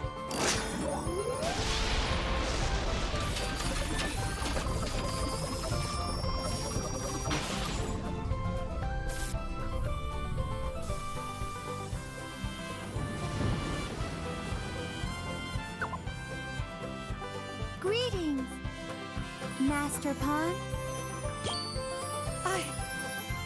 I did it!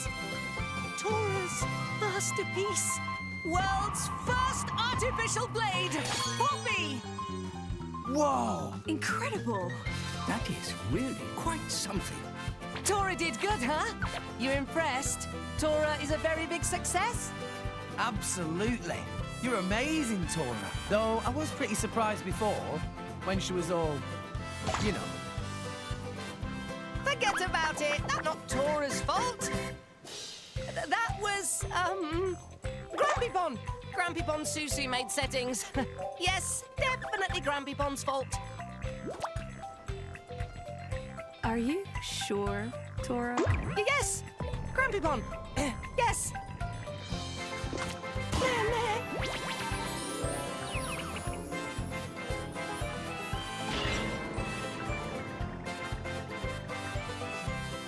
Well, let's not dwell on that. Rex, let's go rescue Nia and Drolurk. No time to lose.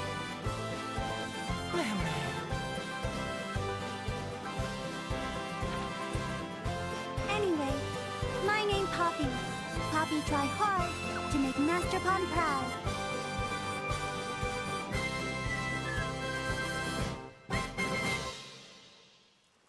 Oh, yeah. That shrew thinks she owns the place. Just because she curries favor with the Emperor. If only I'd got the Aegis myself, I could have returned home in triumph. Or sold her to Bana for a tiny sum. But it's not over. I refuse to let this place be the end of me. I will not be left to rot in this flea-bitten backwater. Captain Patrick! Yes, sir. Double the number of guardsmen. Round up whoever you can find. We're going to find that Aegis before Morag gets her paws on her! Sir, as you wish, sir. Watch and learn, Morag Ladair.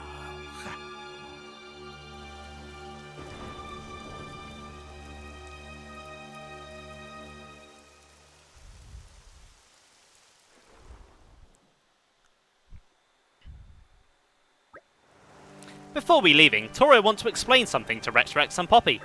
Explain what, Master Pon? It's about this advanced gaming device. I did wonder what that thing was for, so it's for playing games? Yes, game is called Tiger. It's hidden gem that Grampypon make for Tora when Tora was Little Pon. It looks like it's seen better days. Tora turned on power just now, so it should be possible to play. Rex, give game a try. It does sound kind of fun, but I wouldn't want to get hooked on a game while Nia needs rescuing. Wait! Playing this game can earn prizes, special parts for Power Up Poppi. Parts for Poppi. Grampypon make this game in hopes that it reveal true purpose when Poppi finally complete. So if friends think Poppi a bit weak, or just want more amazing power, play game and get new upgrade. I guess that makes sense, I'll give it a go then. That is wise decision. Shall Tora explain basics? After all, Rex is a little wet behind ears. Use directional buttons to move, use A button to attack. So that is basics. Tora let Rex figure out rest by Rex itself. Learning is best by doing, meh? Tiger, go. Oh, it's going to force me to play. Okay. I'm going to play on easy mode just to get this out of the way really quickly. Tiger Sunrise stream when? Never. And also, will we know what Tora's into? Yeah, and I kind of wish that we didn't. Poor Poppi has been corrupted. I love Poppi. She's adorable. She needs to be kept safe from Tora.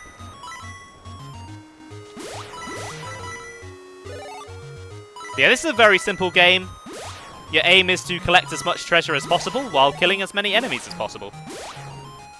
And of course, don't get hit. There are multiple levels to this that you unlock as you play throughout the game, but I don't think I'm going to be playing any more of them. They're not really all that important, and I don't think I need to show them off that badly. You get the gist of what this is about.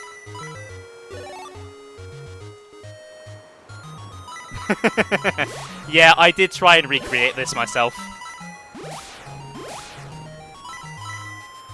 I think I still have that project file somewhere.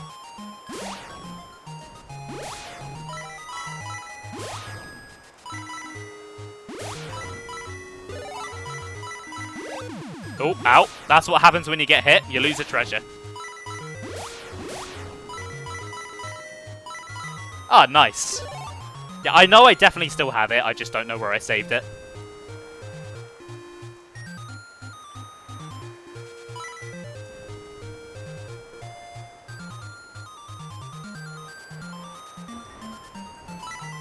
So yeah, if you want to get good with Poppi, I really hope you enjoy this game, because oh, you're going to be playing a lot of it. Yes it is, Sam.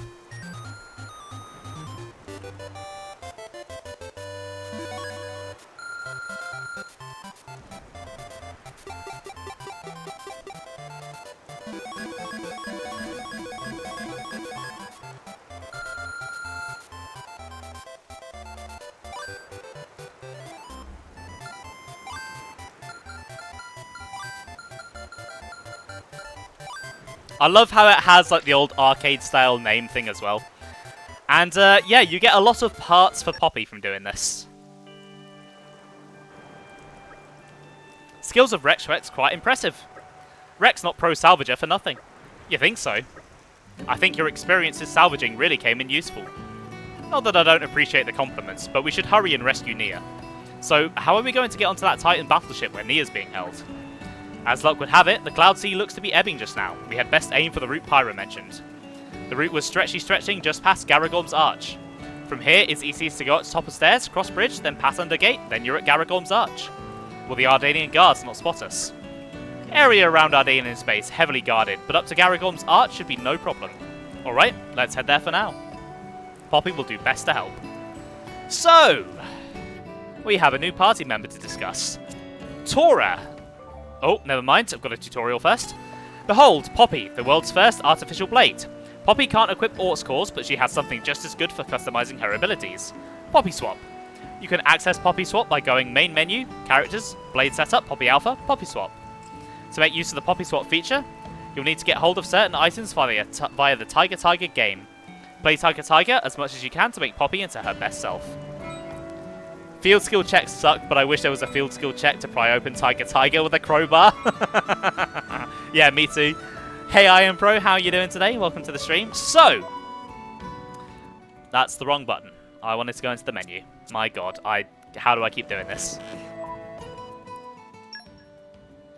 Tora is the party's main tank, and he functions very differently from other drivers. He can't use core crystals, and he can't equip random blades. Instead, he is stuck with Poppi. Now that might sound like he's quite limited, but he is anything but.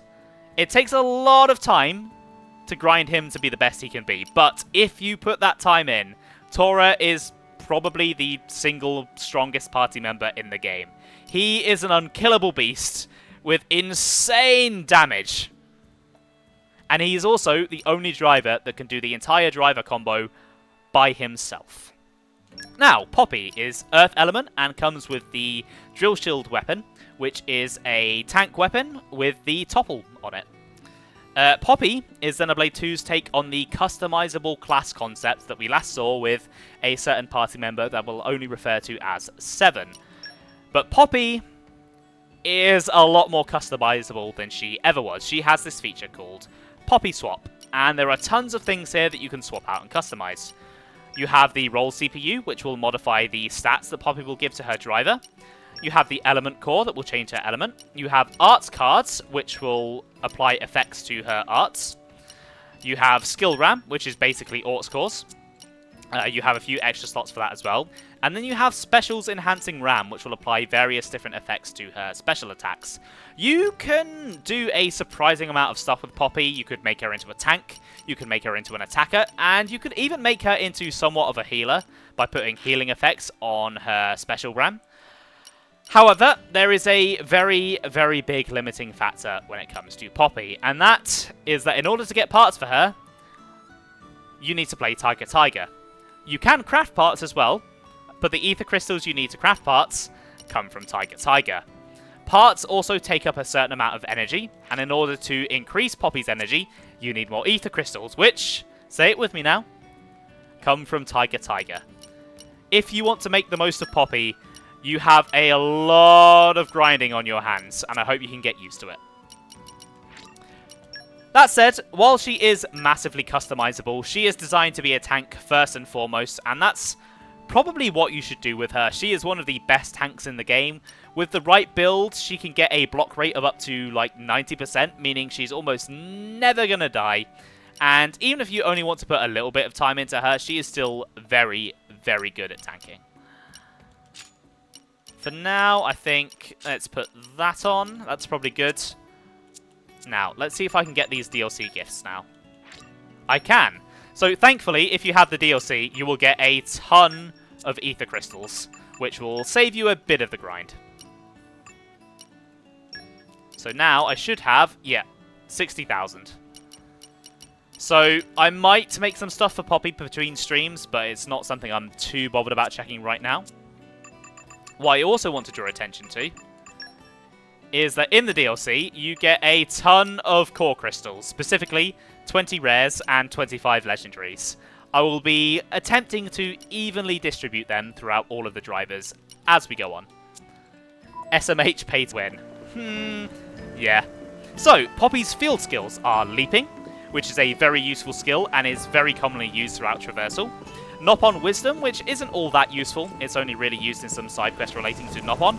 And Super Strength, which is a very, very common field skill check. And you will definitely want to focus on it, as there is a level 2 Super Strength check later on in the story that some people do happen to get stuck at. Anyway. Enough about Poppi. It's time to go rescue Nia. That said, I think I would like to play as Tora and Poppi for a little bit. Just to change things up. You wouldn't know anything about that. Yeah, I'm sure you wouldn't. Yeah, I remember you messaging me about that. And arrived. It's definitely an early beginner's trap, but they do give you the tools to get through it.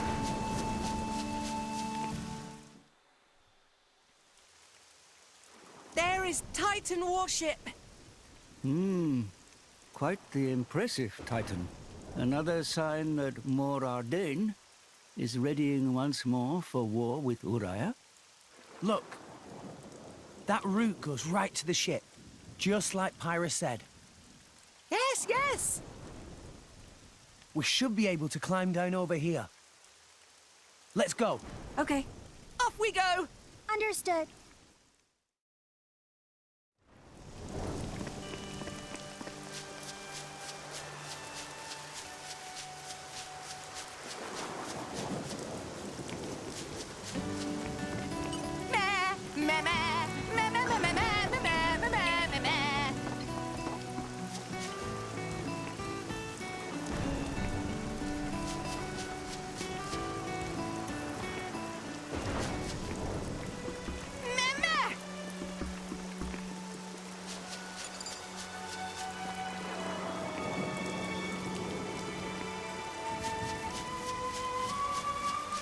Dora, just take a peek here.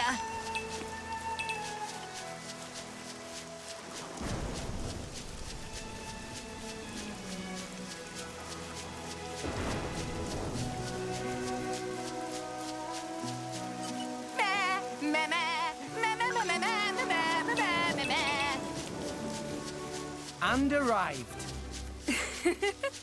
All in one piece.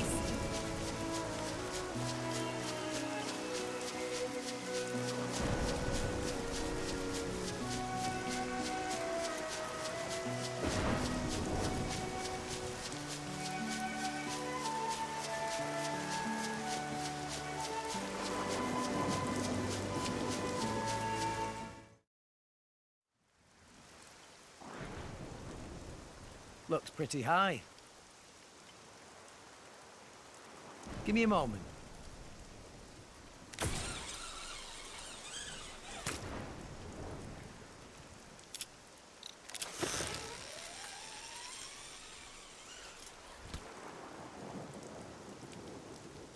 Pyra, you first. I'll pull you up, so hold tight.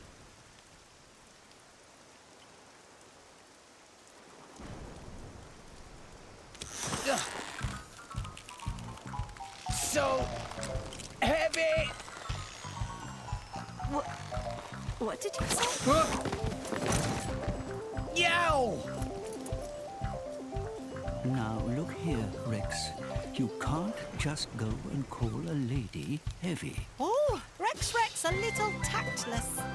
Sorry about that. I guess I was just surprised. No, it's not your fault. Whew, she heavier than Tora for sure. But that just means Pyra grown to impressive height. It is good thing. Pyra should be proud.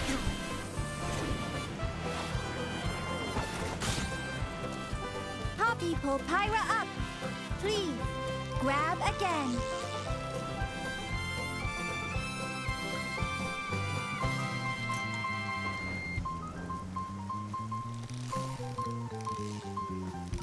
Nice, Poppi. Poppi, artificial blade. This is no problem. Poppi could lift Gonzalez if necessary.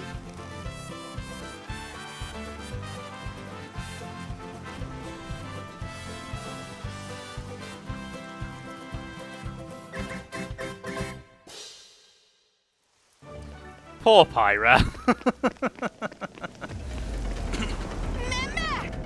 Rex is indeed a little tactless. Tora, just take a peek here.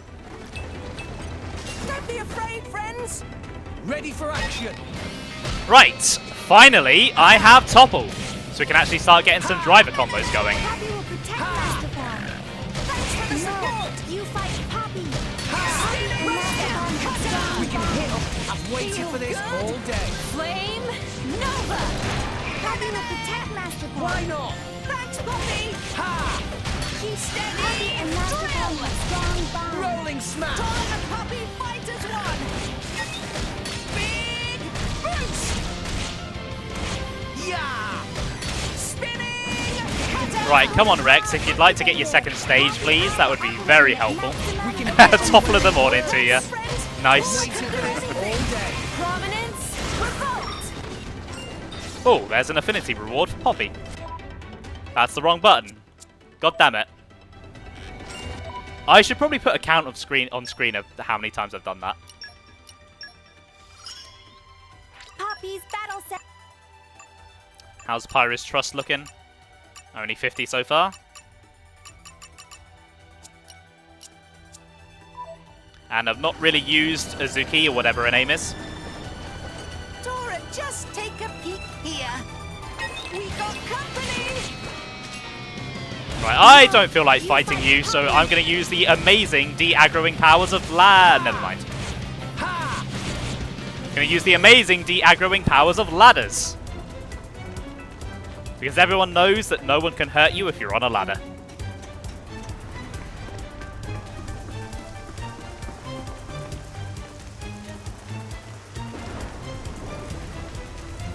And arrived.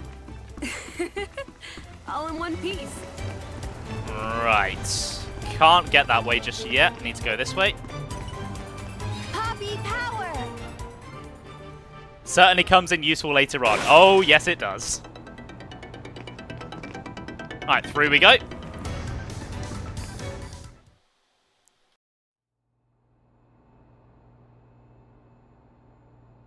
Masterpon. Poppi can feel there is a blade in the vicinity. Oh, but how can Poppi tell that? Unclear. Poppi feel other blade like wave in air. Huh. I'm not sure I get it, but maybe Dromark is nearby. Let's try opening up some of these doors.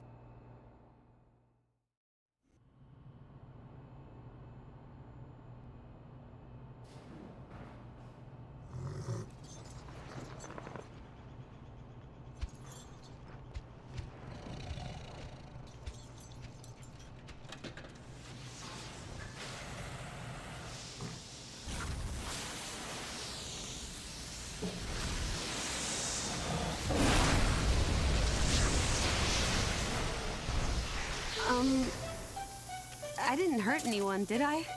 Everyone check your eyebrows. I'm sorry. It's hard to judge the power sometimes. Pyra, Rex, Dromark, it's good to see you alive. Very good! See, Master Pawn? There was a blade here. Master Titan, and forgive me, but who are they?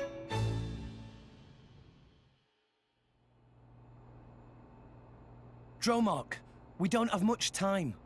Do you know where Nia is? But of course, we are in residence after all. I feel her presence. Then let's go. We can't let her get executed. Indeed. This way. Yeah, Dromark's face in this cutscene is amazing. I love how you can see the fire reflecting on his eyes, and he like just takes a minute to process what's happening. And then he's like, oh shit, I should probably duck. Oh, hello! Defense protocol activated. Thanks for the You support. behave, mister. Behave!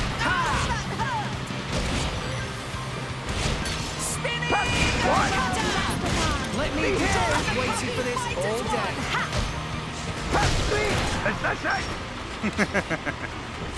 Right, I think I'm gonna need to fight these two to turn the valve off. Yep. Yes, I am. See you on the other side. Don't forget! Don't forget! Don't forget! Double spinning edge. Right, so one of them down. Okay, watch this. Don't forget!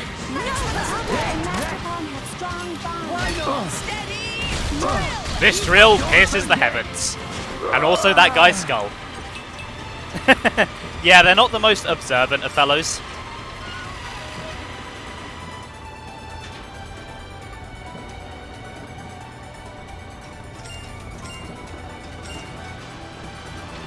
Just RPG logic, you know. Oh, that didn't turn the valve off. Gotta do this one as well. Poppi power. Thankfully, these early field skills aren't too bad. It's the later ones that get really abrasive. If we pretend not to notice them, maybe they'll leave us alone. Unfortunately for them, that's not the case. Tora can handle this! Behave! No, you fight Poppi. Behave!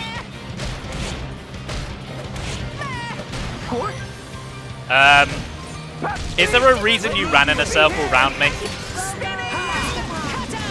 Okay, watch this. Flame Nova. Steady drill. Why not? That's it! Ooh, a core crystal. Is served. We're all Um, amazing. Tora, I don't think the soldiers are dinner.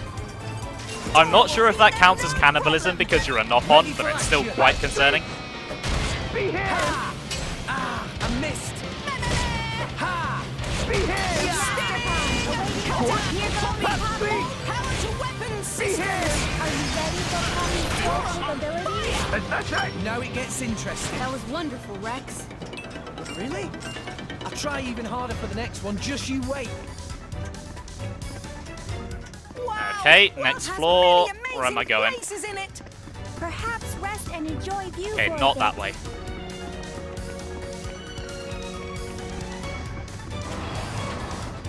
Tora can handle Hello. this. Don't mind me, just passing through. How did they Oh, God. Behave! Okay, this is not ideal. Behave! Behave! Don't behave!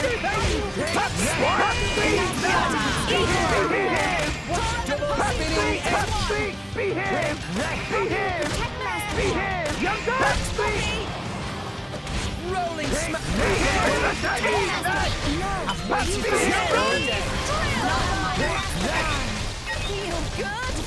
Behave! Why not?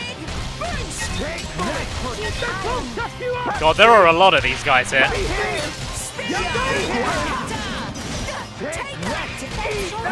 Okay, I don't really have anything that pairs well with wind. so it's a bit awkward. Oh, never mind. Rex got a second level of it. Leave it to me. Rolling smash. Don't forget. Double spinning. Right, which one am I actually fighting? Wait. Hold on. There's a guy in the floor. The guy in the floor is fighting me.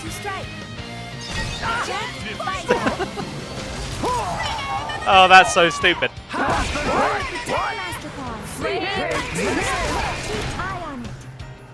Why not?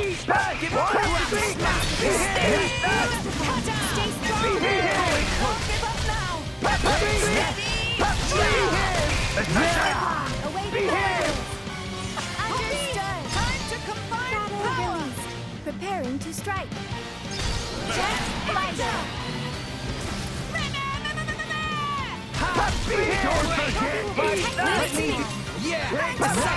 Okay, Rex, you do your thing.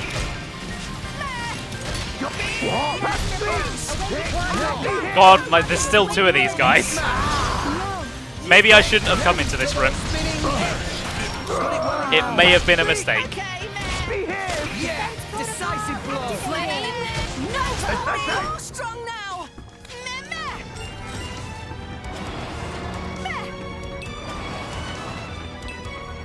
Right, you know what I'm actually going to do? That's the wrong button again. God.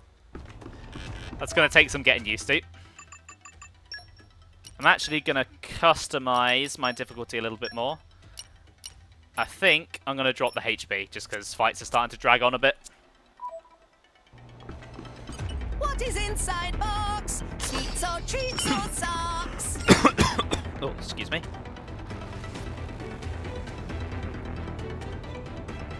Might be in need of a drink refill soon. That said, I'm getting close to the end. I'm getting close to where I want to reach today.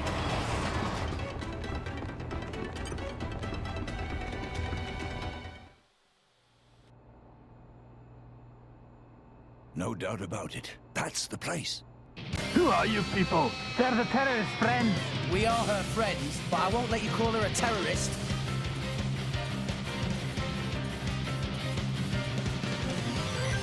Don't be afraid, friends. Okay, level 12 and level 11. I might be slightly under-leveled. You're done! Behave! You're done! Get this one first, friends. Thanks for the support. Behave! You're done! Right, let's go for the stone. Then immediately follow it up with Volcano.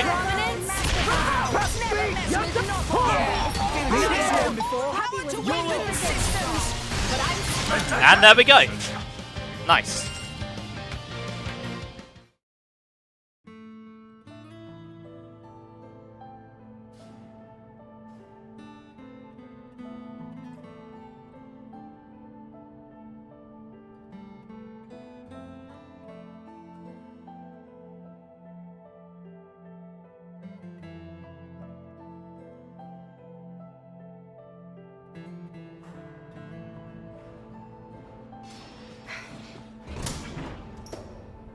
Jin? You alright, Nia? Rex, you... My lady, apologies for my late arrival. Don't mention it. I didn't think anyone was coming at all. As if we'd leave you. Always help those who help you. That's the second rule of the Salvage's Code. Well, that's you all over, ain't it? Rex! Tora has found escape route! Hurry! Hurry! A Nopon? He has been of some assistance. We made a new friend. Nice to meet you. Well, I think we've overstayed our welcome here. Time to get moving. I love how Gormott describes Tora. It's like, it's been of some help. Looks like you've got Nia back safe and sound. Now you've got 3 members in your party, I should probably explain about roles and classes. Blades are born with a role, attackers, healers, and tanks. For example, Pyra is an attacker and Gormott is a healer. The types of blade that a driver engages will determine their fighting style. Each driver's fighting style will fall into certain categories called classes. Some classes emphasize attack, some defense, or some strike a balance between roles, and each class has its own special effects. It's up to you whether you just want to engage your favorite blades or strategically select blades to achieve a certain class. Do whatever's best for your playstyle. Generally, blades can't change roles. As an artificial blade, Poppi is the exception. She can change her role using her Poppi Swap feature. Try your hand at Tiger to try and get a hold of the role CPUs that you'll need to change Poppi's role in Poppi Swap. Now, if you've got all that, let's get back to the game and make our escape. So, I'm going to be honest, I do not pay attention to the classes in this game at all. I really don't know how much of an effect they have. It feels like not much.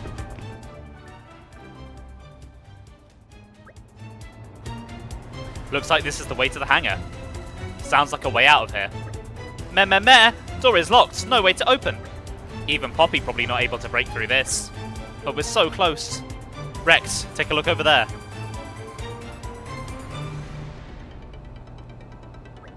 Good eyes. Could that be a switch to open it? We don't have many options but to try. If it does open the door, we will surely be able to escape through the hangar. Then what are we waiting for? Looks like we have to leave this room for now and find a way up there. Right, I can't remember the way here, so bear with me for a moment.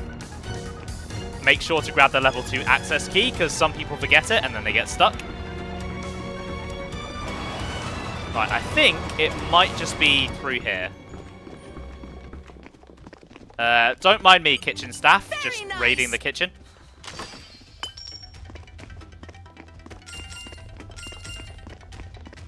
Right, can I slip through without being seen? Looks like it. Okay, yeah, I think I'll just go up here.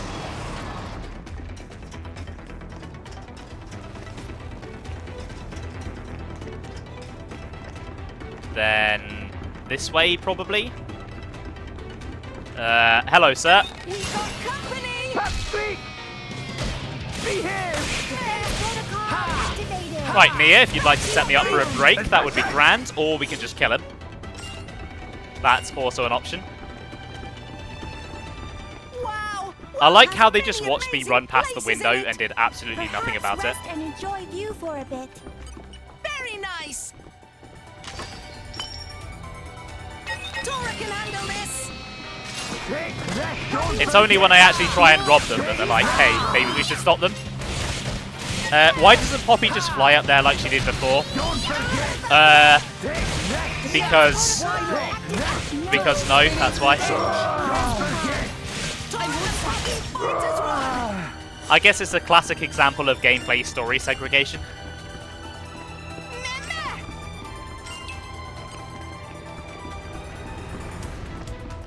Right, don't mind me. There's nothing to see here.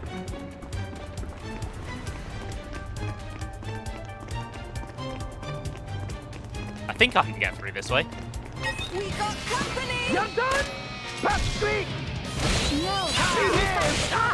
You're done!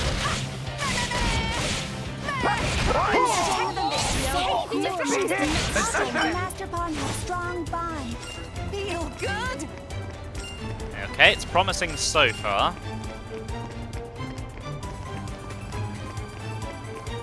Just let the dog go on his merry way. Maybe I can slip round the other side. Oh, never mind.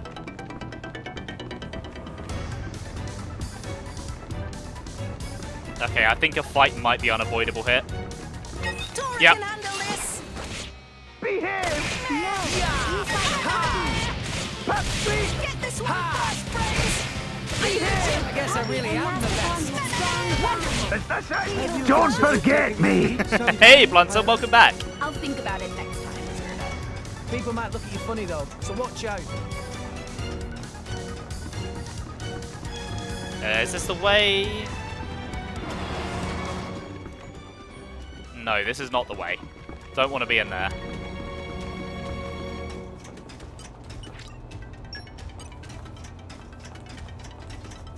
Maybe it is the way. Hold on. I'm lost.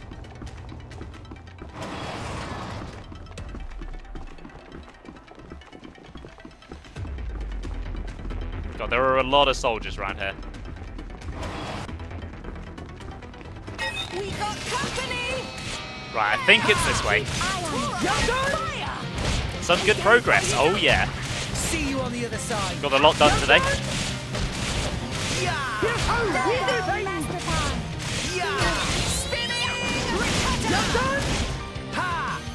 Let me do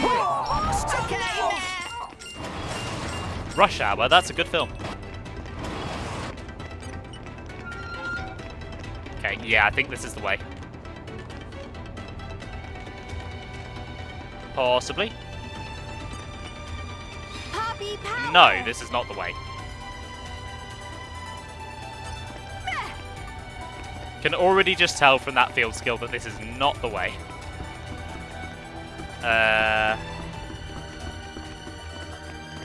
Oh, I see. There are some stairs there. I think I need to take those. So I was on the right lines, and then I took a wrong turn.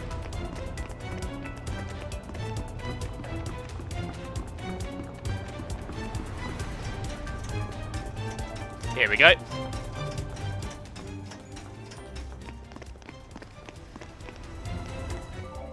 See that icon floating over there? It indicates the location of a heart-to-heart talk. Heart-to-hearts are important events that let your party members grow closer together as friends. You'll run into these icons all over Ulrest, so it's a good idea to check them out as you encounter them. To view a heart-to-heart, you'll need to have the right people present in your party at the right time of day. You can view the conditions by accessing the icon. The more heart-to-hearts you view, the bonds of trust and affinity between you and your blades will deepen. So, I'll get to that in just a second. Let's just get this door open. And then hopefully I can slip past these two without needing to fight them.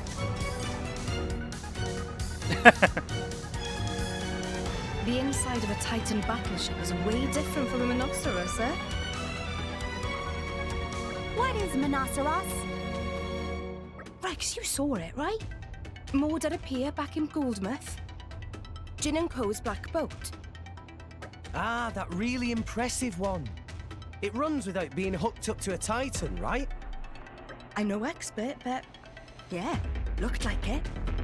Sound awesome! Tora want to see too! You won't get the chance, unless we see those Torna guys again. Nah.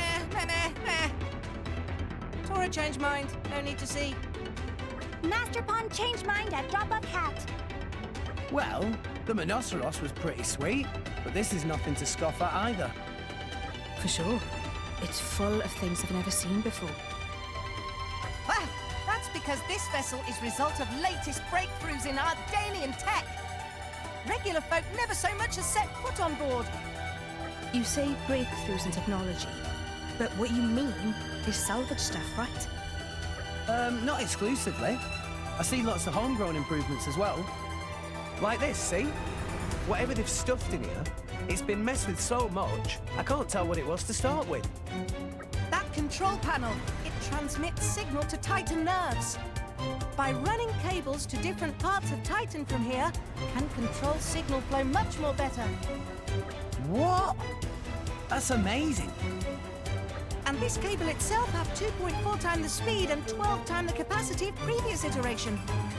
In other words, it's on whole other level to stuff other countries use. Ah, so if they put this in a smaller Titan vessel, it would work even better. Ping-pong, correct! They seem to be having fun, but it's all gibberish to me.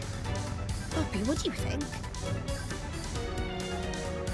That's not even so bad. Oh, really? Poppi have access to much varied information. Considering interests of Master Pawn, technology info is especially rich. So for Poppi is not issue following conversation in question. Moreover, if necessary, Poppi could outgeek Master Pawn if Poppi try. Right, okay. I'm sorry I doubted you. No worry, Nia. Poppi can also hold conversation on favorite bug dishes of Nia. You're too kind. I should point out, though, it's not bugs I like, but fish. Nah, Poppi apologize. Poppi update her database now. Master Pawn not always fastidious in data entry, so mistakes happen. Tora? I like bugs now, do I? Mama, Tora suddenly feel very unsafe. Rex, we should move on. You stay here, something bad bound to happen. Like what? No time to waste. We go. I will certainly be trying to do the ones I remember about Ben. Also, Poppy's adorable. You'll be hearing me say that a lot because she's just the best. I love her so much. There's a reason I named my bot after her.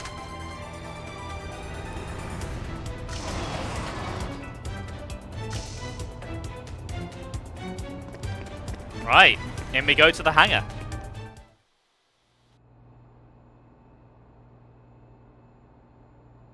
Not much further to exit.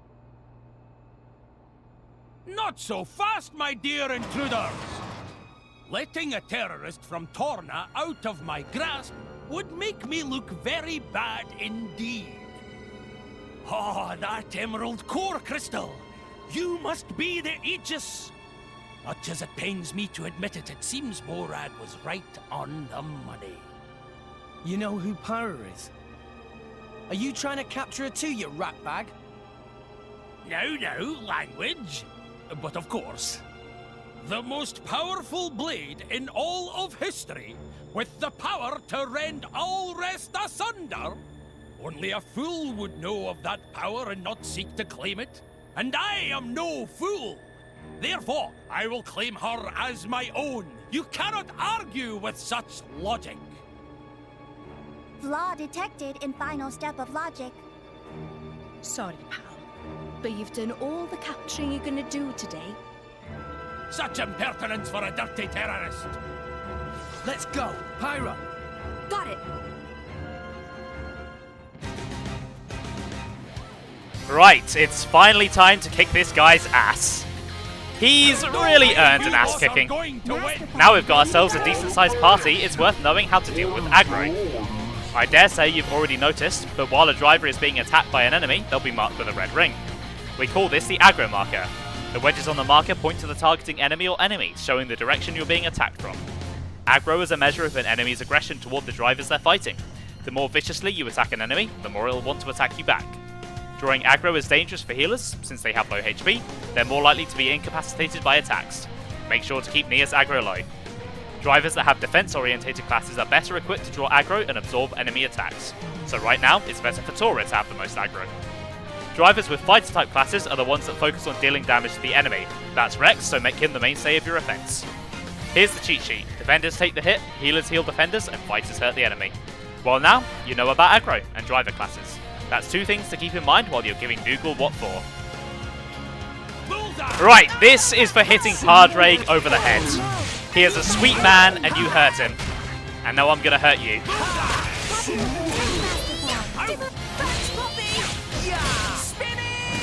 Right, Nia, if you could do the honor and break him, please. Tora can do anything.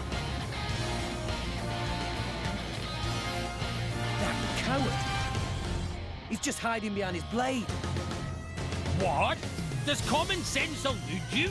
A blade can regenerate from any injury, whereas if I die, my blade will return to a useless core. So it's okay to use them as a living shield? You weasel!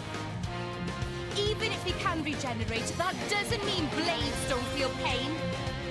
How cute! The Fleabag thinks we should care about blades feeling. I wonder if you can feel pain.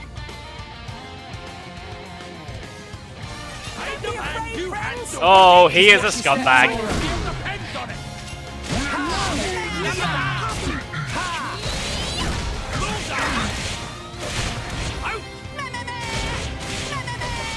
Rush down. Why not? Right, Nia. A break would be really nice right around now. God, will this guy stop moving? There we go.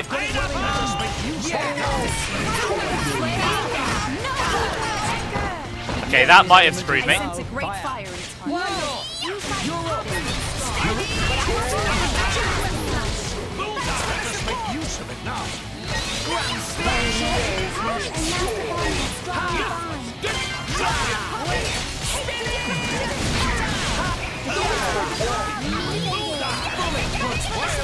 Ah, damn it, I'm not timing these topples very well.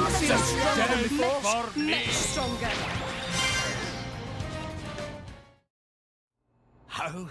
A mangy flea bag and a bunch of stinking kids? I triumphant return to Mor Ardain with the Aegis. Out like a light. That's what he gets for trying to execute Nia. What?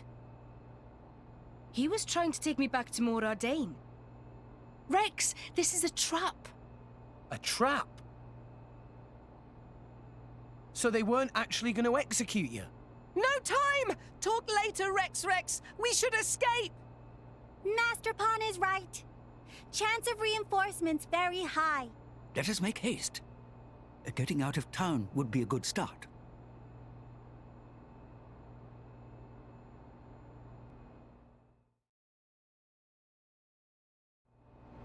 And that is Dougal done for. I quite like him. He's a very fun early game villain. He's very hammy and he perfectly fits the tone of the early game. But he's gone now before he overstays his welcome. Wow! World has many amazing places in it! Right, before I go forward, I want enjoy view for to take a quick look at my equipment. Just make sure I'm in a good shape for this coming fight. So Tora. Okay, Nop on Mass, that's really good to have on you. Then I think you can take the Rigid Vest. There we go. Rex, you're looking good. Nia, you can take the Abyss Vest, I guess. And then maybe the Red Thread. I don't really have much good for you. Do I have any core chips for Poppi? Because I've not upgraded hers yet. No, I don't. Okay, what about Orcs cores? I only have the critical up. Okay. Guess that's all I can really do for now. Let's go.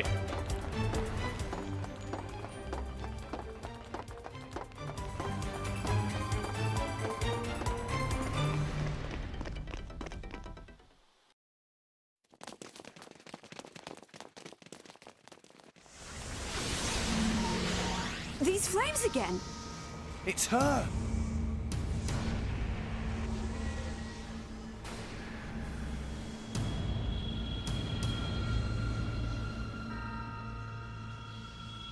And with a driver too this time. That's Morag, the Flamebringer. Morag? Special Inquisitor Morag of Mor Ardain, the most powerful driver in the Empire, and wielder of Brigid, the most powerful blade. So together they're like ultra powerful. It looks like they were waiting for us. Yes, indeed. I did feel like we got away a little too easily. I don't know why I expected Dougal to slow you down at all. It was you, right? You're the one who spread the rumor that I was going to be executed, just to lure Rex and the others here. You catch on quickly. Yes, you certainly proved useful. However, Rex and Pyra are the real prize. not quite. The Emerald Core Crystal is the sign of the Aegis. If that blade is indeed the Aegis, then there's something I must do. What do you mean? The power to sunder Allrest itself. I cannot allow that to happen again. Pyra destroyed the world. Don't be so stupid. You mean you didn't know? 500 years ago, during the Aegis War, the Aegis sank 3 continents to the Cloud Sea's bed. 3 Titans destroyed. I speak not but historical fact.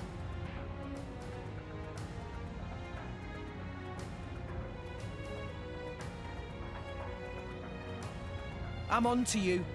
You want to use Pyra as some kind of weapon. We're not gonna let you do that. That is precisely the kind of scenario that I mean to prevent. And what if we resist? Then I will have to restrain you by force. In that case, I'll make this nice and clear. You will never take her!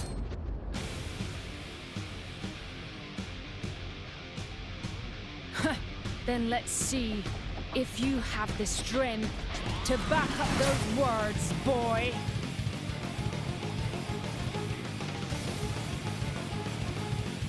Right, here we go. It's time to fight Morag. I'm a little bit worried about this fight. I am 4 levels under level, even if I am on custom difficulty. Although that said, it's very hard to lose on custom difficulty, so it should probably be fine. Let's go for stone.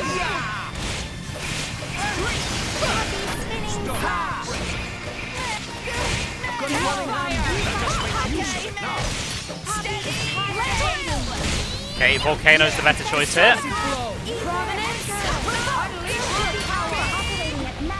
Well, it seems it's finally time to talk about level 4 specials. Level 4 specials are more special than the specials you're used to. You can't charge them up by using arts. How do you use them then? Well, you just need to stay physically close to your blade. If you stay close to your blade, your level 4 special gauge will increase. When the gauge is full, activating the special will make the driver and blade unite in body and soul to deliver a truly spectacular attack. Right, I guess I should try and show that off then. Here we go. Preparing to strike. You should step back, as I thought.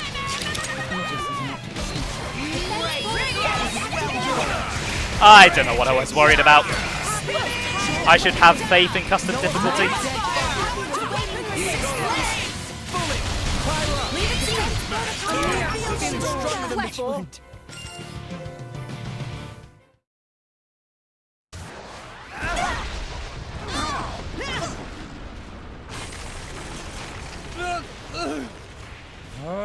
What?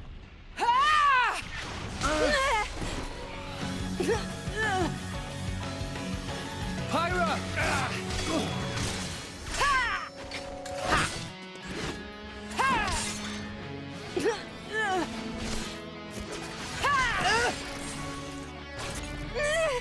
Stubborn child. Why don't you just give it up?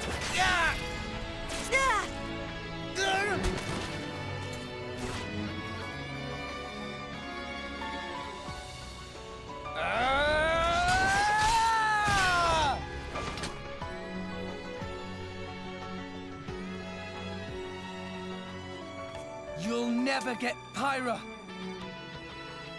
She's more than just the Aegis or some kind of weapon. She's a living being.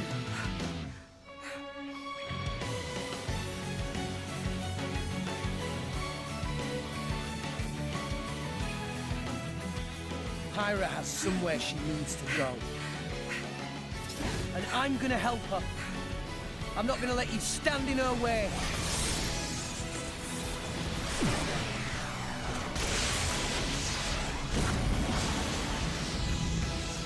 This is getting tiresome. The power of the Aegis is formidable, but the driver's skill betrays her.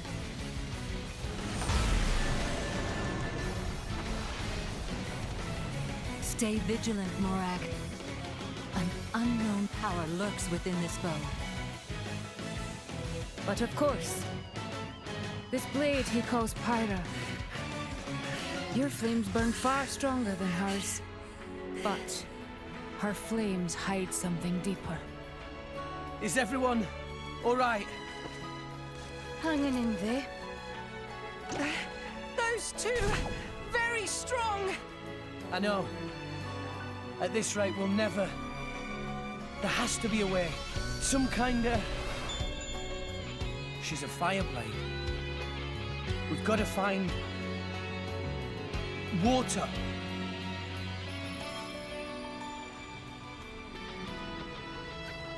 There! Guys, are you ready to run? Sure. Then follow me.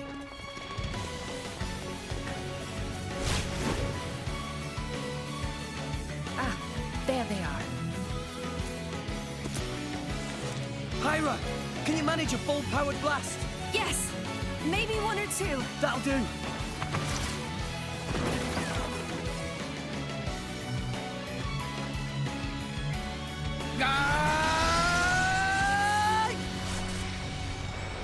Take this! Yeah! You're getting predictable, boy. Ah!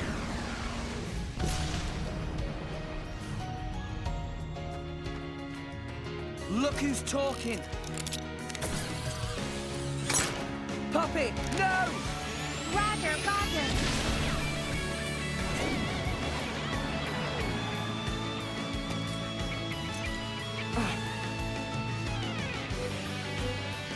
The water tank. So that's their plan.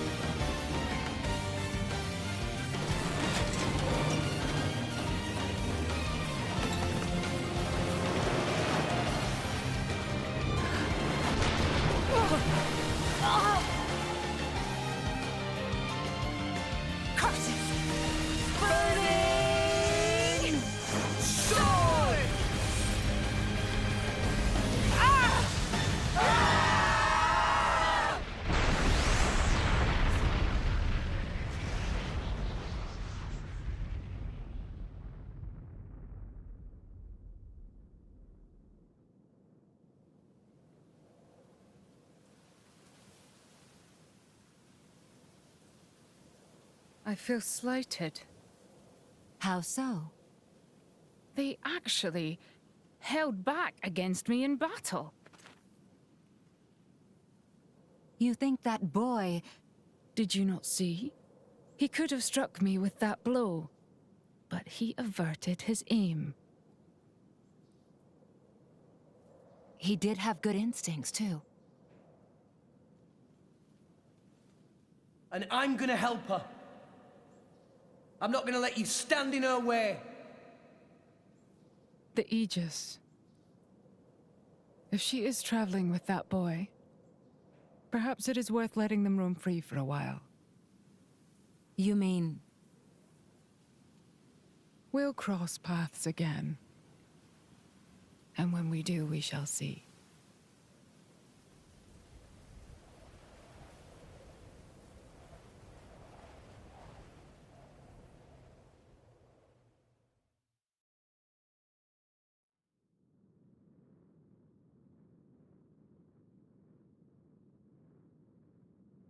I don't think they're following us. Perhaps we're safe for now? You're right. We should get some rest. I can't go any further. Ah, Tora is pooped as well. See you later. Huh? We are grateful for all you've done. We wish you well on your travels. Farewell. I want to reach Elysium. What? I made a promise. I'm taking Pyra to Elysium. It's just... She gave half of her life to save mine. I owe her. Oh, Rex. But half the world seems to be after her. With the Titans dying off, living space is running out. That's gonna start wars. And people need weapons to fight wars. That's why they want her. If I can prove Elysium exists, maybe I can stop the war that's coming. But fighting Morag taught me something. I'm not strong enough. I can't do this alone. Nia, you're a driver. We could really use a companion like you. If you wanted. Elysium. Do you really believe in that myth, kid? Well, Pyra told me that she was born there. Yet here she is. So it must exist. Right? Your logic is almost as good as Dougal's. Listen, Rex. I don't know if you're stupid or just too nice for your own good. But what if Pyra's just lying? What if this is all an act, and one day she turns round and stabs you in the back? Pyra wouldn't do that. Of course I wouldn't. I don't have a knife. So... serious. She...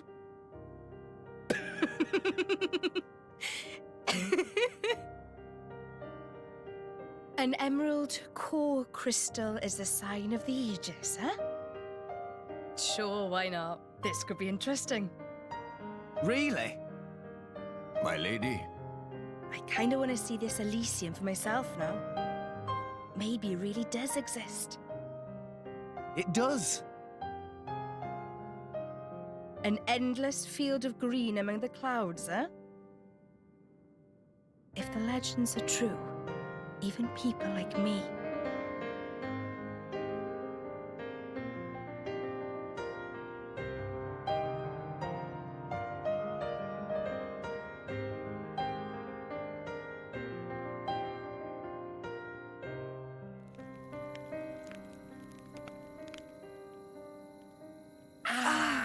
I'm sorry. Did I wrap it too tightly? It's fine. I'm fine. See?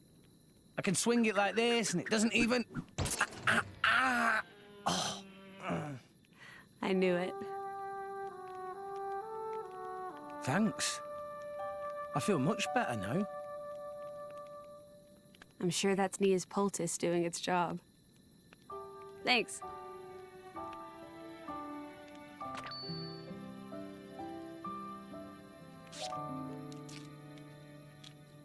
Pyra, you hurt too.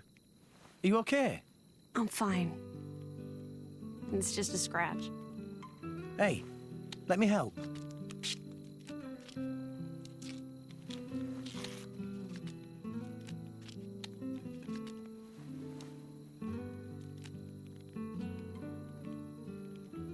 Thank you, Rex. No worries. Least I can do. There, all done. How's that? Looks good. Rex?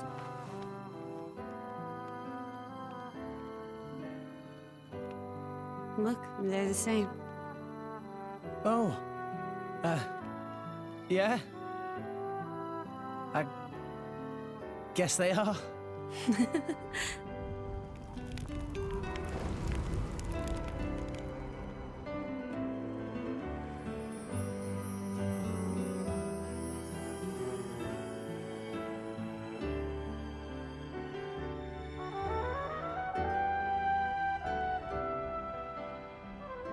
So beautiful. Yeah. It really is. I guess that's probably because you made it, Pyra. Huh? No. What? I didn't mean it like that. You're just, really good at making fires. That's all. It's what I do.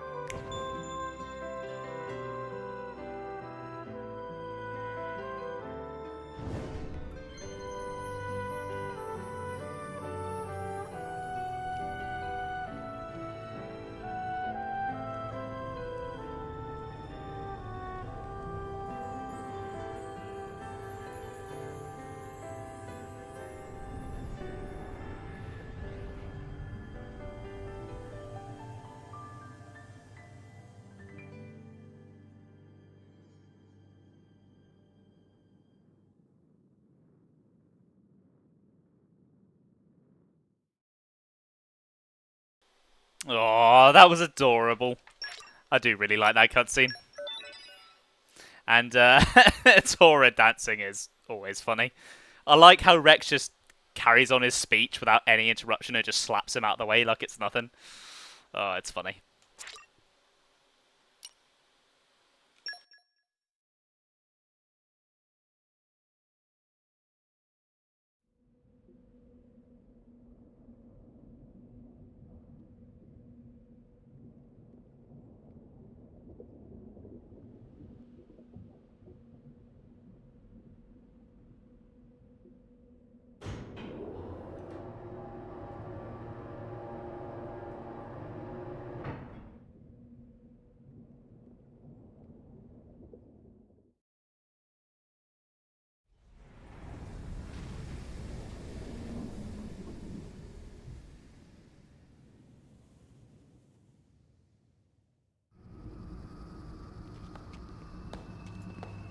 Welcome home, Jin. Hey, Akos. I hear the Aegis awakened. Nasty shock for you? Or was it? Of course, my script showed how everything would play out from the start. Sure, you say that once it's all over and done with. It's easy to act smug when hindsight's on your side. Shut your mouth, Abrona. I'm shaking to my core. Where are the other two? Mikhail's inspecting the Ardanian factory. And my beloved sister is out hunting, as always. I'm sure she'll have found plenty of drivers to chew up and spit out by now. She likes to hunt, all right. Not sure we can use all of those core crystals, though. Do we know where the Aegis is right now? Have no fear, Jin. Of course we know her whereabouts. Abrona? Yeah. It seems they're currently traveling away from the urban area of Gormott. Leaving the town? But there's nothing out that way. Perhaps they're on their way out of Gormott itself. Oh, and... What? It seems a certain shipment has set out. The core crystals heading to Indal for cleansing, huh? How pious of them. Shall we handle them? I can deal with that myself. You concentrate on the Aegis. Understood. Well, I am looking forward to clapping eyes on the Aegis. By the way, what of Nia? You know where she is? Yes. Look, this dot here. Without a doubt, this is Dromark's wavelength. It seems they're traveling together with the Aegis. With the Aegis? Huh. Do as you see fit. Understood. You don't need to ask me twice. Right then. We're gonna take the Monoceros. As you wish. Hey. Don't do anything too reckless.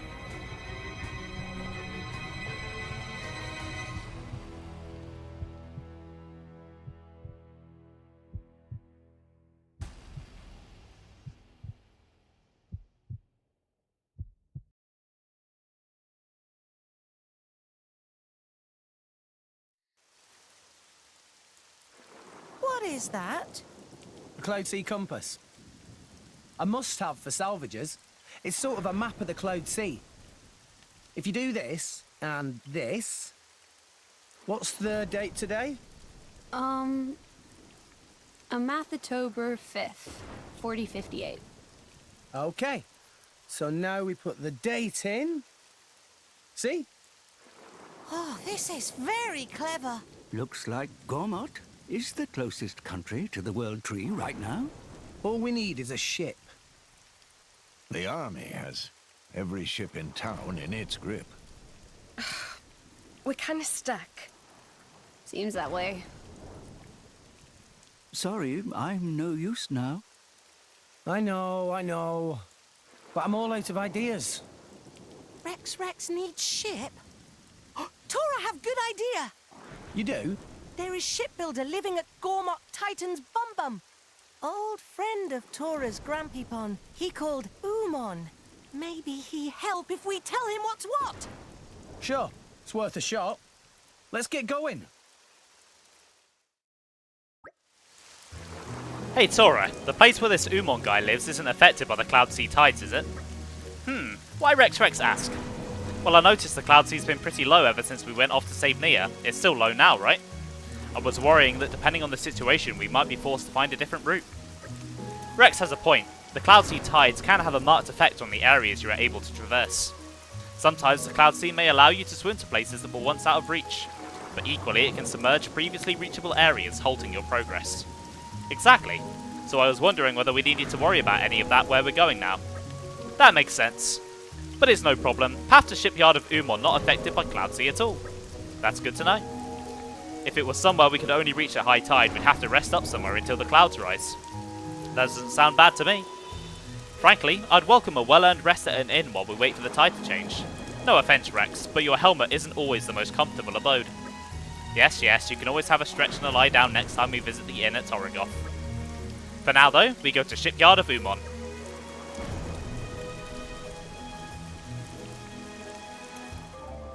You now have the option to take long rests at lodging facilities. This lets you rest until the tides of the Cloud Sea have shifted.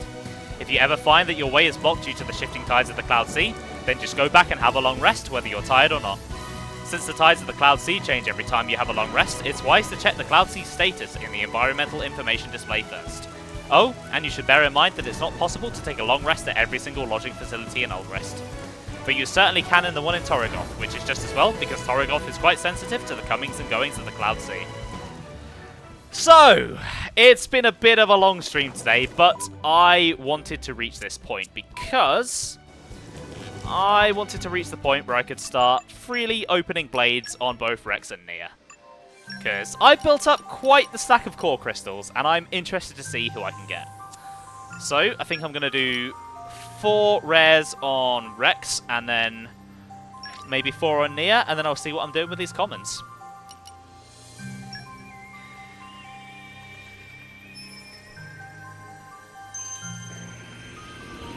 Cosmo's first try. Oh, I wish. If that happens, Blunter, I'll give someone a gift sub.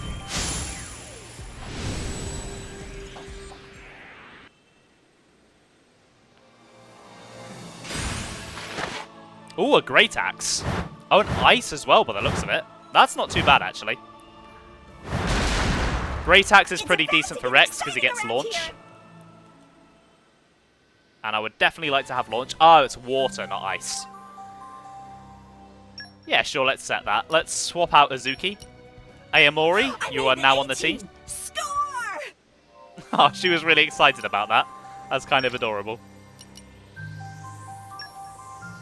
Okay, crystal number 2.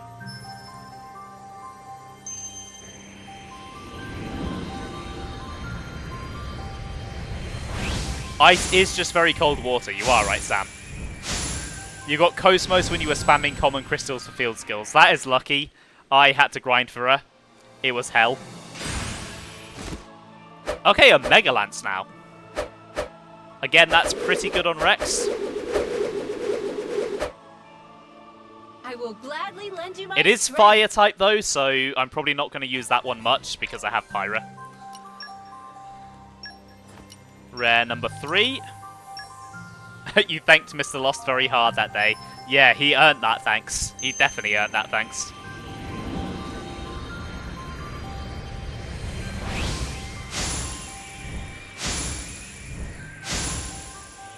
Okay, I recognise that silhouette. That was definitely a common.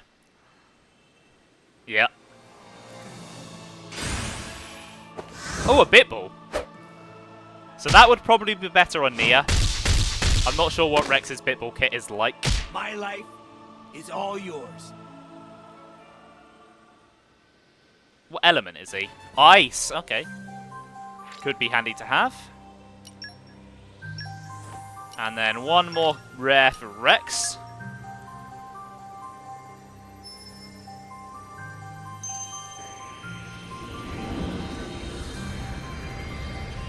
A footballer blade. Yep. Okay, let's see who this is. It should be a rare because I've done the points for the pity system. Ah, Azami.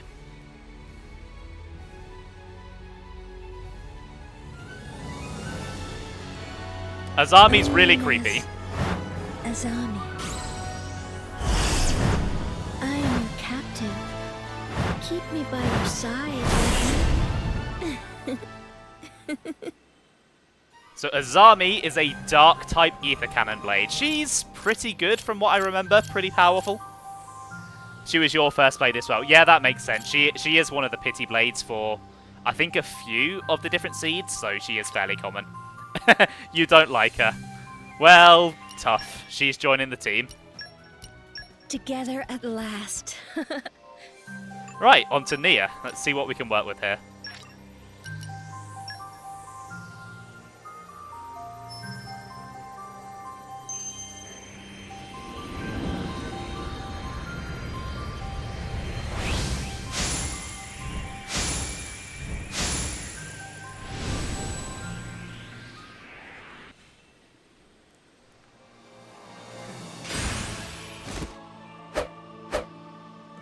Ooh, I think that's a dark element one.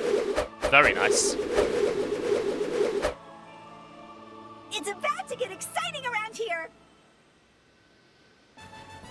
Yes, it is Dark Element.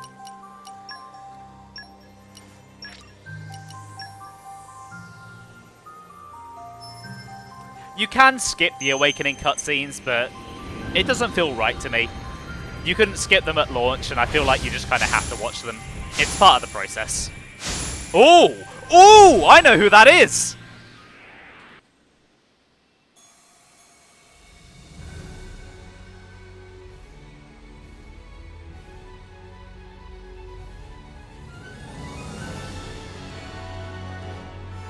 My name is Percival.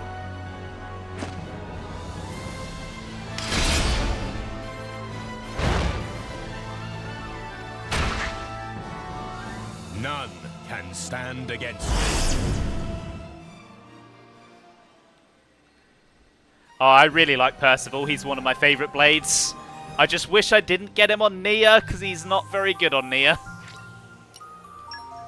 Did I ever grind for the OP generic blades? No, I never did. I didn't see much use of them for me. You thought the common blade types were equally common. I think the actual elements are, yeah. I don't think there's a particular weighting between each element unless you use a booster.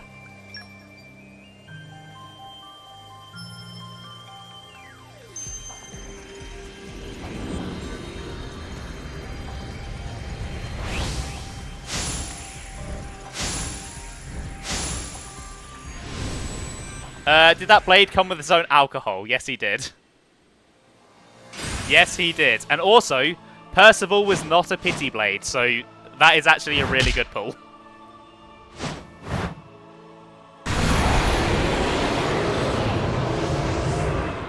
My power is now yours.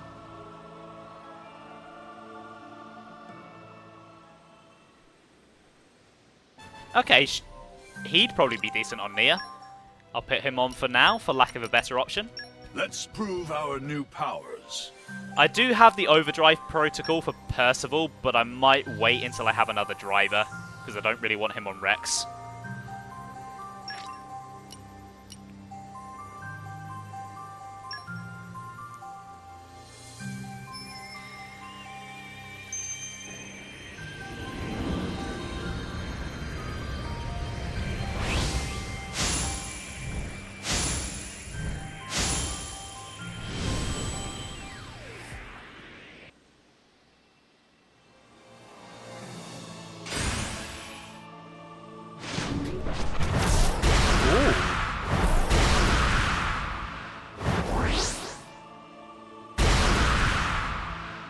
Don't worry, I'll go above and beyond. Not terrible for Nia. She is good with ether cannons. Not sure how I feel about more fire, though. Now, I think on to some legendaries, then. I think, how many do I have? I think I've got 25. I don't want to burn through all of my legendaries now, so I think I'll do 3 legendaries on each for now. Save most of my legendaries for later.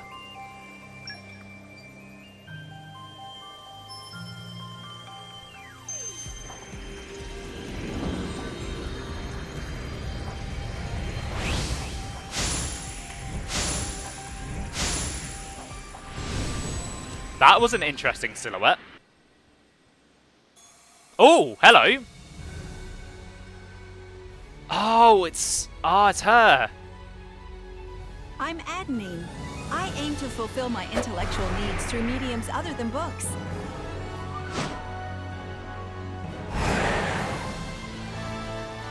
Time to travel the great wide world and stimulate the synapses. Yeah, Adenine's a really cool blade. She's a good fit for Nia as well because she's a healer.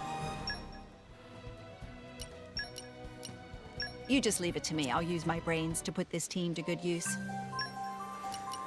Okay, I've had some really good luck so far.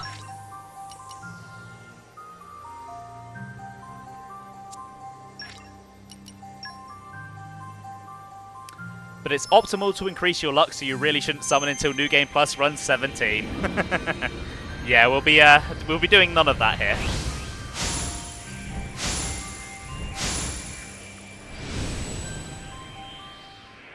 Oh yeah, the gacha itch can be very addicting. I might start skipping the common blade ones just because they're all very similar. Oh, no, sorry, didn't want to equip you.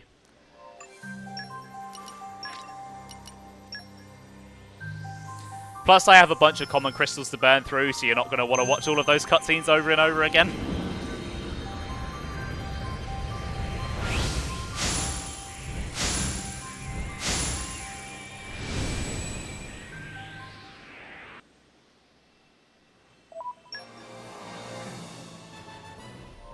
Oh, it's a shield hammer.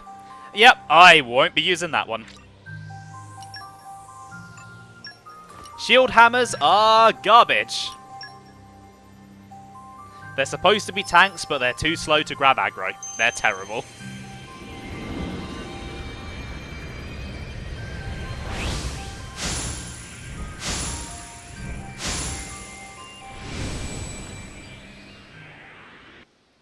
Yeah, and Nia's like the worst driver for shield hammers as well.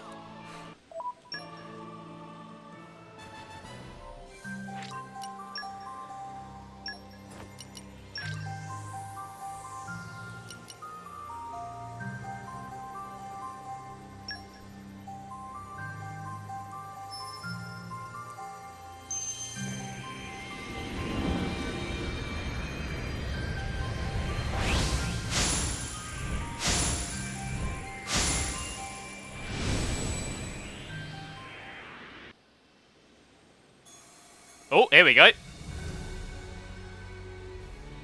Oh, no. Oh, for fuck's sake. Hi, Ursula. No. Pleasure.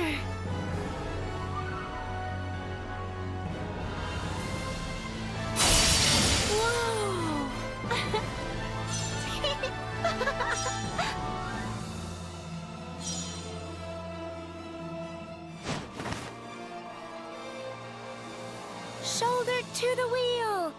Right, Barry? At least I got it early. I suppose so, Blunter. Am I doing blade quests? I'll be doing some of them, but I won't be doing a blade quest for every blade I get, because I am not ever doing this fucking blade quest again. Never again. It's awful. She may look cute, but she's evil.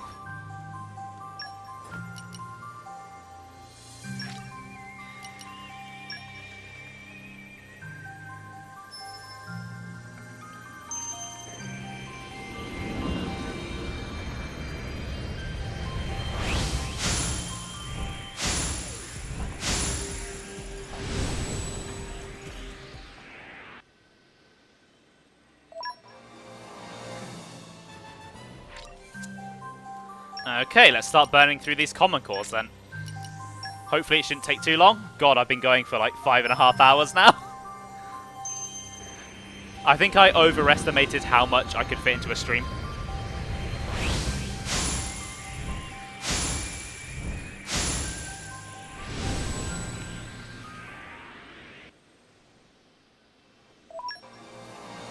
Sunrise gacha stream. Maybe not sunrise. I am starting to get quite sleepy now. This is the new standard length. Yeah, I can't keep that up. I can't maintain that.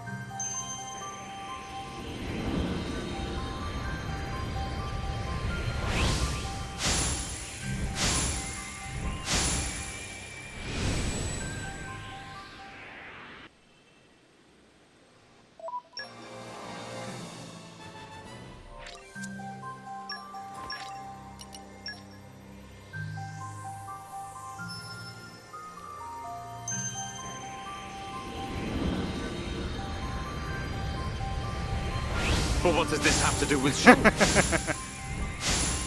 Well, technically, if you have the DLC, Shulk is a blade, so... You can't pull him from the gacha, though. That's Dunban over there! Unfortunately, Dunban's not a blade. God, I didn't expect to have 14 common core crystals already. Like, I knew I'd have a lot of rares and legendaries from the DLC, but I thought I'd only have a few commons.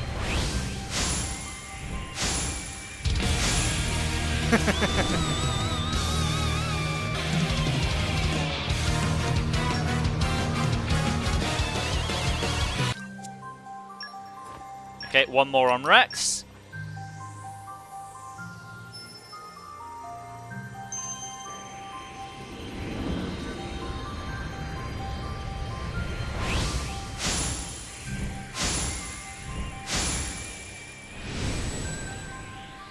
I think that's a big boy. Don't think it's a rare.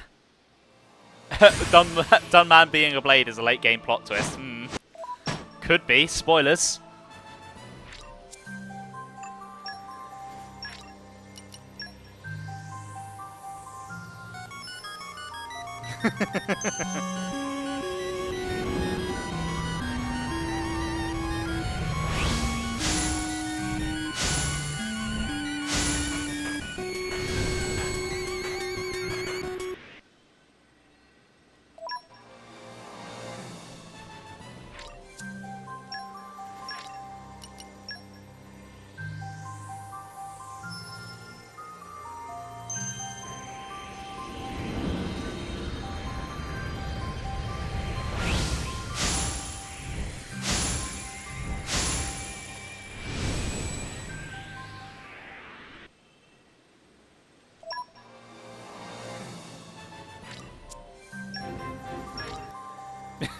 Oh, I'm trying, believe me. If I will it into existence, it will happen before the end of stream.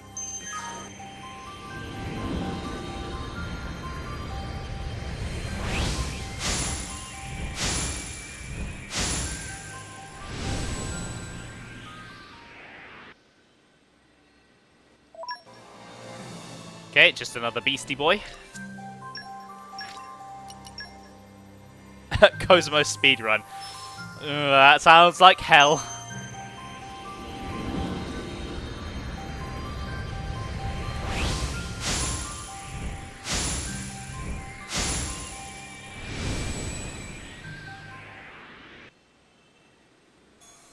Hey!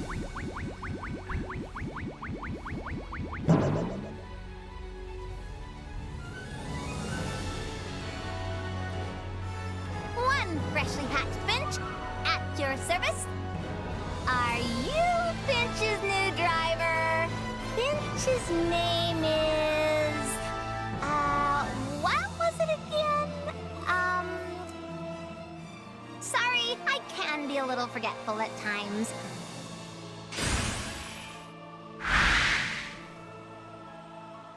But I work really, really hard. Wait. What am I supposed to be working on? So, Finch is a wind element shield hammer, so Finch is not good. Finch is not a good blade at all. She's one of the worst in the games, but she's adorable, so you can't hate her.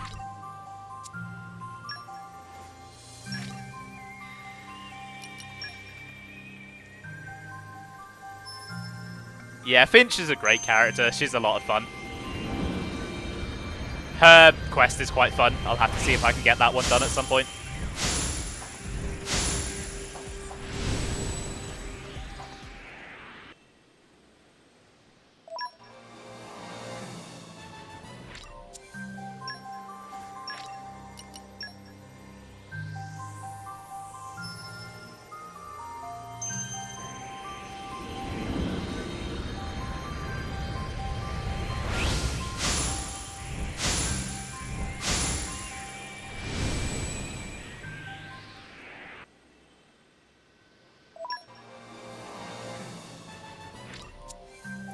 Right, one more core crystal left. This is the one. Let's kiss the controller for luck. Give me Cosmos.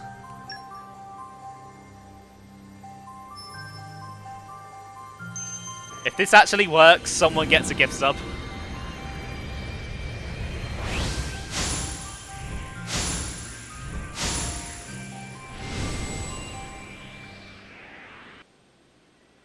Never mind, no gift sub for you guys. Well, I think that's going to have to be where I call it. I've gotten through quite a lot of the game today, got through the first 2 chapters, escaped Torna, clashed with Morardane, and next time, I'll be getting started on chapter 3 and heading out in search of a boat to reach the World Tree. But, before I finish off, I have a slight little announcement. A new Xenoblade game means more opportunities for sound alerts and emotes. And I have a brand new emote that I'll be debuting right now. Tora sweating when he got caught for being a pervert. It's a funny face. I'll be making it a tier 1 emote for the next month, and then after that it will be becoming a follower emote for your use. And that will probably do it for today. An Ursula Blade Quest stream would be funny. No, I don't think it would be, IM Pro.